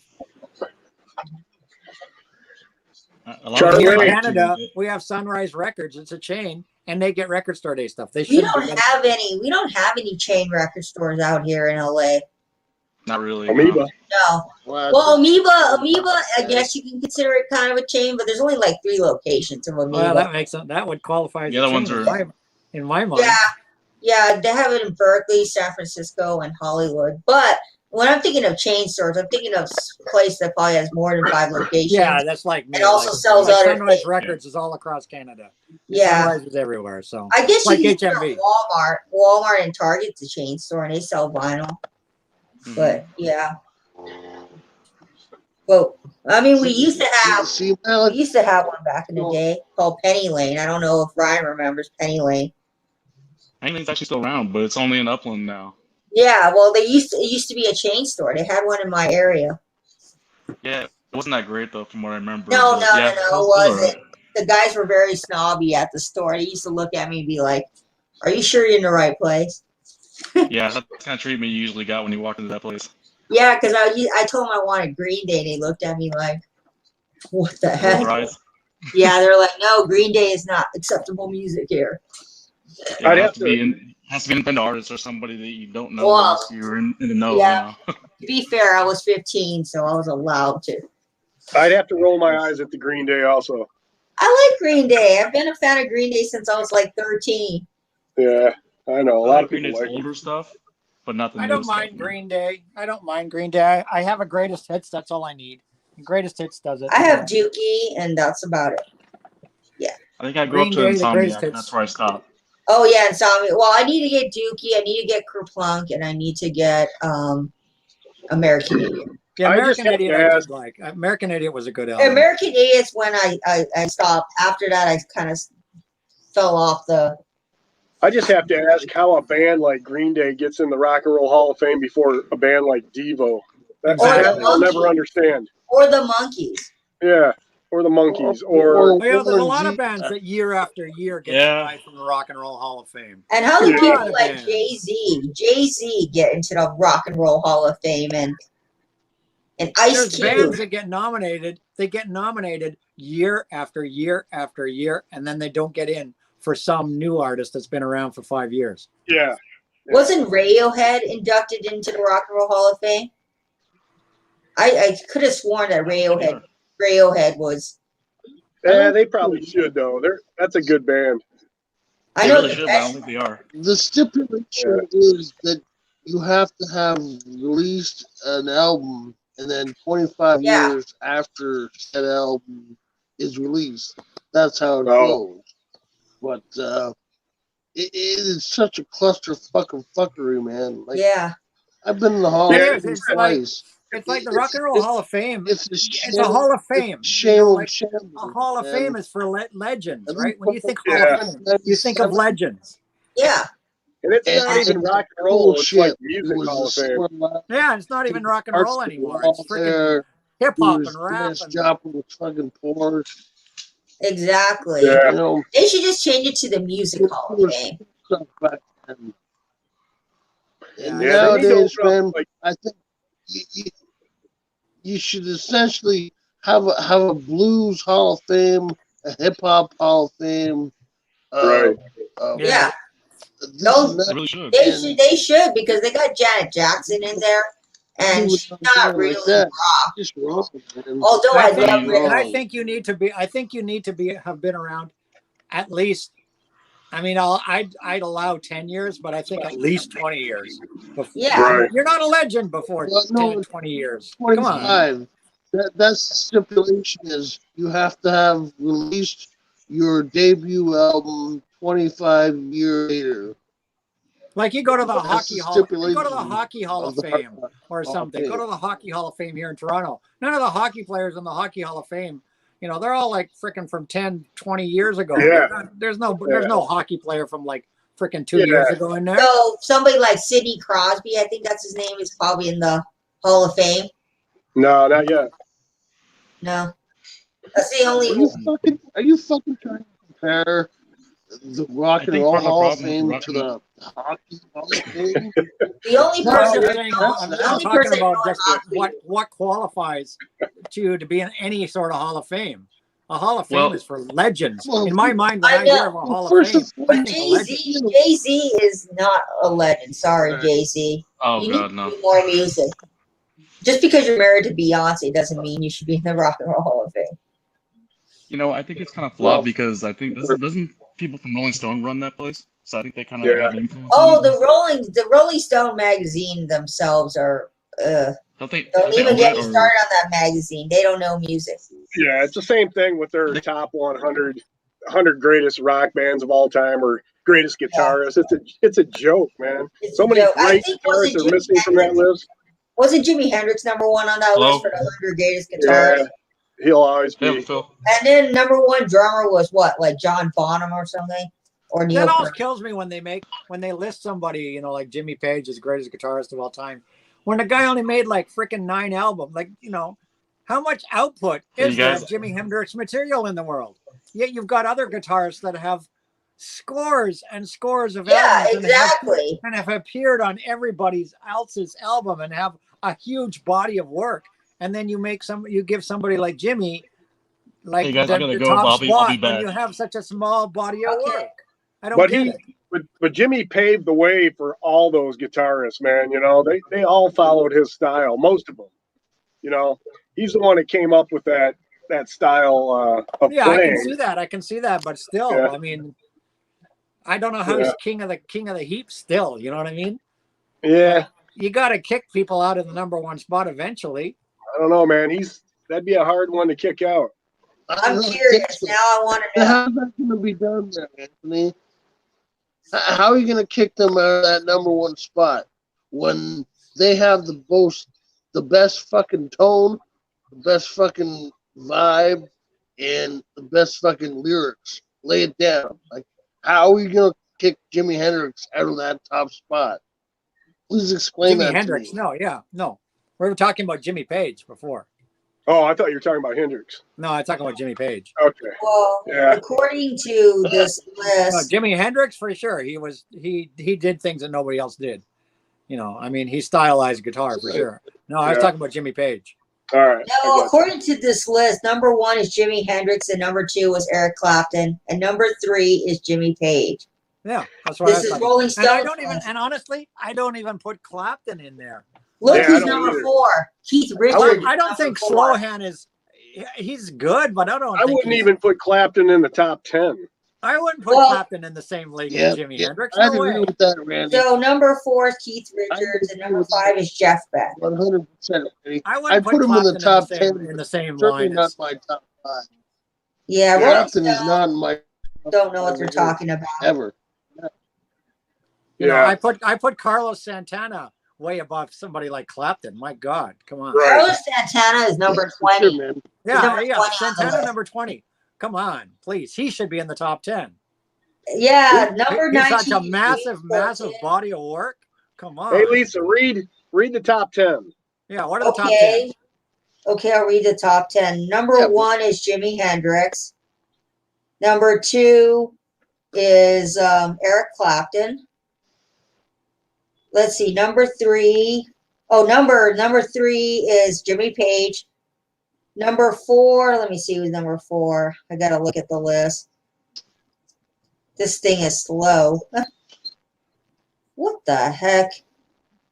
Some of these I'm really surprised by. Like number 6 is BB King. What's number 4? What's number 4? Number 4, let me see. Number 5. Oh, number 4. Number 4 is Keith Richards. See, BB King shouldn't even be in there because he just does little spot licks. You know what I mean? Yeah. He's a bluesman. Does spot licks. Number 5 is Jeff Beck. But I wouldn't even put Keith Richards in there because Keith Richards. Yeah, he's all right, but he doesn't do like these crazy guitar Number solos. 7 is Chuck Berry. You know who they're missing is guys like Martin Weaver from Dark. They're missing like Randy Holden. Those guys are way better than any of those guys after number 1. Where's Frank Zappa? Where's Richie John Blackmore? Schofield? Come on, Richie Blackmore. Okay, let's see. Number 8. Schofield. Let's see. Number 8 is Eddie Van Halen. D'Angelo Reinhold. Like See? fucking Norma for the matter, man. Right. We're talking about guitar. Charlie, I think what it is. I think what it is the what is it? Rolling Stone top whatever. It's all commercial artists. You know what I mean? Okay. They don't go out like. Let's see. Number 9 is Dwayne Allman, and number 10 is Pete Townsend. That's their top 10. Pete Townsend's number 10. Yeah. See, Dwayne Allman's a great slide player, but he's not a great all-around guitarist. Yeah, you know? I mean, he's whoever's good. in the top 10 should be an all-around guitarist. Able I to play everything. With that. Unfortunately, I would completely agree. Yeah. And where's people like That's the Stevie thing Ray with Vaughan? guitar Where's players. Stevie Ray Vaughan? he's got to be in the top 100. Where is he listed? That's a good question. Let's see who's number Guitar 100. players have their tones and their nicks, and I would say I distinguish a guitar player with, as soon as you hear that tone, you recognize that guitar player. You can distinguish them in that context. And Macca's favorite all is number about 100. Macca's favorite number now. 100. Lindsey Buckingham. Jeez. Yeah. You're getting low now. Thurston Lindsey Moore. Buckingham is considered in the top 100 guitar players. Yeah, Give me a and Thurston break. Moore from Sonic Youth is number 99. And Alex, where's Frank Zappa on that list there, let me there, see. Lisa? Yeah, where's Frank Okay. Zappa? Is Zappa on that list? I'm looking at the list. Alex Not Weiss even the top 10. okay, Like, let's that's- see. that shows how Steve demented Jones of the that Sex really Pistols is is. 97. 96 is Bruce Springsteen. Jesus. Roger McGinn is 95. From the bird. Pete Buck from REM is 94. Wow, this list is just, I don't know. Yeah, like Roger says here, it's all like Hall of Fame, Grammys, Oscars, etc. are completely meaningless. It's Dave all Davies. manufactured, 91 is Dave Davies. Yeah, Of the sure. Kings. Dimebag Darrell, may he rest in peace, is 92. Huh. Yeah, this is a weird list. Yeah. Some of these people don't even belong on here. What about like Roy Buchanan? Danny Gatton, guys like that. They're not even mentioned, which is like very Rory sad. Gallagher. Rory Gallagher, Yeah. Gary Moore. Rory Gallagher, or what about Frank Marino and stuff like that? You know, Gary Moore. Tom Yeah. Morello of Rage Against the Machine is number 40. Okay. That's just I like Rage Against. It's all about fucking record store fucking the big wigs up there. Number think they 38 know is something. The Edge. Essentially, The Edge is number they know 38. nothing. I like you too, but I don't think Edge is the best. Edge is a great. guitar Edge, player. I would put Edge in the top 50. Yeah, He belongs on He's the a great list. guitarist. He's a great He engineer. belongs on the list. Oh, Mick Taylor is 37. yeah. Now Mick Taylor's good, but with Randy Rhoads of Ozzy Osbourne. yeah. John Lee Hooker. I like John Lee Hooker. He's a good guitar player. 35. Curtis Mayfield. Curtis Mayfield's a good artist. 34. But I wouldn't put him in as a guitarist. Oh, then there's Prince. Prince is at 33. Fair. Prince is a great guitarist. Billy Gibbons, 32. I'm looking at the close to the top 20. Rye Cooter is at 31. Is Roy Buchanan on that list? I'm looking. Elmore James is at 30. Scotty Moore, 29. You play a lot of hockey, man. Oh, Johnny Ramone is 28. That's for you, Randy. I did. Yeah, Johnny Cody Ramone, I guess. Disney, I'd fuck 27. Nobody had a hand like Johnny Ramone. His Brian hand May just went is like 26. freaking 200 miles an hour. Yeah. But you know what, though? No. I'll have to disagree because Oh, Johnny Ramone, when the Ramones started, he couldn't even play the guitar. So I don't know if I'd have him in the top 100, you know? That's for you, Charlie. 22, Frank Zappa. There You you got go. number 22. That's not bad. That's not bad. That's not bad for Frank. But Frank, Zappa's in my above Jimmy top 10. Page, though. At number two, Yeah, exactly. Jimmy Page should not be. I don't think Jimmy Page has got enough body of work to be third place. I don't give Yeah. a fuck about your He list. didn't do anything. Your list is- He didn't do anything in anybody silly. like original. You know, he didn't. I'm looking at the list. He wasn't a pioneer. He wasn't a pioneer of anything. Yeah, how about Johnny Winter? Roger Yeah, asks. Johnny Winter should be Yeah. above Jimmy. Johnny Number Winter I put 60, above Jimmy Page. Ron Asherton is number 60. Well, there's I some of these. disagree with that, too. Ron Ashton, he's another one with the Stooges that didn't know how to play guitar when that album, you know. Robbie Robinson is number 59. Hey, man, why do you like Peter the Green. remote? Peter Green is number 58. What's that? Peter, here we I go. said- Rory Gallagher You like is the remote 57. so much. Wow, that's so far down All the- for Rory I Gallagher. don't know, man. I just the same. Albert the Collins. The Ramones are my Beatles, man. John Lennon got 55. Well, I guess, but like, does their live stuff change it up? Like, you have Joe live Walsh, shows and 54. stuff.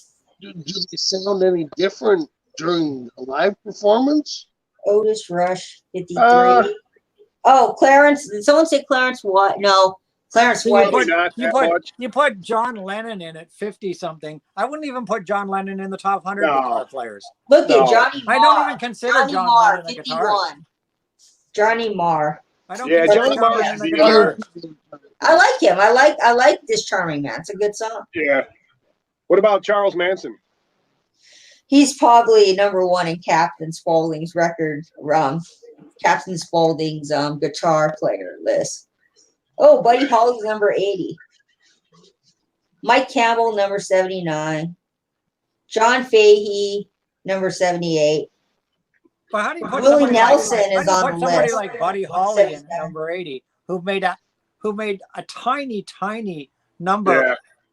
of albums and Buddy Holly's material was tiny before he died. Robbie Yeah. Krieger from The Doors is 76. Joni Mitchell is 75. Joni Mitchell made the list. How is Joni Mitchell a guitarist? Yeah, that's 74 is Dick Dale. now he should be higher. Dick 70, Dale should be in the top 10. man, you yeah, know? 73 is Kurt Cobain, of course. We'll talk Rolling Stone out Oh, of you your know ass. this one, John Frusciante That part. from Red Hot Chili Peppers, This is just 72. talk over. Robert Johnson, 71. 70, Jack White from the White Stripes. Seriously? Yeah, I mean, I like Seven Nation Army, and I do own some White Stripes, but seriously. he's creative, but not that He's creative. He's a creative douchebag. Oh, Richard Thompson, 69. John McLaughlin, 68. Yeah, see, Yeah, Where was Carlos McLaughlin should be Santana way in up that? there. 20. Oh, that's John right, he's McLaughlin should be in the top 20 at least. Yeah, I agree. 67, T-Bone Walker. 66, Leslie West. 65. How about El Flash. Di Meola? El Di Meola. I don't see him on here. Dwayne Eddy is 64. 63 Miola. is, oh, there we go for you, Mr. TARDIS Rider. 63 is Johnny Winter. Way too low. Way too low. Robert Fripp from King Crimson is 62. Dickie Betts. Oh, yeah, this list is weird. Ron Ashton, is 60. Robbie Robinson is 59. Wow. Yeah, this list is weird. There's some. What do they have for drummers? For drummers, let's see. I know number one is definitely John Bonham. Yeah, Bonham, Pert. I know Ringo's in the top 5. I think he is. Although I don't think Ringo's a top 5 drummer. I don't think so. that's what Ringo plays simple drums. Okay, Yeah. here we go. He The couldn't top hold 5. he couldn't hold a candle to people like Neil Peart. Okay, number 100. Let's see who the top 5 is. Number 100, we're the top 5. Okay, we're gonna go to the top 5. There's like so many drummers out there that deserve top 5, and Ringo's, I know he's got that special technique that he does where he plays like left-handed or something. You know, when I see Ringo, it's just I don't see him going. Number one is John Bonham. Number 2 is Keith Moon from The Who. Number 3 is Ginger Baker from Cream. Number 4 is Neil Peart from Rush. And number 5 is Hal Blaine. He played those are good. My Baby. Those are reasonable. I'd say those are reasonable. Number 6 I could interchange any of those on any given day. Number 6 is Clyde Stubbenfield and Johnny Herbal Starks. Number 7 is Gene Krupa. I know him. Number 8 is Mitch Mitchell. Number 9 is Alan Jackson Jr. And number 10 is Stuart Copeland from The Police. Wow. Yeah. I knew Stuart Copeland would be on there somewhere. Is there a Cesar on there? I know. CEAS. Cesar. Look for a Cesar. Yeah, Greg, I need to get some lights in there, but you know what? There's a Cesar in the top. I like this anatomy. Let's see what we got. See if there's a Cesar. More or less. I'm seeing. Let's see who we got. Oh, Mick Fleetwood is 60. Jim Gordon's on here. Sheila E. I love Sheila. She's a good drummer. Sheila E. Why is she so low? I mean, she should be. I mean, so high. She should be lower. Let's see who we got. Look for Cesar. Manny Ketchy. It's a popularity contest, is what it is. Max Weinberg. I know who Max Weinberg is. He plays for Bruce Springsteen. Shows. He used to play with David Letterman. Yeah, that's where I know him from. Spring, or was it David Letterman? One of those. Harvey Weinstein. Who's that? Harvey Weinstein? Max Weinstein. He played for. But he was part of the E Street Band. Yeah. Okay, then we got 54. We got Amir Questlove Thompson. If you guys ever listen to the Roots, that's where he's from. He's good. He is good. Jimmy Chamberlain is 53. Matt Cameron. Who's Matt Cameron? Who? Anybody know Matt Cameron? What about Dave Grohl? He's probably on there. Alex Van Halen is 51. I don't know. I imagine David Grohl's on there. I imagine. The top 5 I'm happy with because the top 5 drummers are exactly who should be in the top 5. Now, guitar players, no, that's a different story. See if you can find Cesar Zuder. I'm looking. Cesar, like this is the name you're looking for. Okay, I'm looking. 50 is Kazi Powell. This is who I want to see if he's on there. Okay. Because if he's not on there, that's just criminal. 49 is Vinny. I can't pronounce his last name. Kulatia. 48 is John Dumbo French. 47 is Dave Lombardo. 46 Randy, is by the way. Dave Gabardi. Hey, Randy. I'm looking through this entire list. There's a double for you, brother. Max Weinberg didn't play with Letterman, but some other show. Great, man. What show did he play with? I thought it was Letterman. Hello. No, Paul Schaefer. Paul Schaefer played with Letterman. Yeah, he was a keyboardist. Yeah, but Billy Cobbin, 45. I'm looking for the Cesar. Jerry, there's a Jerry here. There's a Phil Collins. Phil Collins is number 43. We've all.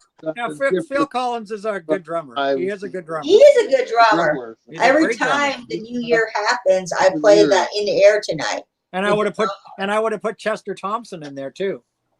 Bill Ward is 42. All right, let's talk about piano players then, man. Carter Dr. John, man. 41. There you I go. don't see the guy you want. He's not on Dr. here. John. See, Cesar should be in there. He's a drummer. He's a drummer for Golden Earring. I tell you, you go just look him up on YouTube and watch Cesar drum solo. Frickin', he's up there with Neil Peart. Like, it's amazing. Absolutely amazing. Is he original? He's original, drummer, yeah. He was the original drummer with Golden Earring, Cesar. And man, oh man, the guy is incredible. We all absolutely have incredible. Preferences. He teaches a master class. He teaches a master class in drumming. So how come you're not in the top 100 when you've got a master class in drumming? Speaking of David Grohl, number 27 is David Grohl. See, I wouldn't put David Grohl that high as a drummer. Well, apparently Rolling Stones. He's good, but not that good. No, he's not that good. And trust me, I've listened to tons of Nirvana stuff. Grohl, he throws in his voice every show he plays. Mickey Hart's on there. He's probably on there. Levon Hem, 22. I will take fucking Billy Kay prior to Mickey Hart. Tony Williams. Mickey, fucking Bill Crunchman is a better drummer.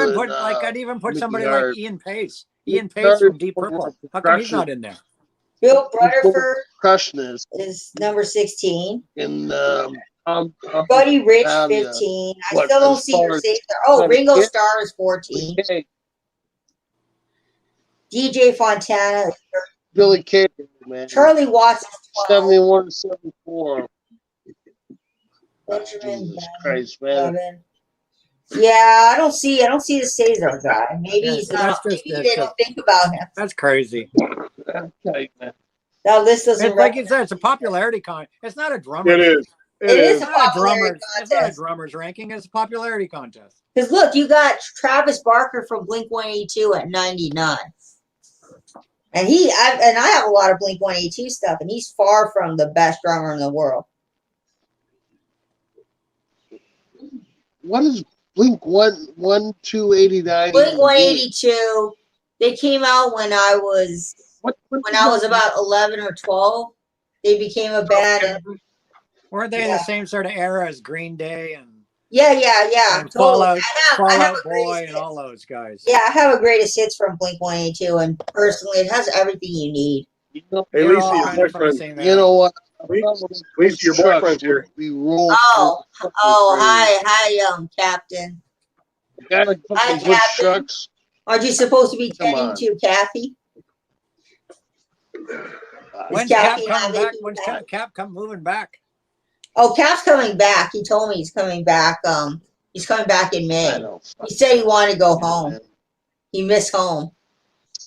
I'd like to go home right now with this fucking conversation of stupidity, man. Yeah, trust me. Well, you're not at home today, Charlie? Are you not at home today, Charlie? Are you not at home today, Charlie? Where are you? Charlie's everywhere. He's a nomad, right? Yeah, you're right, Roger. Where are you hanging out today, Charlie? I'm on Twitter, man. What the fuck, man? You know. Yeah, I don't think. Charlie looks like he should be in like a blues band right now with the sunglasses and the hat. Jake and Elwood, man. No, he looks like he looks like one of the Blues Brothers. We're getting the band back together. We got to go talk to the Penguin. Yeah, this list is a popularity list. I don't see the one that Anthony mentioned. It's not even on here. We did drummers. We did. Do we do bass players? Should we do bass players? They got Tommy Lee. Tommy Lee made the list at 85. I give up. The best fucking drummer? That's pretty pathetic. That is pretty fucking damn pathetic. I'm sorry, Tommy Lee. What are you thinking? Now we know it's a popularity contest. And why is Slash on that list? Why isn't Slash? Yeah, Slash was on that list. I think. Was he? No, Slash was on the guitar list, and he made. I think he was in the top 15. Okay. Yeah, Slash is pretty What good. are you on now? Are you on the bass players list? I don't know. I was looking up. I'm trying to find that drummer that you were talking about. I don't think he's on. Don't worry about that. Go to the top 100 roadies. Roadies. Ramrod. Ramrod. I'll tell you, most 100. I bet you the top 20 are both from the fucking Dead and the Allman Brothers. Those guys are the most hardcore. Ramrod. You want to hear a good story? Fucking about Steely's. Well, when did Lemmy die? 2016. 2 years ago. 2 years ago. 2016 was it? 2000.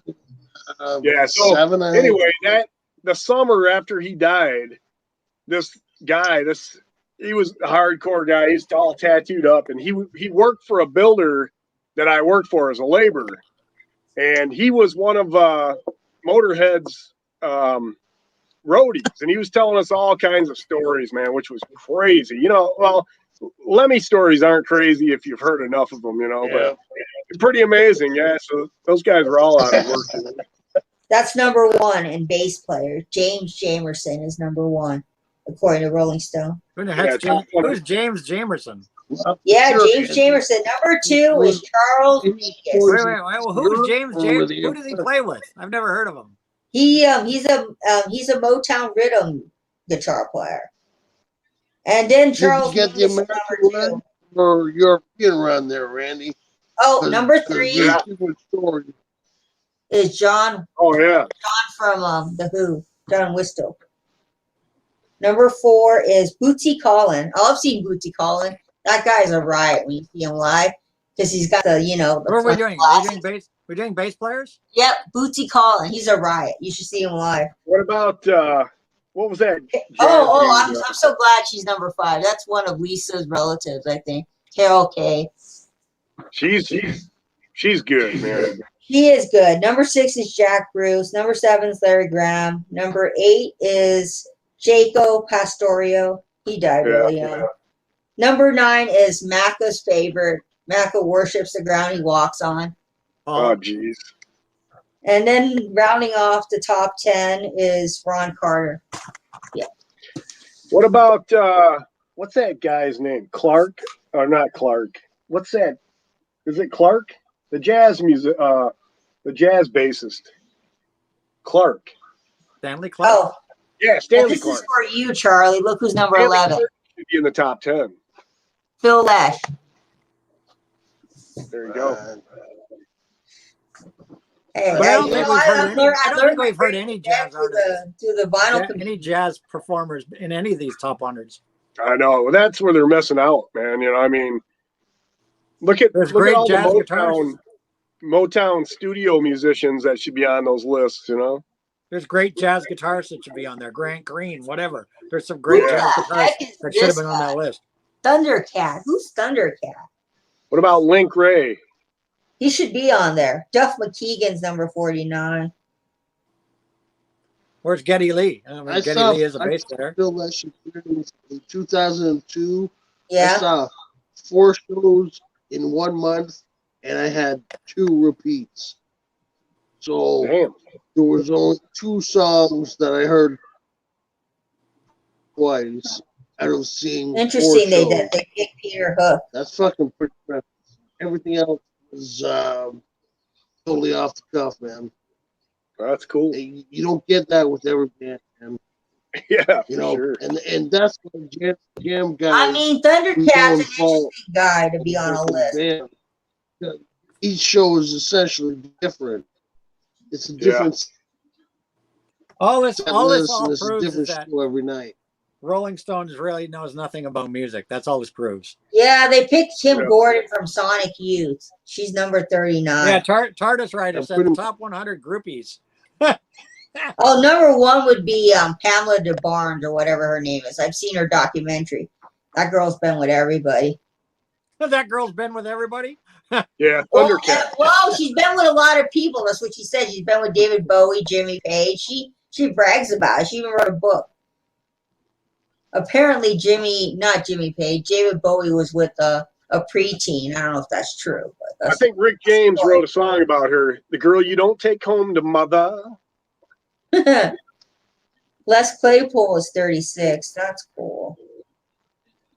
A lot of people I don't know. Louis Johnson. Well, bass players are always kind of the forgotten.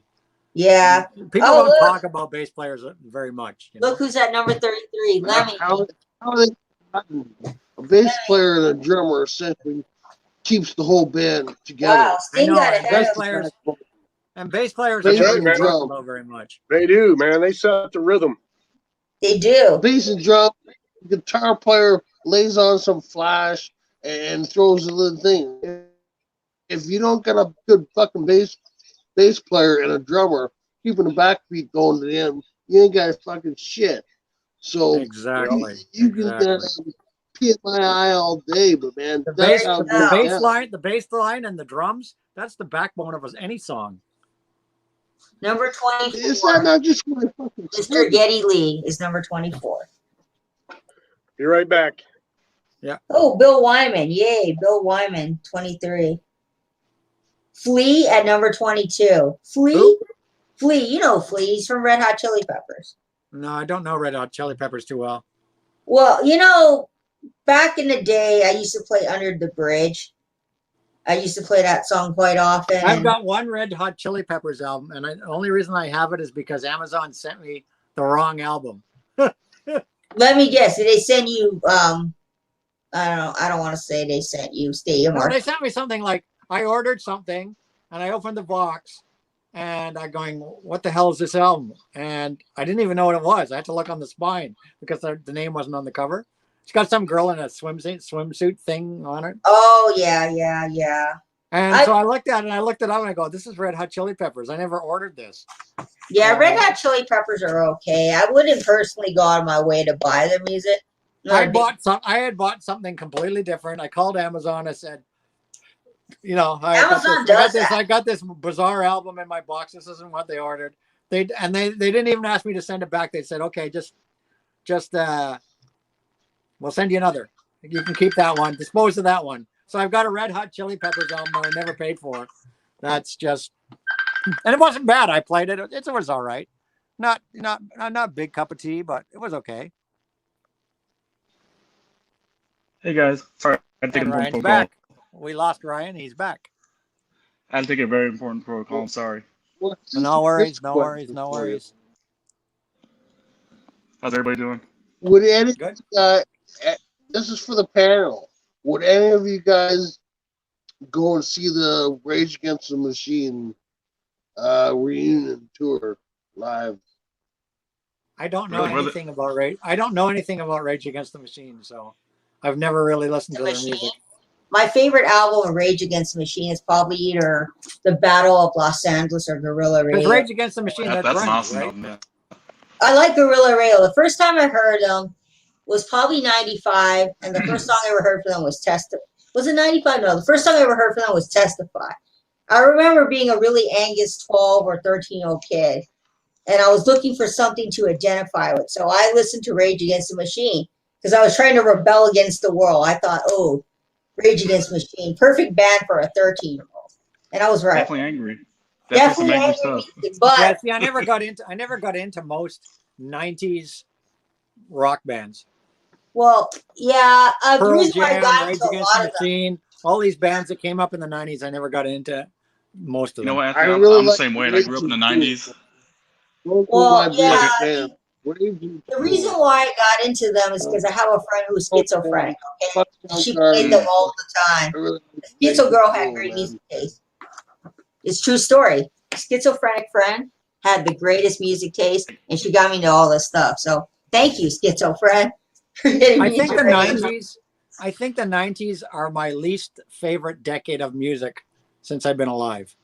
Well, I wasn't a big fan of the 90s either, and I grew up in the 90s as a kid. I was more into the older stuff when I was growing up. So I did too, because I was more into the punk rock stuff that came out in the 90s than the alternative rock, like Pearl Jam and Soundgarden and all that. The 90s was like all over the place. Yeah, it was. I mean, I mean, if I can remember vaguely from the 90s, it was always these 4 bands that were played a lot. The Smiths, Pearl Jam, Rage Against the Machine was played a lot. I never got into the Smiths till later. REM, oh, and I Smashing have them in the 90s. Like I'm I never over got into grunge at all. I just yeah, I grunge. like the odd grunge thing, but never really got into grunge. Yeah, grunge was never something that I really got into. Nirvana, Soundgarden, all those guys. Nirvana, yeah, Nirvana. Nirvana I did like. Okay. Soundgarden's okay. I mean, I did I have like the odd Soundgarden song, the odd Nirvana song, but I mean, Alice in Chains is good too. But the Alice in Chains, another band I never cared for, never got into. Yeah, they're okay. Alice in Pearl Chains. Jam, all those guys, Yeah, I admit I listened to far too much Pearl Jam back in the day. I think all the bands I do like from that era I could fit on one hand. Yeah, I agree. Same with me. I mean, the 90s had some questionable music too, and I was into that questionable music as well. The Spice Girls, the Hansons, the NSYNC, the Backstreet Boys.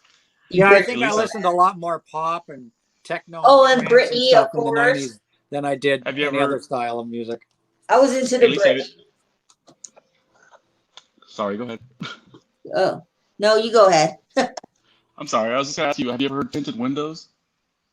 No.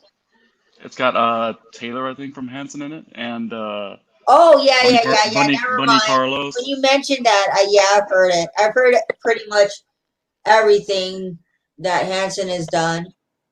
It's but okay. It's not really up to snuff to me, but no. it's okay. You know what? I've heard it, but to tell you the truth, I'll just stick to Hanson. I don't think it's on vinyl. I think it's just on CD. I have a CD from back in the day, but oh, trust me, I have the very first Hanson CD from when it came out in '97 because I was 14 and I bought it and I have it somewhere in this house. I just don't know where it is. Yeah, I think it goes for everybody in the room probably. Yeah. We all have albums we know we have, but we can't find. Oh yeah. We totally stooped to a new low here talking about Hanson, haven't we? Hey, no. We was I was talking about a side project of Hanson, not Hanson directly, but look. We haven't stooped to a new low yet because we're not talking about the stuff they had in the 70s that was probably worse than Hanson, like Bay City Rollers. Sean Cassidy. Sean Cassidy. I saw Sean Cassidy. If you look at my my video from this week, there was a Sean Cassidy album in the Goodwill store. That was probably the best. One time, I saw an Andy Gibbs record at the thrift store. My boyfriend almost picked it up and bought it. I was like, "No, put that back. Put that back." Rick's looks like they have a very good selection, though, from what I saw in that video. Hello, Rachel. How you doing, Rachel? Come up here, Rachel. Hey, hello, Rachel. Macca. Come here, Hey, Macca. Come on up, Rachie. Come on, Macca. I want to hear what you got at the record store. Macca went I know to Macca wants to talk. Well, Macca went to a record show today. Really? They haven't opened them up here in California yet. Yeah, he went to one in Pittsburgh. Oh, okay. Randy, where's he at? Is he you want to make it double or nothing? Yeah, he's in Philadelphia. He told me Double or he got me something. He's not going to tell me what it is. Double or nothing. Okay. If Rachel Okay, comes totally up on the understand. screen. I don't know. there's She Richard was right Double here. or nothing. All right, that you owe me what? A 12-pack? No, All right, Case. it's a 2-4 at this point. All right, let's double it so you can get your money back. Let's 2-4, man. Let's see. Oh, if yeah, I Rachel forgot comes to up and mention this. I'm going to show you guys something. I forgot to mention, but no, I guess I can't show you yet. But Captain Spaulding, I made him a banner. Captain's going to have his own channel. Another channel. Let me see if we can find it. Come on, He hasn't Rachel. posted in a while, has he? Don't mess me up here. Hey, what happened to her? Captain I thought I got it. Spaulding hasn't posted in a while, has he, Lisa? No. You got No, here's this, his man. new What's up, channel. Nick? I made him Red the Man? banner. Here's Captain He, Spaulding's new channel. Let me show you. He actually Hey, was I actually gotta working. put her in their appropriate place here. That's his Hey, new Anthony. channel. What's up, Rachel? Hey, Hey, Rachel. not much. Watching a bit of the Joe Mail and came over to see. I want to hear more about Government Mule. Not enough talk about Government Mule on this stream. Here. So what's their hit song, Charlie? Government Mule's hit song. I don't think those are hit kind of songs. Band. I mean, you know how I know about Government Put Mule? Ryan, One time put they did a Ryan in show the out middle. here. He's got the. There we go. Okay. Put Ryan I in the kid middle. you not, Charlie. Government Mule did a show out here at the Woolturn. That's how I found out about them. Anthony, drop a link for Ryan's channel so I can sub him up. If Ryan doesn't have a channel yet. Ryan I'm sorry, I doesn't have have a one. channel. I'm just. He's What? apparently he's a fan of my channel. No, he's on Instagram.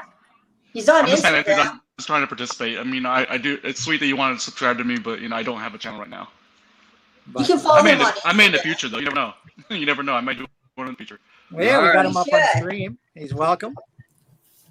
Ryan, you should think about it, Ryan. I find it very humorous. I find it tend to work about humorous 6 days a week, if so it's people- hard for me to say anything. Well, you don't have to do it every day. Like every once in a while. There's a lot of people. What's Maybe Charlie? Greg Man coming up. Greg Man Charlie- wants to come up on screen. Well, What's I've only got Charlie 6. finding Remember, curious? I can only have 6. Charlie, what are you finding curious? So, Rachel, Charlie- what were you doing today? Did you go record shopping? Did you go Charlie, you were record shopping? finding something curious. What were you finding curious? Well, I'm finding curious the fact that people talk about Government Mule, but essentially they never talk about how great Warren Haynes is. He's the Warren hardest Haynes. working in Yeah. the industry. He's been in 3 definitely not some bands hero. at one time. You know, that's just dynamite, man. And all you naysayers that say, I'll "Oh, name them. fucking Warren's Government this, Mule, Warren's that, man." The Warren Haynes Band, and Shit, man. Allman Brothers. Hell yeah. Yeah, fucking right. Yeah. All brothers in the middle, man. And if dude. you You know, don't my like buddy- something rock, well, My buddy that's used to on go you. to Jazz Fest in New Orleans every year. And that's where he said he first ran into Government Mule down there, and he turned me on to him. That's a good band, man. Now I have That's listened good, to man. Government Mule. I got to get hip and get some Government Mule on CD. What? You got to You get people- hip and get curtains that I'm you not can gonna light say up. you- Oh, well, I'm Exactly. mysterious. I am I don't mysterious. want to put you in Yeah, it's beyond mysterious. You're in trouble when Charlie Lauder is kicking your ass in terms of video quality. Yep. Oh. That It's is a okay. story right there. It's That is okay. a story. It's You're kind of in the okay. dark there, Lisa. You're kind of in the dark. Yeah, that's fine. I tell you, man, it's hard to get I know know quality. Charlie looks like he should be heading off to go play with the Blues Brothers. I'm telling you. That's a good look for Charlie. I like that. He's He's looking got good. the Blues Brothers bluesman look going on. Now we got another question for Charlie. Need the Charlie, poncho, any man. sightings of Sarasota Joe? Any sightings of Sarasota Joe? Let me I think know. his golf store opened back up. He doesn't have the time.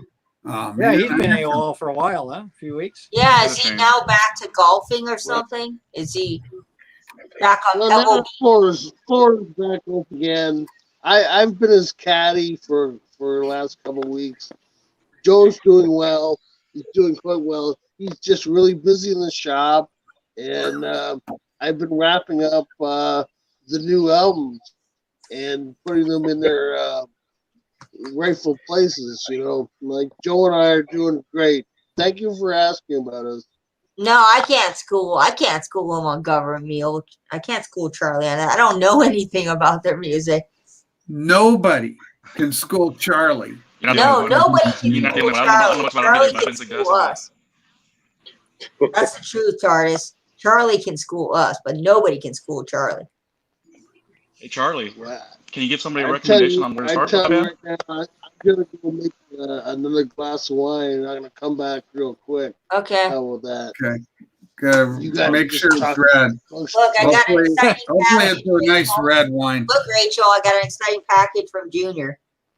Comic Ring, Talk I about love that yourself. guy. Haven't Comic you Ring is opened that yet? I thought you were fantastic. going to open He it. lives in my area. He lives in Los Yeah. Angeles. I know. Hey, I've served Charlie. BCLT.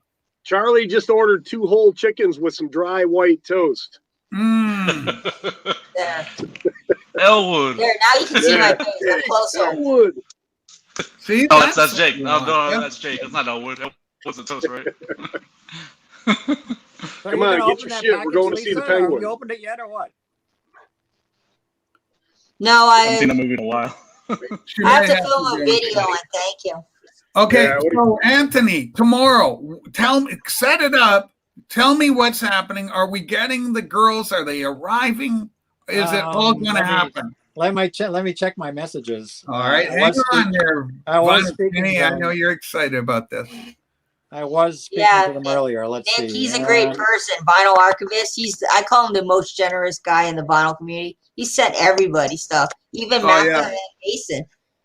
Yeah, it looks like I've got. He's the reason why Mason knows yes. Okay, one of my models won't come. I'm going to have 3 models. Each girl will be modeling a bikini, 3 bikinis in total, 1 for each girl. All right. They will be modeling sunglasses. There may be a wardrobe change. The rest are product pictures. I'll be sure to bring some of my own props, whatever that means. That means your bikini. So No, I will have 3. should not be ever 3. It looks like 3 models. 3 models and the woman that runs the company. She'll be here to. She has a cosmetic line. She sells cosmetics, sunglasses, bikinis, man. apparently. Yeah, who needs the models when we got that cat over there? So that will be tomorrow. I don't know what time I'm going to stream it. I told her I'd like to stream some of it. She was cool with it. She said I'll leave it up to the models. Yeah, So, you gotta worry about Macca and Mason being in your peanut gallery. Roger, you got to get a bowl, light it up, and you got to chillax, my friend. If you're all phrased out, frayed, and frazzled, get yourself a bowl and relax. No, get yourself a bong. You know, or water. If you Sounds want to good to go the me. water pipe route, you can do that. It doesn't always work, but you know. Feeling sort of, man. It's nice to actually see you on your stream here, Rachel. You know, normally I'm some sort of a drunken clusterfuck, so it's nice. Yeah, to say what hello the fuck's with to all you that? guys. I'm almost discerning a drinking problem, Charlie. Almost. Opinion. You should get a bowl of cinnamon toast crunch, Taurus. Yeah, Right? Cheerios. No, get a Yeah, bowl. those people get- Hashish. Oh yeah. So I'm a little head cereal. drinker. what I'll Is a probably great do thing is that Easy. when they arrive at 11 tomorrow, I'll ask them There's a difference if they want to between stream, and then everything. I'll give like an hour's notice. I'll put up a banner thing, like I'll give it like an hour's notice or something. That might be your most viewed live stream. You never Oh, know. it will be. This is going to go viral. I'm just putting that out there. I'll just have it like there'll be a camera here. It'll be pointing at where I'm shooting, because they'll have the backdrop. Well, will set there up. be girls in bikinis There'll be in the girls in angle of the bikinis. camera for the people at home to watch? There'll be girls in the bikinis, and That'll you'll make or basically. break Don't be it. surprised. It'll be if kind of they like don't. looking over my It's gonna shoulder go as I viral. shoot them, so you'll be kind of seeing the same thing I see when I'm shooting them. Are they going to be posing with the Funkos? Yeah, I don't know. I asked them if they pose with a few records for my Instagram. The golden earring. Yeah, you know that one's gonna be in there. Actually, I already had a model pose with a golden earring record. Yeah. If you look back on my Instagram, you'll see a model that posed with golden earring records. I don't know, Roger. I think he's straight edge. Anthony. Randy is straight edge. He's built up a reputation. Of course, comes from the mean streets of Detroit. And that's going to carry a little bit of moxie with it. A little bit of, he's got a little street cred. Yeah, you know. Ann Arbor. The mean Excellent streets job. of Ann Arbor.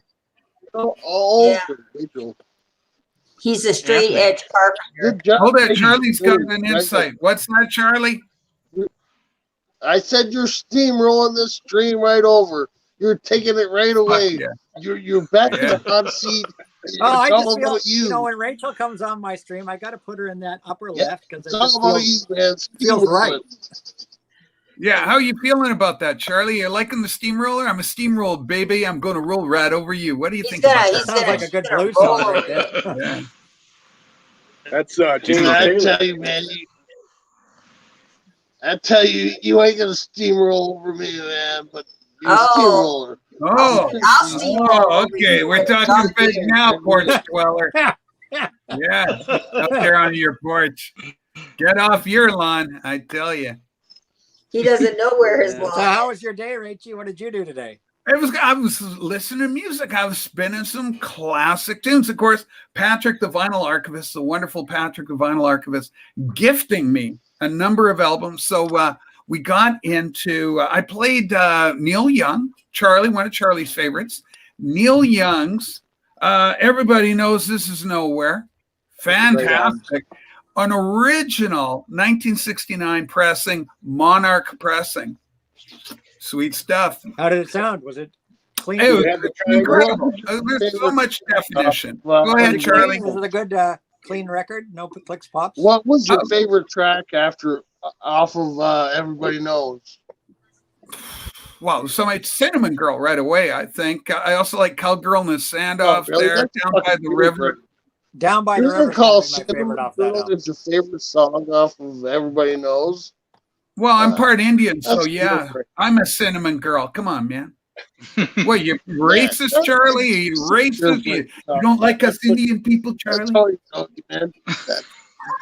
I guess that's why that's the old Dead song, is fucking Touch of Grey, man. Like, those are kind of fucking candy-ass songs, man. So you're Come saying on. my music. You're calling my music shit. You're calling me shit, Charlie. Yeah, that's why. Yeah, remember that, Anthony? Boy, we are fed up with that kind of attitude in the vinyl community, Charlie. No drama. I'm not calling you shit by any means, man. I'm just saying the crux Charlie, of it all. Look, Charlie, look up there, Charlie. There Yeah. you go. Russ never sleeps, Charlie. Russ never sleeps. You're the horse. Look, Charlie. There you go. Yeah. And we've got peace in the vinyl community once again. Yeah. Thank you, Anthony. It sounds like Roger went on a big trip today. Holy crap. He has been messed up since about 7 this morning. I'm not mad at people. I'm not disappointed. It's just when people say, "Oh yeah, I want to hear Cinnamon Girl," or "I want to hear fucking Soul Shine," and Sugar Magnolias or Trucking or Casey Jones. Yeah, I like Casey Jones and Trucking. I like Cinnamon Girl. I mean, sue me for liking. I like that Touch of Grey song. That was really good. I gotta admit, it was Cinnamon Girl that got me into Neil Young and Crazy Horse in the first place. Freaking great. What's that other song out there? Nutmeg Lady? Is that what it was? Oh, they wrote a song about me. Nutmeg Lady? Yeah. What else did you spin today, Rachie? Only Neil or something else? No, I listened to him. God, what else? There's a few things I was throwing on there. Bad Company, the first album, the debut, original pressing of that, threw that on. And, oh man, there was more. There's a lot. Dire Straits, Brothers in Arms. Yeah, I saw you posted the Bad Company on Instagram. Yeah, I took a picture of that one because there's so many albums that are here. Scott McKenzie. The Voice of Scott McKenzie, 1967. Yeah, I don't know that artist. With some flowers in my hair. I don't know that artist at all. I've never heard of him. Who? If Scott you're going McKenzie? to Scott LA. McKenzie. Yeah, I don't know him. Flowers. You're kidding me. know You're laying some fish line out, and you got the hook, and I'm just like this, Anthony. You got me sucked in with. I don't That's a know good him, song. but You need to educate me on Scott McKenzie. Hey, you know what? Detroit's motto, MC5, this is true story. MC5's motto was, don't bring no flowers in your hair to Detroit. We'll kick your ass. Yeah, well, that makes sense. Roger says, Anthony, because of the eyesight issue, but that's why I had to leave Rachel's stream this morning. Things are just starting to get weird. I wanted to get off camera, but it's been a long, strange day. Did you stream again this afternoon? You didn't do any other stream. No. I was, like I said, listen to music. And, and then Saturday, it's springtime weather here, 70 degrees, 72 or so.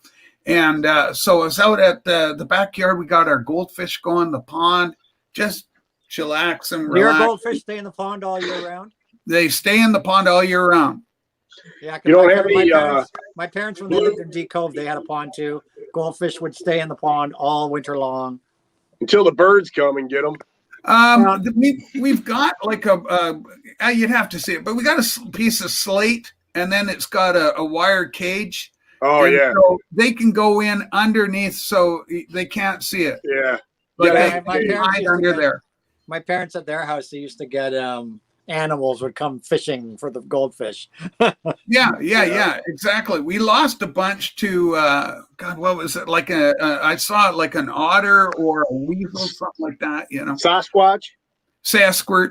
Pronounce it proper American style, Randy. Yeah, you got problems when you wake up in the morning and you see a Sasquatch sitting outside your with house a fishing pole. rod. With a fishing pole. Exactly. Eating a bag of beef jerky. Yeah. Roger, no, different. That's a different Mackenzie brother. I like that movie when Scott McKenzie and his brother worked at the brewery in Canada. That's different. That's not the same Mackenzie. Scott McKenzie was a good friend of John Phillips, who wrote the song, "Are you going to San Fernando?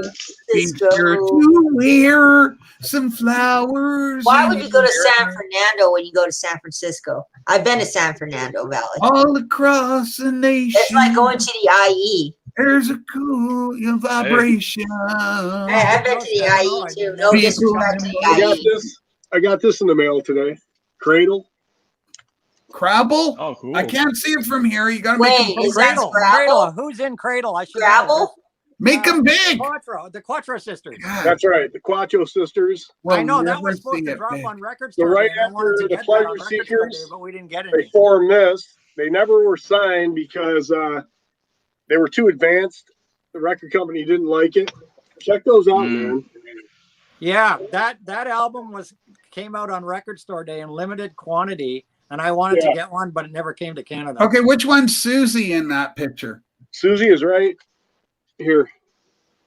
Yeah, God, it doesn't even look like her. You got the Pleasure Seekers, right, Randy? Yep. Yeah, that's a great album. Obviously, Roger. Man. Nobody goes to San Fernando. Their brother, if you look up on Discogs, just type in Quattro Sisters and then look at the groups like her sisters were in and click on to I can't remember his name. Something Johnny Quattro or whatever. Anyway, Ted Nugent played on one of his albums after Amboy Dukes. Pretty cool. I love Johnny Quattro. And he had that East Indian friend, Haji. They went on adventures and stuff. I love that. That was good. Right. And the dog Bandit. Good. TARDIS Rider is burning it up in the Phoenix Gallery. I know, TARDIS Rider. He's having a moment. On fire. Anthony, the man is on fire. He's so hot, you need to put him out. I'm telling you, he is good. You want to know what I find funny is that some people hang out on different people's streams and get accosted and thrown under the bus because they hang out with other people's streams. So people should just like who? Like who is that, Charlie? Yeah, like nobody who? does here on my stream. Yeah, My stream nobody does that here, Charlie. What are you talking we're about? a nice, quiet, drama-free stream here. Drama-free. What the hell are you talking about, Charlie? We're all God damn it, Charlie. Yeah, geez, Charlie. Oh, family friendly. It's my fault. Charlie, I don't have time to be peeing on cups. Yeah, Charlie. You're just bringing trouble in. I don't have time to be on a live. Some people come on people's streams and cause trouble. Eddie Perez. Hey, hello, Eddie.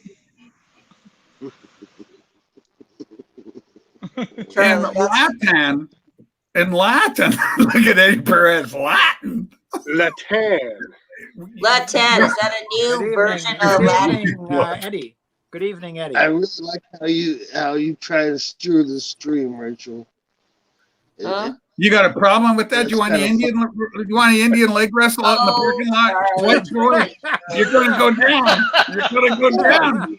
Charlie. You're trying to Charlie, I got a Away, crazy man. Asian mom. You don't wanna What's that, go Charlie? there. Hold on, I got it. Hold it. He's got to say this. This is something we got to work out. Take everybody off the screen, Anthony, Charlie, and I. Leave us up here, and we will work this out. How do I do that? I don't know how to do that stuff. Just go remove. And Charlie and I'll be left up here, and we will take care I don't of know how to do that. I'm not No, for the love of God. I mean, Just settle it here. We're we're going to settle this.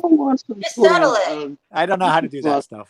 I'm a streamer. Okay, well, I'll be quiet so Charlie can say his piece, and then Come on, John Belushi. Go ahead, Charlie. Come on, let's hear it. You got the floor, Charlie. I don't mean a clusterfuck, man. I'm just saying, all you gotta do is relax, man. Like, that's it. It's a dancing stream. You don't have to come over here steamrolling it and fucking throwing it into your court, man. I got a vaccine, Charlie, so I am out. Charlie. There's no And I use steamrolling, that Charlie. liberty for. There's no steamrolling, Charlie. We're all good here. Yeah, nobody's We're steamrolling just having anybody. Oh boy! All right, Charlie. Although, Charlie. Charlie, I do like the Manhattan Steamroller. They're a very good band.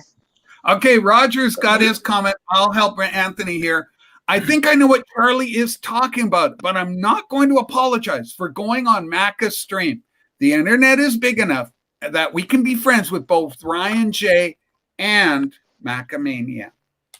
I go on Macca's stream. Me and Mac are friends. Well, yeah, and that's the thing. Like, I'm not saying that anyone's being mean or anything. I've been copacetic. I've been perfectly fine until you came here, and now you're trying to steamroll me. Nobody's steamrolling Hey, anyone, Charlie, what the? Yeah, Whoa! look, Oh, Charlie. brother. I'll put Rachel down here. Wait, how do you do Nobody's. that? I'll put Rachel over here. Here, now, Charlie, who's steamrolling the stream now? You are. Now you can The driver's steamroll seat. Yeah, you're steamrolling it, Charlie. You're the man in the driver's seat now, Charlie. There you go. Hey, well, You're in the This is driver's why seat. Charlie Charlie. doesn't come on camera when I stream, folks, by the way. You're on the driver's seat now, Charlie. I hope See? we at least fucking chop enough wood for fucking tonight. You know, you gotta lay it down. You gotta lay it down right. You gotta lay it down solid, man. Put Charlie in the driver's seat and it all just comes out. Down. I had a teacher like Charlie in high school. There ain't I no love you, Charlie. pretending in between this stream and that stream. You know, What's that? I love What's that, you. Deadwax? What do you got there? one way Cat or another. flag? Show an album. Just like That's cat just flag. like Black Flag, Cat Flag. Are they like Oh, a that's Black cute. Flag wannabe band? That's right. Cat flag. Cat flag. Gotta love it. Cat Flag. You shouldn't apologize, Roger, for going on Macca's stream because you can go on whatever stream you want. You can even steamroll the stream if you want, Mac. I mean, Roger. And he wants to know about the bikini models, Anthony. He says, are the bikini models today or tomorrow? Tomorrow. The bikini models are tomorrow, God willing. Yeah, you know, God wanted that too, so God's going to make it happen. Yeah, God's gonna make it happen. Oh. I probably committed some blasphemy now saying that, but That's okay. You're going to have Macca and Mason in the peanut gallery drooling. I don't know how long. I don't know how long we'll stream for. It's up to them. You should bring Mason up on screen with you when the girls are there. Oh my God. Oh my God. That might be a bad idea. Yeah, I'm just gonna basically have the camera in one place and turn it on, and you guys are just gonna see what's goes. It's like behind the scenes. You'll just see Love what's your going on. angle, Charlie. It's very I certainly am not going to be paying attention to the peanut gallery or the stream. I got to do a job. I'm getting paid for it, so Right. it's just going to be a little glimpse into what I used to do. That I was. Maybe you can set a cam up in the I dressing room. agree with that, Roger. You are handsome, charismatic. Yeah, then my stream might get pulled if I do that. Yeah. You're right, TARDIS Rider. You could woo any woman in the spinal community. All you got to do is just say Got there, stuff. the Great Rock and Roll Swindle, Sex Pistols. Cool. Very steamrolly.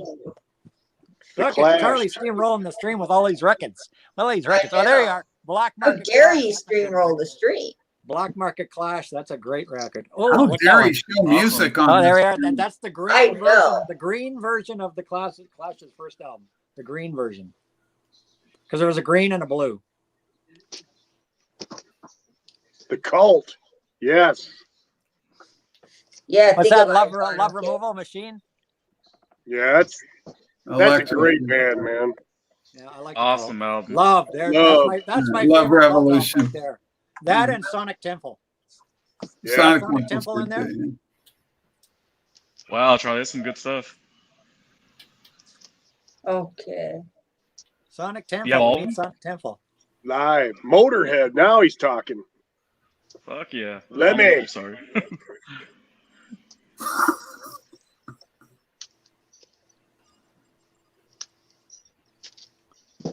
Yeah, that's a good album right there. Mm-hmm. Okay, I just heard from Naz Nomad. I have no phone, Anthony. Sorry. I got a new phone at night, which is having issues. Hopefully Hawkwind. get fixed by tomorrow. Nice. Yeah, he said he was changing his phone this week. So he got a new phone. He has no phone. What's And I that know one? I know he streams from his phone, so that's why Naz didn't make it. That's got to be Michael Jackson single. What is it, Charlie? Charlie, come on. Dead or Alive, man. Steamroll. 12-inch single. Dead or Alive. Dead or Alive? Oh, You spin me round? you spin Yes, me right exactly. round, me right round. All right, well, thanks for letting me share with you guys. Yeah, TARDIS That's Rider. what- that's what we do here. Motorhead is not going to do K-pop, but that'd be kind of funny if Motorhead did K-pop. I'm a huge Cult fan, man. I got a lot of Cult records too. That's I love good Cult. stuff. I love the Cult. That's a band I've never really talked about before on my channel. The Cult. I mean, Great me and band, great Charlie band. have something in common. Me and Charlie both look like we're in witness protection programs. You keep going out. I got. Lisa keeps going back through dark light. I know I'm dark light. I No, should I get don't it like better. that. I mean, the lighting. That'd be a lighting. great name for a band. Dark Light. I can join them too. Witness protection. Oh yeah, Charlie looks like he's in witness protection from the '90s. Like he was once a skater and he's running away. Yeah, from he the went law. into witness protection. They stuck him in a trailer in the bush to protect himself, and they forgot about him. I like the Cult Vinyl Kicks '86. The Cult's a great band. I'm gonna send Charlie some light bulbs, man, for VCLT. Well, I think Charlie's the one who's in witness protection program. I'm his like getaway driver. There Looks you like go, a Charlie buddy. got a Leo Sayer album. You don't see Leo enough Sayer? money now. I believe these are the young ladies that are coming tomorrow. All right. Party at Anthony's, boys. Macca said he's very excited for it. Wow. I believe these are the models that are coming tomorrow. Yeah, Not mistaken. I messaged Macca. He's Willie very excited Nelson. about it. What was that first one, Charlie? Hey, what was that first one? Come on, show us it, John Belushi. He's got to put his roach down. Hold on a second. Oh, man. You dirty dog. Oh, wait. No. Let's see what he said. Oh, sweet. I worked with one of the three girls that's coming tomorrow. I worked with before. That's how I got the connection, and that's one of my. That's One on of the her. Whalers. That's one of my shots of her. You should make that like your avatar. My sister asked me if I wanted a free Nirvana album. I said yes, it's free. I'm not going to give up free records. That's another one of mine of her. That's on her Instagram. Man, she's got some huge eyes. Eyes, yes. Jesus. This is going to go one or two ways tomorrow. I'm just telling you. Yeah, it is. It's going to go one or two ways. Brother Brian will come in and that'll just go all to hell.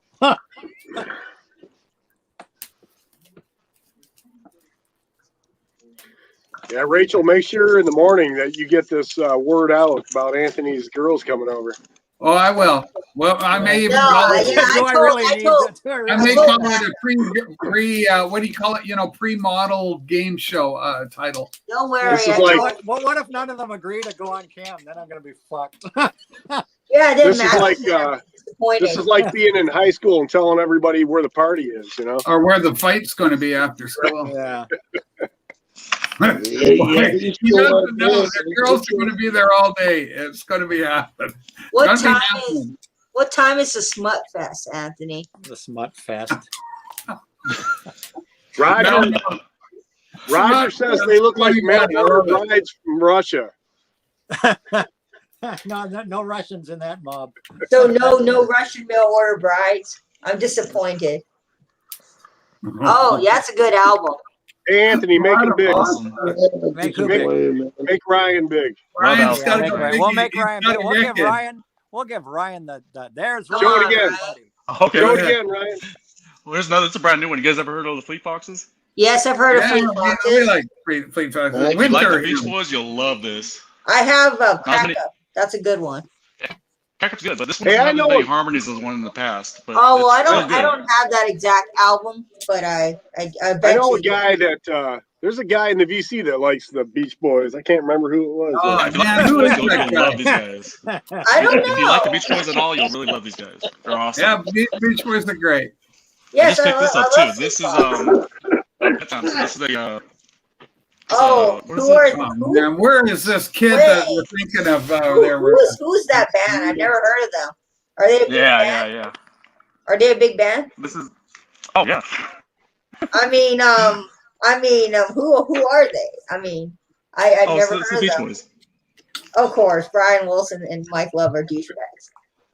Brian Wilson's my absolute favorite of all time. My favorite album, Smile, and I'm just kidding. Brian Wilson's not a douchebag. It's Mike Love. Yeah, definitely. I know who the Beach Boys are. I'm just playing with you. I got a few more for you guys here. You guys heard of Jimmy Booty Sale? This is the original copy right here. BG Plus. No.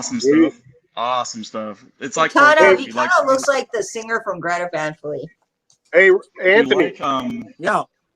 Vinyl and Kicks 86 says he has a VMP pressing of that Alice Cooper record. Awesome. Which Alice Cooper record? VMP. One last one, you guys. Alice Cooper. Yeah. Oh. This is great. Yeah. There you go, Roger. There you go, buddy. Oh, Charlie likes it too. Charlie. That's all I got for right now, guys. So if you want to take me Charlie, he's myself there. Hey, you get feeling kind of like watched right now?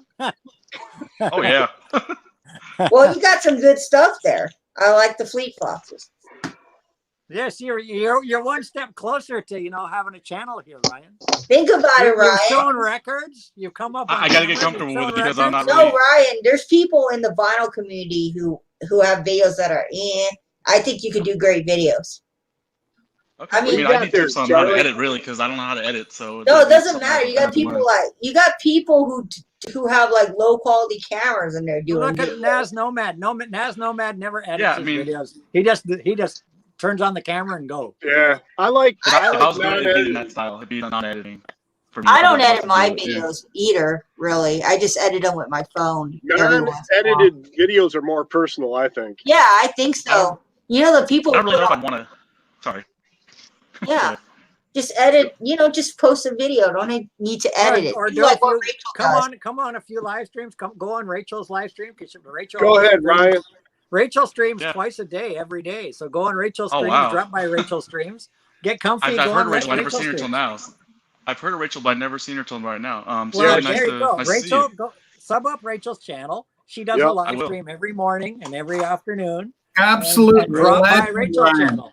Absolute freaking legend. You got to be there. Charlie's there every day. She'll get you on the big screen, man. Yeah, if you play your you'll meet a lot of vinyl community members over there. Oh yeah.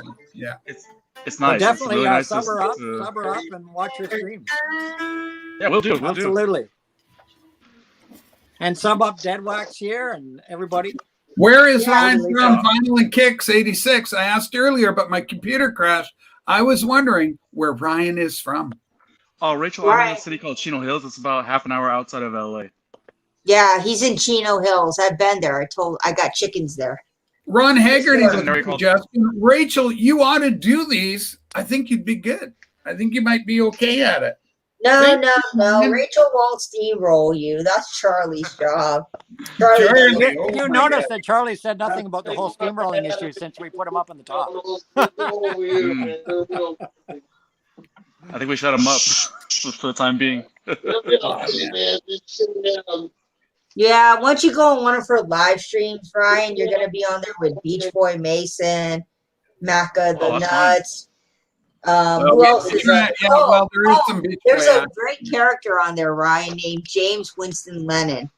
He has a Miss Piggy puppet. Yeah, I'm just kind of feeling it out for right now. I'm trying to get comfortable with it. You know, I'm kind of Well, a you're shy doing guy, fine. so You look trying this out. nice and You comfortable here. can do videos. You're gonna be a natural at it. There's some people that just are not good at videos. Hey, And I think Ron, when did Patrick do the live stream? Let us know. I'm That's trying curious. to butter you up to do these videos. So that's why I'm saying all these things. And also, in point of fact, here's the deal. I like interacting with the peanut gallery, and Anthony has are you far sighted or short sighted? You can see far away. I'm short-sighted. He can't see close up. No, I can see close. I can't see far. Oh, you can see close. You can't see far. So he needs to bring things up so he can't interact the way I do with the stream. So Sorry, people Ron, make I wasn't comments. People make comments, so I like to bring them into the discussion with us so that they can, Yeah, he it will. becomes more enjoyable, I think, for the people out there. No, I'm just saying that Ryan would do good videos. I don't say that about everybody in the vinyl community, but I'm saying that about Ryan. Oh, thanks. That's sweet, Lisa. Thank you. And Ron, if I was in Patrick's live stream, I'd be dancing the Black Sabbath, but I wasn't there last night. Sorry. There's like a certain Black Sabbath song I always dance. Nick Redo says, I am also severely nearsighted. So, because you see. Go ahead. You know that dental problem I had? Yeah. Did you fix it? I told you I cracked the tooth. Yeah. Well, I don't have to worry about it anymore because it just fell out. Oh. Now, had you worked on that tooth before, or what's the story with that? Brother. It just literally just fell out. You should make that your Anthony. channel picture, man. Take that picture of it. Man, oh man. Well, Eddie, I'm more convincing because I'm a girl. A girl can convince people to do things. Hey, Anthony, those girls are going to like that. Yeah, I'm just thrilled about that. Oh, yeah, Macca's very excited. Fuck my He life. sent me the happy emoji. I'll just keep my mouth closed now tomorrow. Just don't whistle. Well, you know what you could always do is you could always. Now I'm going to whistle. I'm going to have like a whistle through it. Yeah. Just don't say a lot of things with the S's in the Yeah, no French Well, kissing. at least when I go to the dentist on Tuesday, he won't have to extract it. He can just now he can just do the. Actually, Eddie, he can do French kissing. He just put his tongue through the gap in the tooth. He'll be talking like Fire Marshal Bill. I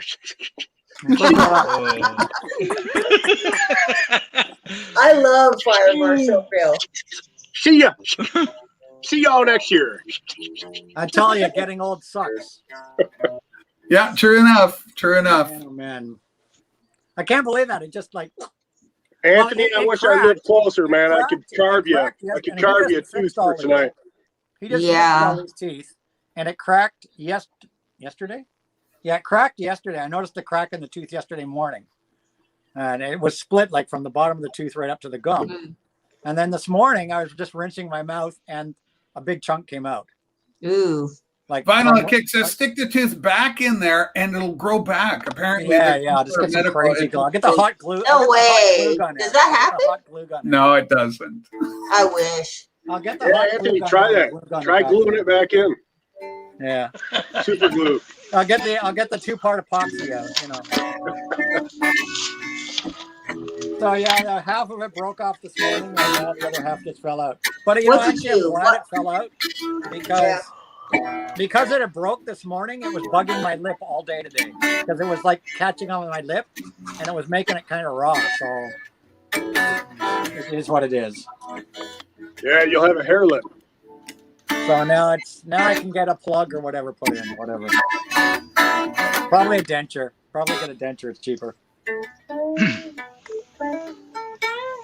Welcome to getting old. OMD. Orchestral maneuvers in the dark. Oh my God, I sent my sister the wrong thing on Facebook. She wanted me to share my YouTube page, not my turntable. Hey, make Charlie big for a minute. Steamroll Charlie. Charlie's turn. Charlie's got the platters there.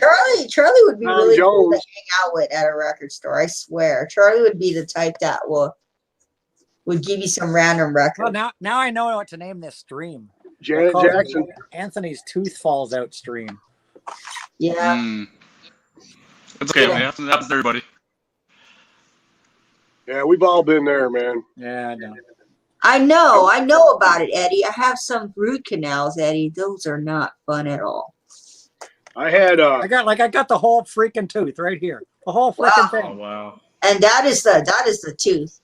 Got the I whole went to Jamaica. The whole freaking tooth, root and all. It's just like the dropped out. Yeah. Can we do like a charity for Anthony's tooth? Like, I'm gonna need this money I'm making tomorrow to pay the freaking dentist. Yeah, well, we could have Yeah. Captain Spaulding do the auction Hey, and here's he a good can one. raise money for your tooth. Me and my wife went to Jamaica, and I had this front tooth here busted in half from hockey, like it was a stick, And I had it repaired. It was in, and we were leaving the next day to go to Jamaica for 10 days. And I was brushing my teeth kind of fast, and I hit the thing, and it broke off. So I went to Jamaica with a half broken tooth in my front. Oh man, It was not good. Yeah, I'm just gonna be talking like this on stream for a while. Right. wear Anthony, a mask. I'll wear a mask. Yeah, I'll be wearing a mask tomorrow anyhow for the shoot. So Yeah, Anthony, you need to put it under the pillow, and maybe you'll get some money from the yeah, tooth. I'll get 25 cents. Yeah. Yeah. Actually, you know what? It's funny. When I was a kid, I used to get a quarter. That's what the tooth fairy would bring. Would bring me a quarter. That's what we got. But when my daughter started losing her teeth a few years ago, I looked up on the internet how much do kids get now for how much you're supposed to give it for the tooth fairy, right? Toothfairy.com. And it was $5. The minimum that you should give nowadays to kids for tooth fairy is $5. I don't know, man. I don't think that equals bill up. under her pillow. A $5 bill. I for wouldn't every go on tooth. the internet for that kind of information. 25 cents, that's what you're getting. That's the going rate. Apparently in 2000 and whatever, the 2010s, it's gone up to $5. Yeah, in 2010, by that time they're saying there is no dude. You're going to damage your kid by telling there's this fake fairy tooth running around. Oh yeah, she got $5 a tooth. It cost me a You lot. pin the kid up against the wall and say, "Hey, you want fucking more money? Lose more teeth, and then throw them down." I'll make you lose some teeth like that. Yeah. We lost Charlie. Well, Charlie's internet connection got steamrolled. Oh man, poor Charlie. I'm surprised we heard him so well tonight. That was pretty. He's doing pretty good, actually. He seems Yeah, I pretty guess he couldn't sober. handle my losing a tooth. Is he usually that gritty? Huh?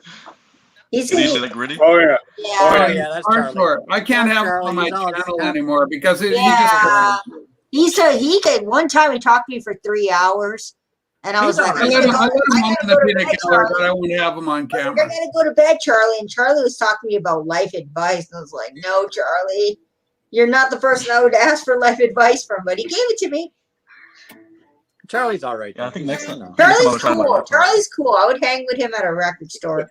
That's Yeah, but he's irrational. Like any drunk, he comes on, he's going, "You're steamrolling," I go, "No, dude." And also the whole thing about what was he saying? Oh, he's the one going after me about, "Oh, what's your favorite Nielsen?" "Cinnamon Girl," and then he starts shitting on me because It's okay. People the Grateful Dead. That sucks if you just like Touch of Grey. That's not dead. That's not the dad. You don't know, and it's like, you know, Charlie's like those guys you see on the street corners that are just, talking to themselves. You just humor them and Yeah. like smart guy. how you doing? Charlie's What I smart. like about Charlie is he's like 100% real, right? Yeah, he is. He is. Even when That he is. He'll speak his mind. He doesn't care. Yeah, I've said stuff like on Brian's channel before where I thought it was funny and he didn't think it was funny at all, and he'll cut into my shit, But He's honest. He speaks the truth. Yeah, that's right. He is honest. You gotta like that. He's I think honesty is overrated. I mean, Charlie's got a little mini me. Hugely overrated. No, sometimes you gotta be honest, depending on the situation. Sometimes, but I mean, just anybody can be fucking honest. Honest can get you. Anybody can be honest, and then you just cause a bunch of shit. Right, You can just get you in a lot cause of a trouble. storm. Hey, fucktard. God, hey, get a brain. It's like, holy shit. Well, hey, I'm just being honest, you fuck. Right. Whoa. There's honesty and there's being crass. That's a big difference. Yeah, but it's That's honest. right. Now you're dead. Now you're quibbling. Now you're splitting hairs. Now you're going into definitions, Ryan. You're going, well, that's just being caustic. No, I'm just being honest. Well, there's a time we'll- and place for honesty. We'll straighten Ryan out over at your show for a few weeks. No, Ryan. Yeah, Ryan, go on the morning show first. It's safer. You really want to get craziness, Ryan? Go to a Brother Brian stream. No, don't even point. Just I kidding. wouldn't send anybody there. I wouldn't. No, send I would never. anybody I wouldn't there. send my worst enemy to Brother Brian. There you go. Yeah. Wow. Yeah, never mind. Right. Oh, he's not that bad. Come on, people. No. Brother I mean, Brian? I watch his Are stream. you saying Brother Brian? Deadwax, hold on. I want to get here. I want to go here. Are you saying he's No, not my that stream. bad? No, let's not go there. Yeah, he's I He's a got good- some screen shares for you if you'd like. No, not on my stream. Not on my stream. Not on my stream. Oh my God. Let's keep it PG. Yeah. No, I think a lot of people can hide behind the thing, hey, I'm just being honest and stuff, and it lacks any I grace, agree, any Eddie. degree of intellectual I agree with fervor or effort. It's a lazy way out, and it's used as some sort of panacea to cover a multitude of sins, and it fails to do so, and it doesn't work for me. Eddie Perez, there's a fine line between being honest and being a dick. I agree with Eddie because That's it's good to true. be honest, but when you take your honesty too far and you become a dick to people, then that's when you probably should Yeah, stop. it's not a license to kill, you know. Hey, GG Oh. Allen and the Carolina shit kickers. I Yeah, heard. hey, he's just being honest. He's just being himself Yeah. out there. I heard a certain Vinyl Richie will come in when you show Gigi Allen. Oh Lord. Yeah, no, they had a live stream yesterday. What's his name? Jason had a live stream, and I didn't know anything about punk, so I just stood in the peanut gallery and let them all be on their screen. Yeah, but that's smart, Lisa, because those guys know their stuff. So They know their stuff. I said Green Day, and they looked at me like, Oh. "What the?" Richie knows his punk. Richie Oh, definitely Richie his punk. knows his punk. Richie actually got me into listening up to a little So bit. Ryan, I take it you watch Vinyl Richie's show then? Oh yeah, I've subscribed to him for a while now. He's great. Yeah, he's great. Yeah, Vinyl Richie knows his punk. That's for sure. Yeah, he does. Well, and not I'd just say punk. he's the king of punk in the vinyl community. He's the last Richie's guy you a think would dick. be into punk too. Hey, And of course, I bet Randy you- too. Randy knows his punk too. I so. bet you don't know this about Richie. Richie's a dick. Well, the name, you know. Dick Chips. Dick Chips. No, he that's has right. an alter ego. He Dick goes by Chips. the name of Dick Chips. You'll see him in the VC once in a while, but it's That pretty is good. so Okay. funny. Okay. That Is is that his hilarious. tag? When you were doing the Dick Chips and I saw the unveiling, I go, yeah. Just being honest. That's funny. But I like Richie. Richie's a good guy. All right, people, we're at 4 hours, 8:30 my time, 4 hours. I think that's a stream. Yeah, I'll start one up, Anthony. You're gonna start one up. I might Yeah. drop by. We got Well, to I'm meet just killing you time in till person. CCQ gets home, so I'll go do that. Ryan, if you feel like it, pop over. I'm going to do Yeah, a pop stream. over to Rachel. She's gonna have a You should stream. go see Pop on Rachel's by. I may do If you it feel tomorrow like it. night because thanks for the invite, but I may do it tomorrow because I gotta go to my nephew's baseball game. So Yeah. Thank you, everybody that dropped by today. if not, Very nice meeting you you, definitely see me Ryan. around. Nice to meet you, Ryan. Thanks for dropping by. You're welcome. Take it on easy, my stream. Ryan. Nice to meet you, Ryan. And, Okay, I'm gonna kick her up, get her going, guys. I'll see thanks, you Ray next T. week. Thank you for Bye. dropping by, Bye, Ray Rachel. T. Thanks, Randy. Take Thanks, care, Lisa. everybody. Bye, guys. Thanks, Bye, Prodner. guys. Thanks, Mark. Thanks. Bye, who else was on? everybody. Jorgen was I on. gotta go. Bye, guys. Thanks, everybody, for coming to the stream. It was fun. I'll see you all in, I guess, 2 weeks when I have my next stream, and 2 weeks from now. And of course, tune in tomorrow, as at some point tomorrow, there's going to be a very special stream happening tomorrow. Take care, everybody. As I always say, rock and roll.